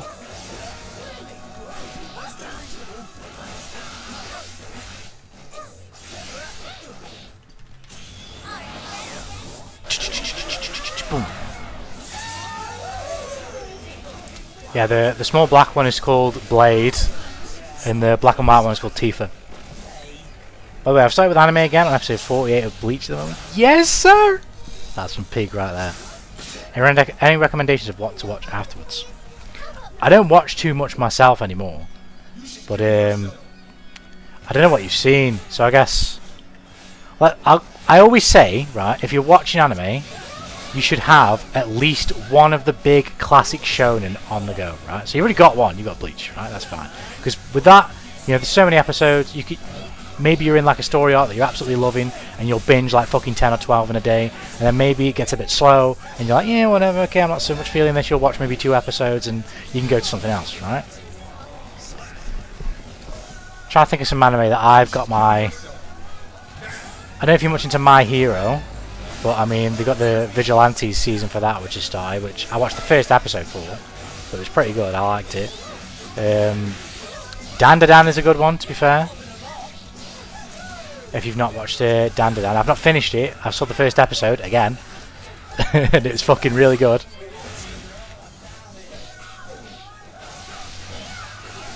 It depends what you're into as well. Do you mind like slower burn anime, or do you need it to kind of get to the point a bit quicker?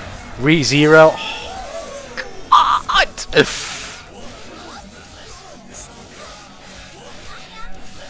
Gurren Lagann is insanely good. I've heard that. I've not seen it yet.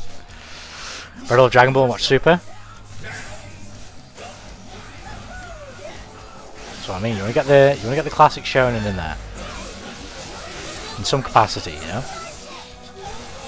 Don't have to rush through them, but just have them around, you know. Just have them around.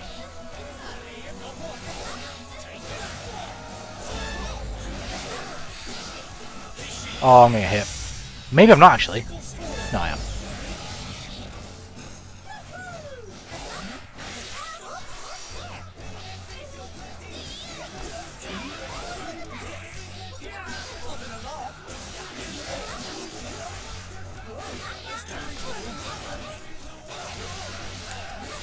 My little brother loves My Hero, which I haven't been interested from the cringy fandom. Now I get you. You gotta ignore those motherfuckers though, man. But no, My Hero's got its flaws for sure. But it's a fun show. It's a fun show and it's equally frustrating.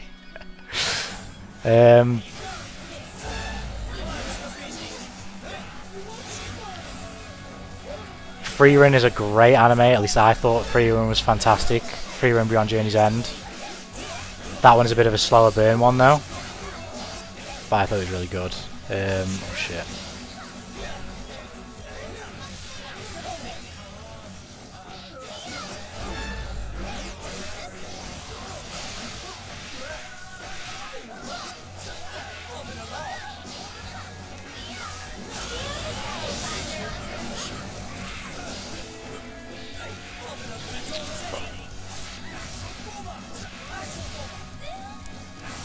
Showcasing 3 minutes right away. Well, thanks for reminding me. If we're not done by the turn of the time, I'll just throw the game. I'll just throw the game. You should kill yourself.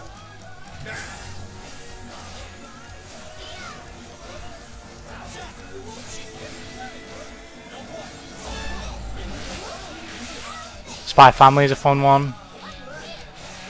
I can't wait for the new season of that. Call the Night is a fun one, and there's actually a second season starting next month. I can't fucking wait.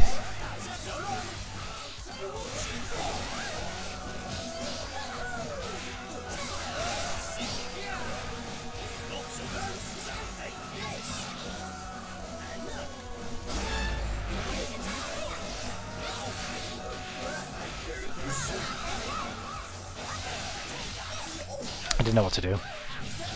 I'm throwing. Yeah, I saw ReZero again because ReZero is just so fucking peak. ReZero. Mushoku Tensei's pretty peak as well. Steins Gate. Oh, if you haven't seen Steins Gate, oh, it's so good, man. Alright, showcase. For recommendations, Fully Cooley can be a unique taste, but it's very good. Yes! I've only seen the first one. But yes, absolutely. Abso-fucking-lutely. So good. YouTube. Oh, don't fucking end the stream. Let's not do that. Let's not do that. Right, I've just seen that fucking thumbnail at the corner of my eye.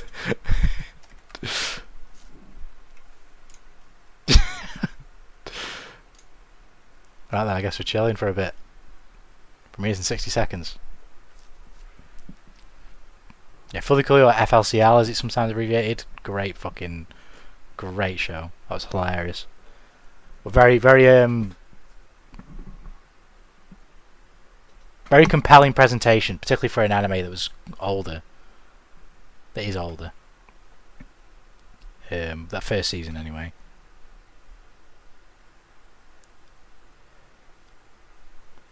Yeah. I should watch more, but I'm either writing or reading. Like today I finished a book called No Longer Human by Osamu Dazai. And that was pretty good. It was good, but it was also kind of... I gave it like a 3 out of 5. It's like good, but by nature of what it is and what it's about, it's a bit pain pecco as well.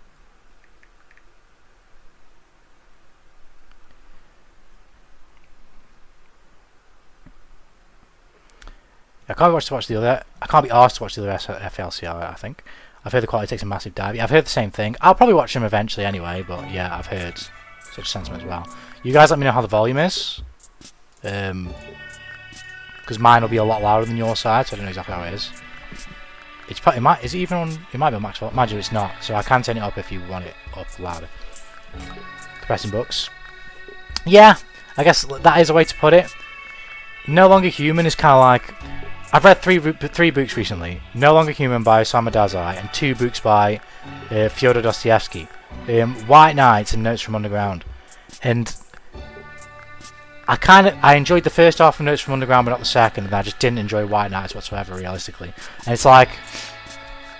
But No Longer Human was a bit better than the both of those, but even then it's kind of falls in this vein where like... I'm okay with like the presentation of like a pathetic character who is like overanalyzing the world and everyone around him and all this type of whatever comes with that, right? But when it's part of a wider narrative, usually their perspective will have a shift with the events. Well, it will shift with the events of the story. Maybe in a positive light, maybe it gets even worse and they commit atrocities, right?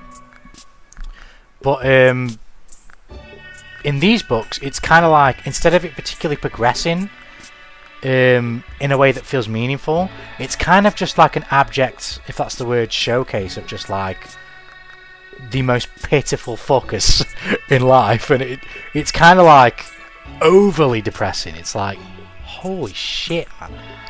Well, it's not depressing because like that would almost imply that implies that it makes me sad. The word depressing is the wrong word. It's pitiful. Is kind of how I feel. So it can make it a bit less of an enjoying read because it's so pitiful.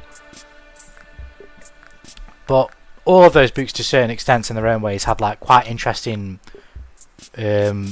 questions posed to the characters within them, like existentially and stuff. Oh, this is what I suspected would happen. Yeah. Oh, I see as well, Moth. Yeah. This is what I suspected would happen. The YouTube listing would go up at this time, but the actual showcase would start at the turn of the hour. That's kind of what I thought would happen. Do I just leave this on? I'm kind of strived out, I'm not going to lie. I'm just going to leave this on. I'm kind of fucking... I've played enough Strive now, I'm kind of tired.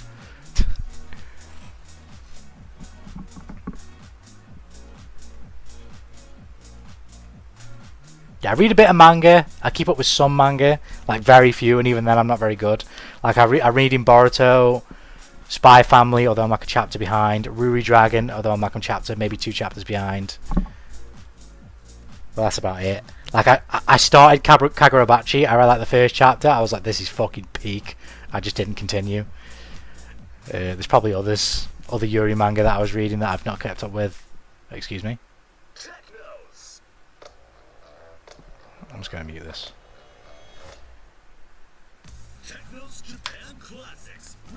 Could they show any... They're not going to show anything like new here though, are they, right? Surely.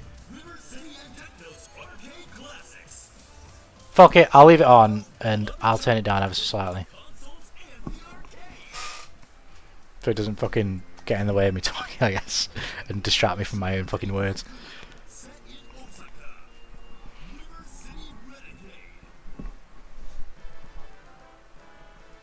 But yeah, I'm kind of a bastard for keeping up with anime and playing games and shit.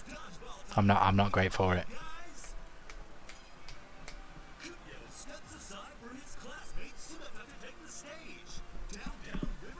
You excited for Lucy? I am, but I can't be super hyped because I've not seen Edge Runners. I've watched... This is another one. I've watched the first 2 episodes and I just didn't continue it. It's fucking amazing. I just didn't continue it at the time. But now I'm going to have to fucking squeeze it in and watch it at some point soon. I'm excited for it insofar as like it's cool as a guest character and they're probably going to try and do some funky shit for them. But I don't really know her like that, if you get what I mean. So I'm not hyped in that way. I'm not hyped in the same way I would be if it was like fucking ICHIGO, basically. Do you know what I mean? I'm hyped insofar as like I trust ArcSys to cook. But if I can squeeze, which I probably will, because it only gets spoiled. When I squeeze Cyberpunk in before she actually drops, that's when the hype will probably kick in, because I'll probably obviously get into her as a character then and be like, yeah, that'd be cool.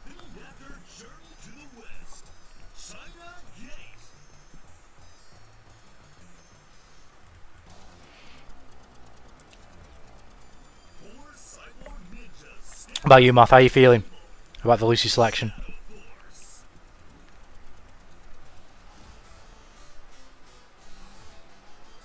I mean, he did come out of left field. I'm pretty sure it's probably like Guilty Gear's first ever guest character, right?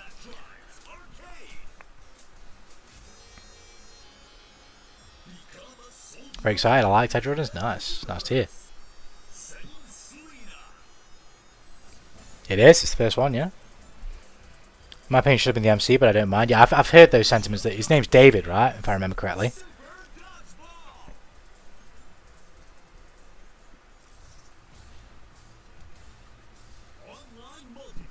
I've seen people say that.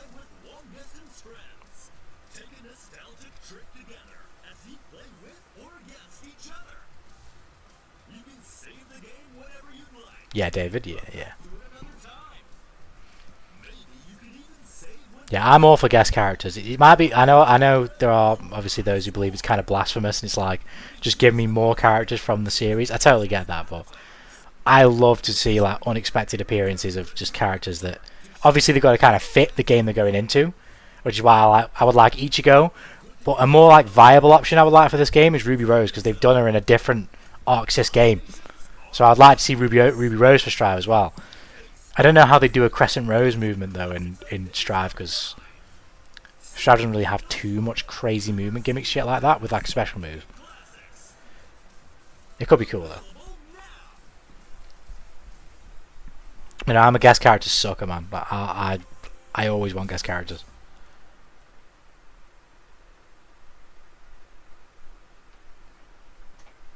I will not be used again. I have to make things right.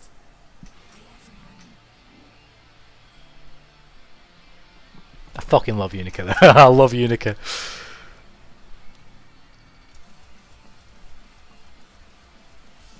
The anime just sold me on it. She wasn't exactly what I was hoping her to be, but she was close enough. And yeah, I was sold on it. I was against the idea of a guest character for Guilty Gear initially, but taking the characters from a Trigger anime is fitting because they both have over the top style. Yeah, I can see what you mean, for sure. I think that's the thing with guest characters in general. You've got to make the right choice. You've got to be in tune with like what will actually fit in your universe.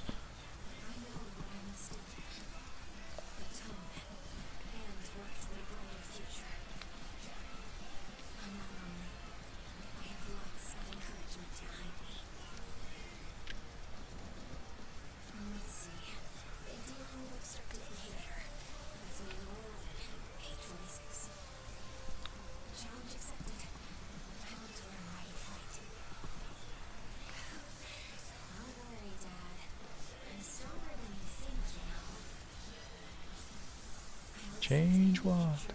It doesn't change.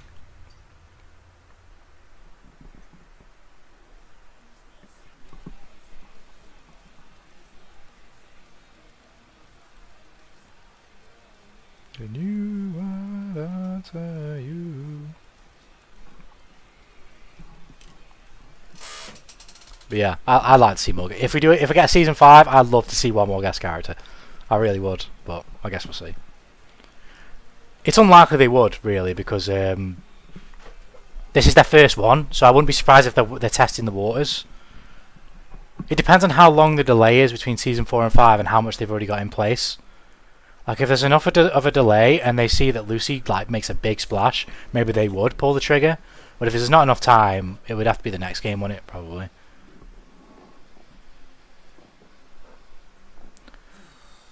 I haven't got around to Dual Rulers yet, but surprisingly, but I've heard it's decent. See, I'm biased. I say biased. I went into Dual Rulers very, very nervous because I thought I was going to hate it. I thought I was going to hate it. I really did. But I absolutely loved it. Like, it's not perfect, do not get me wrong, but I absolutely loved it. I think it had a very entertaining and compelling presentation style. The story's a bit weak, but naturally, I've bitched about this ad infinitum. Fighting games are fucked. If you ever try and lift a story from a fighting game or tell a story from a fighting game franchise and make an anime of it, you're fucked because you just can't kill certain. All this stuff I could bitch about for ages, right? But I called from like way months before when it was first revealed. My call was because they were doing Gears versus Humans in some capacity again. Like they were having someone target the Gears in Unica. I was like, we've been doing this since the fucking beginning, right? From what I'm aware of with the Guilty Gear lore. So you need to put a spin on it where like it could make sense and it could be compelling, right? And my whole shtick was basically Unica has to be the inroad for us to enjoy the story. And I was like, Unica's going to be a gear and she's going to be coming back in time where like a family member or something like that, like a mother, not knowing obviously it was Dizzy at the time or anything like that. Also, shit, I might have spoiled. I need to shut my fucking mouth. Can I talk about spoilers? Are we aware of spoilers? I'm rambling and I might I need to fucking be careful. Do I have to dance around spoilers or no? Because I kind of just fucking leaked already. I need to stop. I just gotta double check first. Can I talk about spoilers about dual rulers? Yes or no?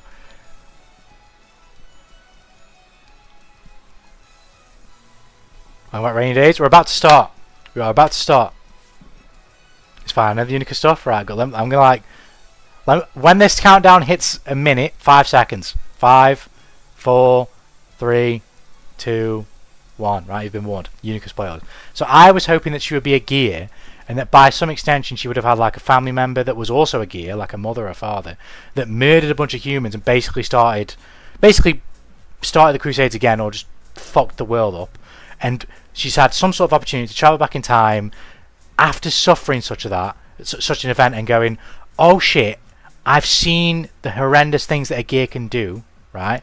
I need to go back in time and wipe us all out because we're so dangerous. We will literally, like, obviously she would have loved like a family, but she would have seen just how awful gears can be. And that's what I was saying, was like, that's the inroad. Because it's like a fucking somewhat a repeat of like Sol being the original Guilty Gear. Do you get what I mean? It's like harkening back to that idea of like gears being the ultimate evil and having a gear destroy them all. Do you get what I mean? That's what I was thinking they needed to do. But enough of what I'm fucking rambling about. Let's have some peek. Hello, everyone. Welcome to the Arc System. Oh, I'm going to turn it up a bit because I did turn it down a bit. I'm Yumiko Mochizuki, Let me know how that sounds. and I'll be your host for today's showcase. If you want it louder, I can do that. In this program, we'll introduce our new title. We need to spoil already. I've seen dual rules and everything. That's good. That's good. System works, That's good. and our future plans as well. Let me see Daisuke's game.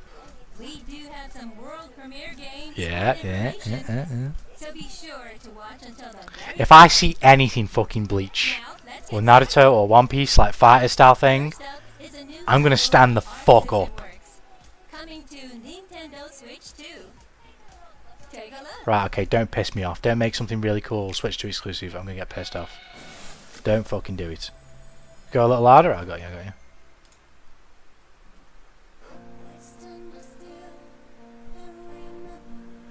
I'm back. I think I've watched a lot of anime, but maybe just stopped after one season.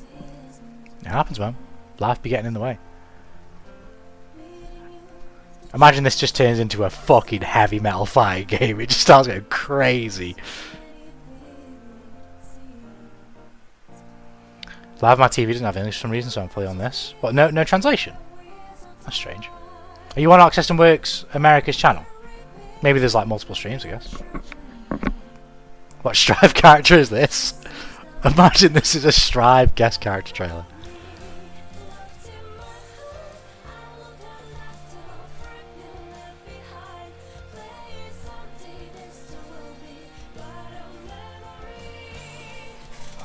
This is going to be some sort of visual novel.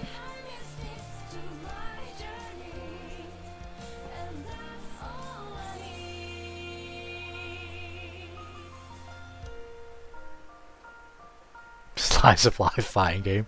She's about to drag it in store. Hello, I'm Mako Taguchi, the director of this game. I do kind of like the art style though. First, I'd like to introduce a new title. Arc System Works presents And then the key is Dear attacked. Me, I Was. This title is an interactive adventure. If you steal the source code, then it could very well be a new Strive character. Nintendo Switch 2. This title is a I mean, this makes sense. I see. It seems like a lot of publishers and developers are doing this type of thing for aiming to the Switch help you 2. feel a bit more positive after Doing these like exclusive style games. In this title, we used a method called rotoscoping. We filmed live action footage first, then traced it and colored it. Since everything is hand-drawn, it was incredibly challenging. I can imagine. It was really tough. Yes, it was. We drew so much, so please take a look. Please look forward to its release. Hope you enjoy it. Saw bad guy comes out of Heavy Mob Cemetery. Miss Taguchi and Mr. Kanazaki, thank you very much. Back in my day, these were DS games. Introducing the latest title from the series that established the beat 'em up genre. Oh, is this yeah. Double Dragon Revive. Hello, I'm Katsunori Ishikawa, the development producer. Was this already announced? Because I mean, they showed the trailer before, right? So I'm guessing this is something that's already been spoke about before. First, please take a look at this trailer. And they're just showing off more of it, right? Tales of a legendary side-scrolling action game. But that guy was getting fucked up. Holy shit. Into a frenzy. Double Dragon Revive. It's still a bit quiet, right? Okay, let me bump it up a bit. A new story It does seem to be the case that whatever, the original I'm guessing it's separate parts of like the entire presentation. Their mics or whatever are mixed quieter because their voices do sound quite quiet in comparison to when they're talking over the game. ravaged by nuclear war. To rescue their childhood friend, abducted by the gang known as the Shadow Warriors, the two dragons rise. An homage to arcade classics. You complete stages to progress in this battle-focused action game. Players can choose from 4 characters. Repeated button presses perform dynamic combos to repel oncoming waves of enemies. You can grab enemies and pummel them, or throw them in your direction of choice. It's getting Summon chucked, them man. into groups of enemies, or even send them flying off Oh, the shit. stage. Your attacks adapt to different situations. Near a wall, you can unleash a series of strikes. Smashing an opponent you've grabbed into the wall triggers a devastating follow-up. When you're surrounded, unleash a powerful hyper blow to wipe enemies out in one fell swoop. Not really for me, but it looks kind of cool though. Different properties depending on your I like a lot of the stage interactivity as well. That actually looks really arsenal cool. of attacks at your disposal. Find the best option for your current character and situation. Like that shit looks really Pick up cool. Weapons found lying around the stage, such as knives or bats dropped by enemies. Swing them as is, or kick them to knock down enemies from afar. The stages are packed with all kinds of gimmicks. Use the terrain. Oh, shit like that too, yeah. Jumping over the tables, yeah. Some gimmicks are formidable enough to take down even the strongest enemies in a single blow. There's a lot of charm to Each stage this. has unique gimmicks. Make the most of them.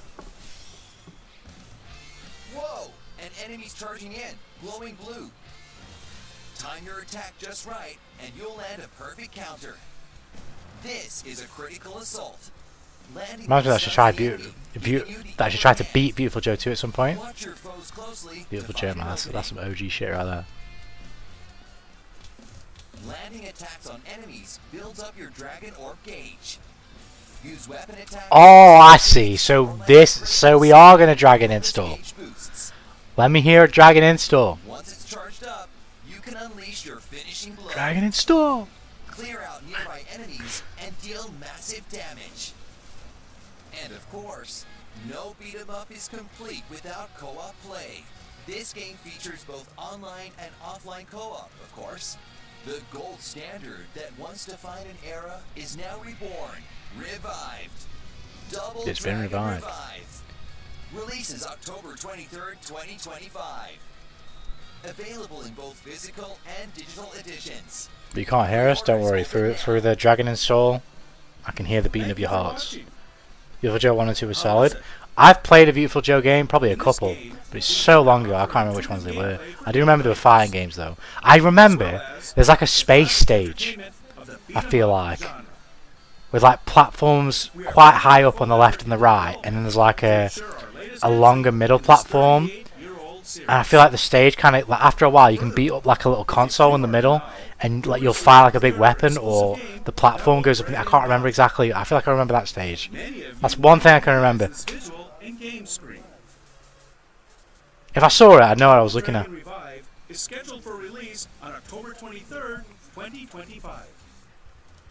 Pre-orders are now open for both digital and physical versions. So a copy of 2 for my GameCube. Put in your pre-orders. That's some OG shit, man. OG. Thank you, Mr. Ishikawa. Next, we have a game from French game developer .mu, the new game genre of rogue 'em up, a combination of roguelike and beat 'em up. Absalom. This is the thing, right? ArcSys are a big publisher, so there's fucking loads of things that could be here realistically when you think about it. We're here for fighting games, but There's fucking loads of things that could actually be here. This could be cool though.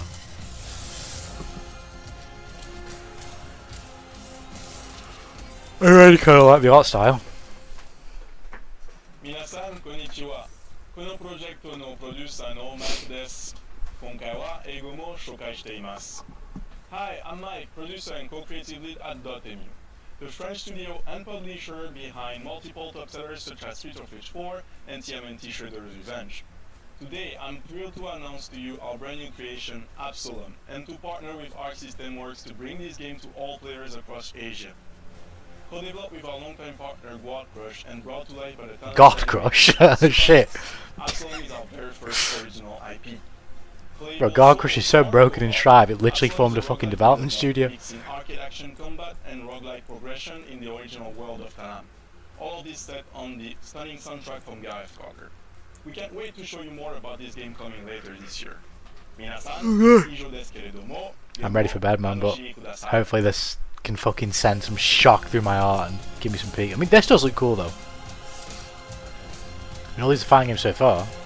He's still gonna get Dust Strikes on my DS. Oh shit, big scary boy in the distance. God, Lewis game incoming. He's gonna be DLC. Swinging around that big ass coffin. Dragon install in last game now, God Crush. Thank you, Mike. Next up, we've got two totally unreleased titles we're revealing today. Okay. Let's take a look. Okay. Hello, everyone. I'm Sohei Nikawa from Super Niche. Today, I've prepared a very special new title. I don't know who this guy is, so I don't know what he makes.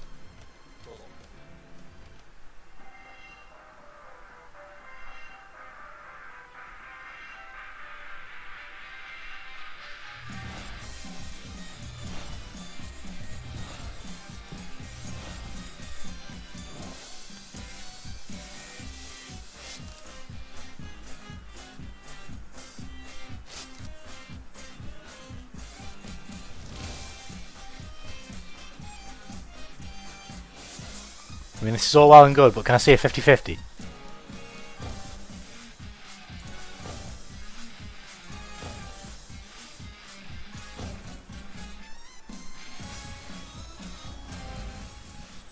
Can I see some mix? That was our brand new game, Demon's Night Fever. The concept of this game is to embrace being evil. This game lets you wildly enjoy all sorts of wickedness. There's some filthy mix I can think of. Let me see this fighting game. Which I am going to overcome with this game. Now, I will tell you the genre of this game, which is very, very long. Are you ready? Back in the start, reminds me of Disgaea, is that how you say it? I know what that series is, but I don't play one. Not like very familiar with it. I know you feel it's nonsense, and I feel the same when saying it myself. But that's how outrageous this game is. I mean, fair enough, man. Let the guy We cook. hope you look forward to it. Shoot for the I moon. haven't brought any game Do the best you can. but the development is already in its final stage, and we're actually in crunch time. We're about to release an incomparable and extraordinary game. Please, get ready for it. Check it out. I definitely like to look at that when it's as close as a dropping. Hello, I'm Tomohito Oka, a producer at Taito Corporation. Today, I'm here to bring you information on the latest title. I don't know about you guys, but I don't think Bubble Bobble's a fighting game. Imagine it is though. Imagine they just start throwing fucking down now some Bubble characters.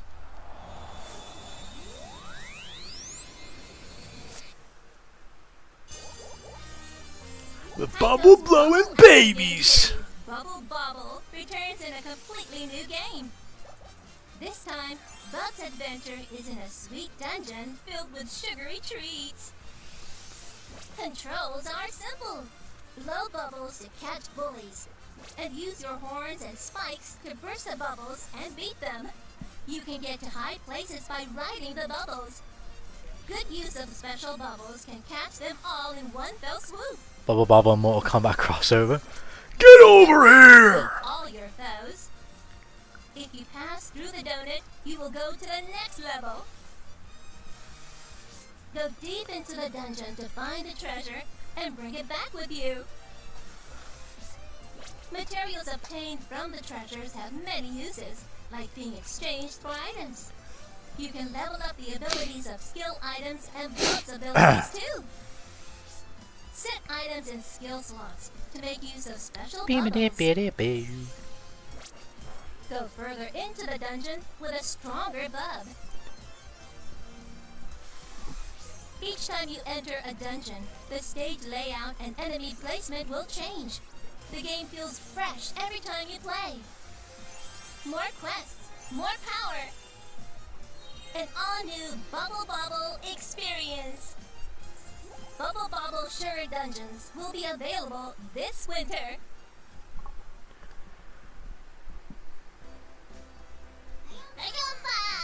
I'm Bob, the protagonist of the Bubble Bobble series. How was the trailer? One of the big features this time is the ever-changing dungeons. We developed this with the desire for you to play Bubble Bobble, always feeling excited and always captivated. My skills have been powered up too. We have some new skills, as well as special bubbles. Hell yeah. We have remade past skills, but you can enjoy exhilarating bubble action with new skills. I hope everyone witnesses my great feats with their own hands. But Mr. Oka, there are still many big features, right? Like his guest appearance in Guilty Gear Strive. Due to time constraints, I'll talk about them another time. Oh no! Just a little hint, please. Well, we prepared a system that will make Bub's adventure even more exciting. Roman cancel. Great! I'm pretty excited too. Our system works will publish in North America, Europe, and Asia. And Taito Corporation will publish in Japan. Bubble Bubble Sugar Dungeons. Please keep an eye out for further information. See you next time. Bye. I'm yawning so much and my nose is just like fucking... Oh god. I don't stay up this late very often. We can't take our eyes off of either of these new titles. Please look forward to their further updates. Next up, the popular Japanese anime has its first full-blown... I'm gonna stand the fuck up right now. Oh, right, okay, I'm gonna sit back down. I'm gonna sit back down. Allow me to sit back down. Full-blown fighting game from Allow me to sit right back down. Although this fighting game does look kinda cool. Then Impact At its price point, versus 3 when there's never-ending so many other games, recreating I can't the really get world with it. of Hunter x Hunter. Enjoy the thrilling rush combos using the rush button. It'll be a game I enjoy watching, I guess, From your probably. aura gauge. But playing, but I don't think I'll go for it. Gather collectibles that will definitely Lol. satisfy all the fans. Aim for 100%. I've promptly sat back down. Single player mode contains a variety of modes. In story mode, you can enjoy watching iconic scenes from Hunter x Hunter. Smooth online battles featuring rollbacks. Oh my and god. engage in intense online battles, risking your rank points. I'm watching it now and it does look cool. Check out our unique system of wagering GI cards. A total of 16 characters join the fight. Make your ultimate team and claim victory.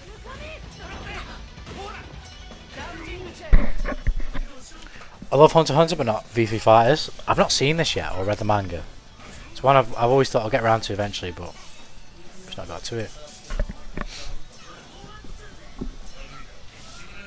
But now to each their own. I'm kind of cool with these like tag game style things. I'm fine with it, but Hunter x Hunter. it's the price point and the look of the game, both with comparing it to everything else. Like, how the fuck am I supposed to squeeze this between Strive, Street Fighter, Tekken, and Grand Blue? Released on PlayStation I don't know. 5, Nintendo Switch, and Steam on July 17, 2025. If it was a bit cheaper, you'd have me probably day one. To be fair, Next, latest information from the genre of fantasy light novel type, stylish action fighting. Right, allow me to stand up. Under Night in Birth 2. Allow me to stand up, right? Because I have not played this game in a while, right? I only fucking touched it, but the character designs in this game are so cool. If they unveil some fucking sick ass looking character, I will go back to this game.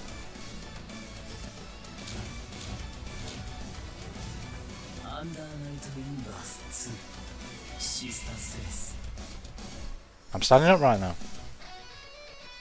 Don't you dare tell me you just fucking had a trailer here to just say it was on sale. Hello everyone, I'm Kamune Serizawa from French Bread. Thank you all for always playing Under Night. Hidden that was great. I literally only touched it a bit because immediately I couldn't find players. Day one. Today, I'm here to bring you the latest information on Izumi, our new DLC. Is this still the rollout of the 3 that they had? Currently under intense development, but a pre-release demo for Izumi will be available at Anime Expo. But from what I played, because I played the beta as well, I enjoyed it. I had a lot of fun with it. Please give Izumi a try if you attend the event. How does she look? Also, in August, we'll have AWO 2025, the world's Right, I'm gonna largest sit back down. fighting game festival held in Las Vegas. I'm going to sit back down. Under Night in Birth 2, SYS has been selected as a main title this year, and it is one of the qualifying tournaments for the ongoing Arc World Tour 2025-2026. So I hope you register for it. That's all. Yeah, I'm staying sat down. I'm staying sat down. You serious? Thank you, Mr. Kamone. And now, this will be What? the last announcement of Okay, the night. right. This is what we gotta hope is fucking the banger. Please, This is obviously what Daisuke's working on. Right, I'm standing up. I'm standing up. Hello, everyone. I'm Daisuke, Here we go. Chief Creative Officer of Arc System. I'm standing up. The game market is tough. I'm standing the fuck up. To overcome that, Arc System Works has launched a new project. It's an action game project. You know what? Let me explain. I might just sit back down. Works is a fighting game. Oh, for fuck's sake, no, he's steering us away from fighting games. But at the same time, I do kind of want to see Daisuke cook. To establish a new pillar outside of fighting games. What have you got? You might be wondering why I specifically use the term mid-range. There are many reasons. But one is that even creators themselves can enjoy striving for their dreams. I agree. In recent years, with AAA blockbusters and excellent indie titles gaining popularity, it has become extremely risky for companies to create new Daisuke's vision. What is Daisuke's vision? Dwindling opportunities for young creators to have their own projects. We feel the need to focus our efforts towards the future a decade from now. Such I can as see to build the stable development sense in that. and to accumulate technology and know-how. Our flagship title, Guilty Gear, has now become a million-selling copy work. But its very first installment was a small-scale project. From there, over many long years, we built a foundation that can guarantee a certain level of quality in the fighting games genre. Similarly, we hope to take a step with this project that will eventually lead to bigger dreams. And precisely because they are mid-range titles, this will create many opportunities to produce many titles and cultivate many creators. We hope that will become one of the future values. I'm guessing what they mean by mid-range is like It was a long introduction, but I was able to bring some development not too costly investments if they don't work out, I guess. So they're not going to be too expansive ideas. The title is Damon and Baby.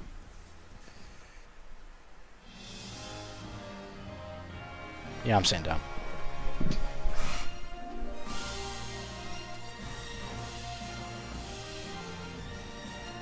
I'm sat down.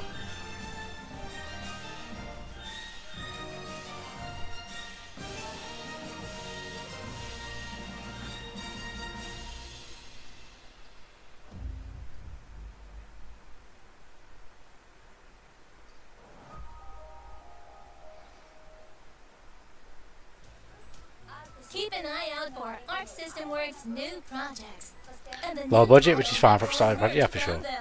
It's a wise thing for them to do. It's not something I'm interested in, it looks like that game, but I get what Arc they're doing. System Works next showcase. We've Brisket introduced stay out. brand new titles and I like the look of that game though. What was it called? various Absalom. games And then whatever today. that is. But now, it's time to say goodbye. No, that's actually Pain Pack. I'm not Hope gonna you lie. found a title that resonated with you. You can bet we will continue to develop games every day that users can enjoy. So please look forward to our future updates and information. Well, see you next time!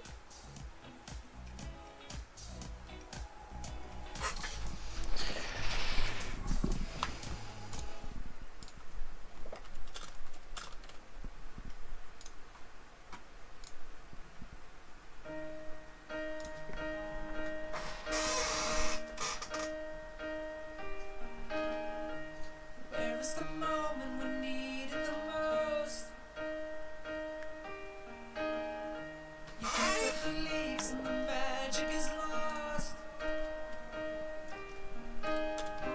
And tell me you blue skies fade. I'm fucking tired. And tell me your passion's gone away.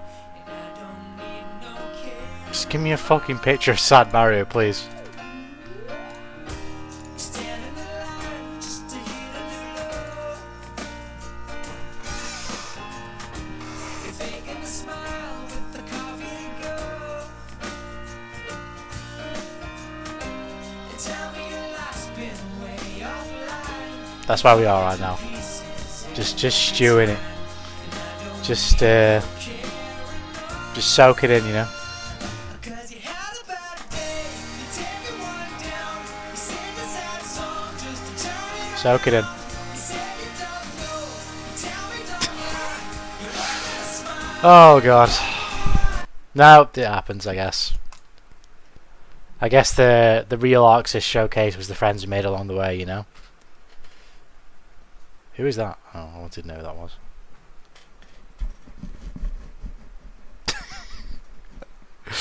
Oh god. At least it wasn't that fucking long, I guess.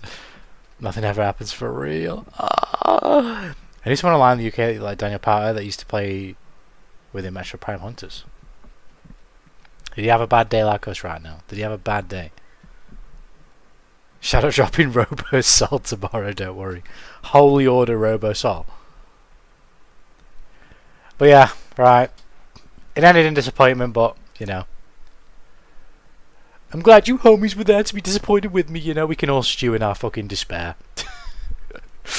But you guys all look after yourselves. I'm actually in tomorrow, we'll see. If I don't, I'll see you next time whenever I do see you. At least Strive was fun. Indeed, we had some fun striving, smiling the game as usual. But until I catch you guys, look after yourselves. And I'll see you in the next one.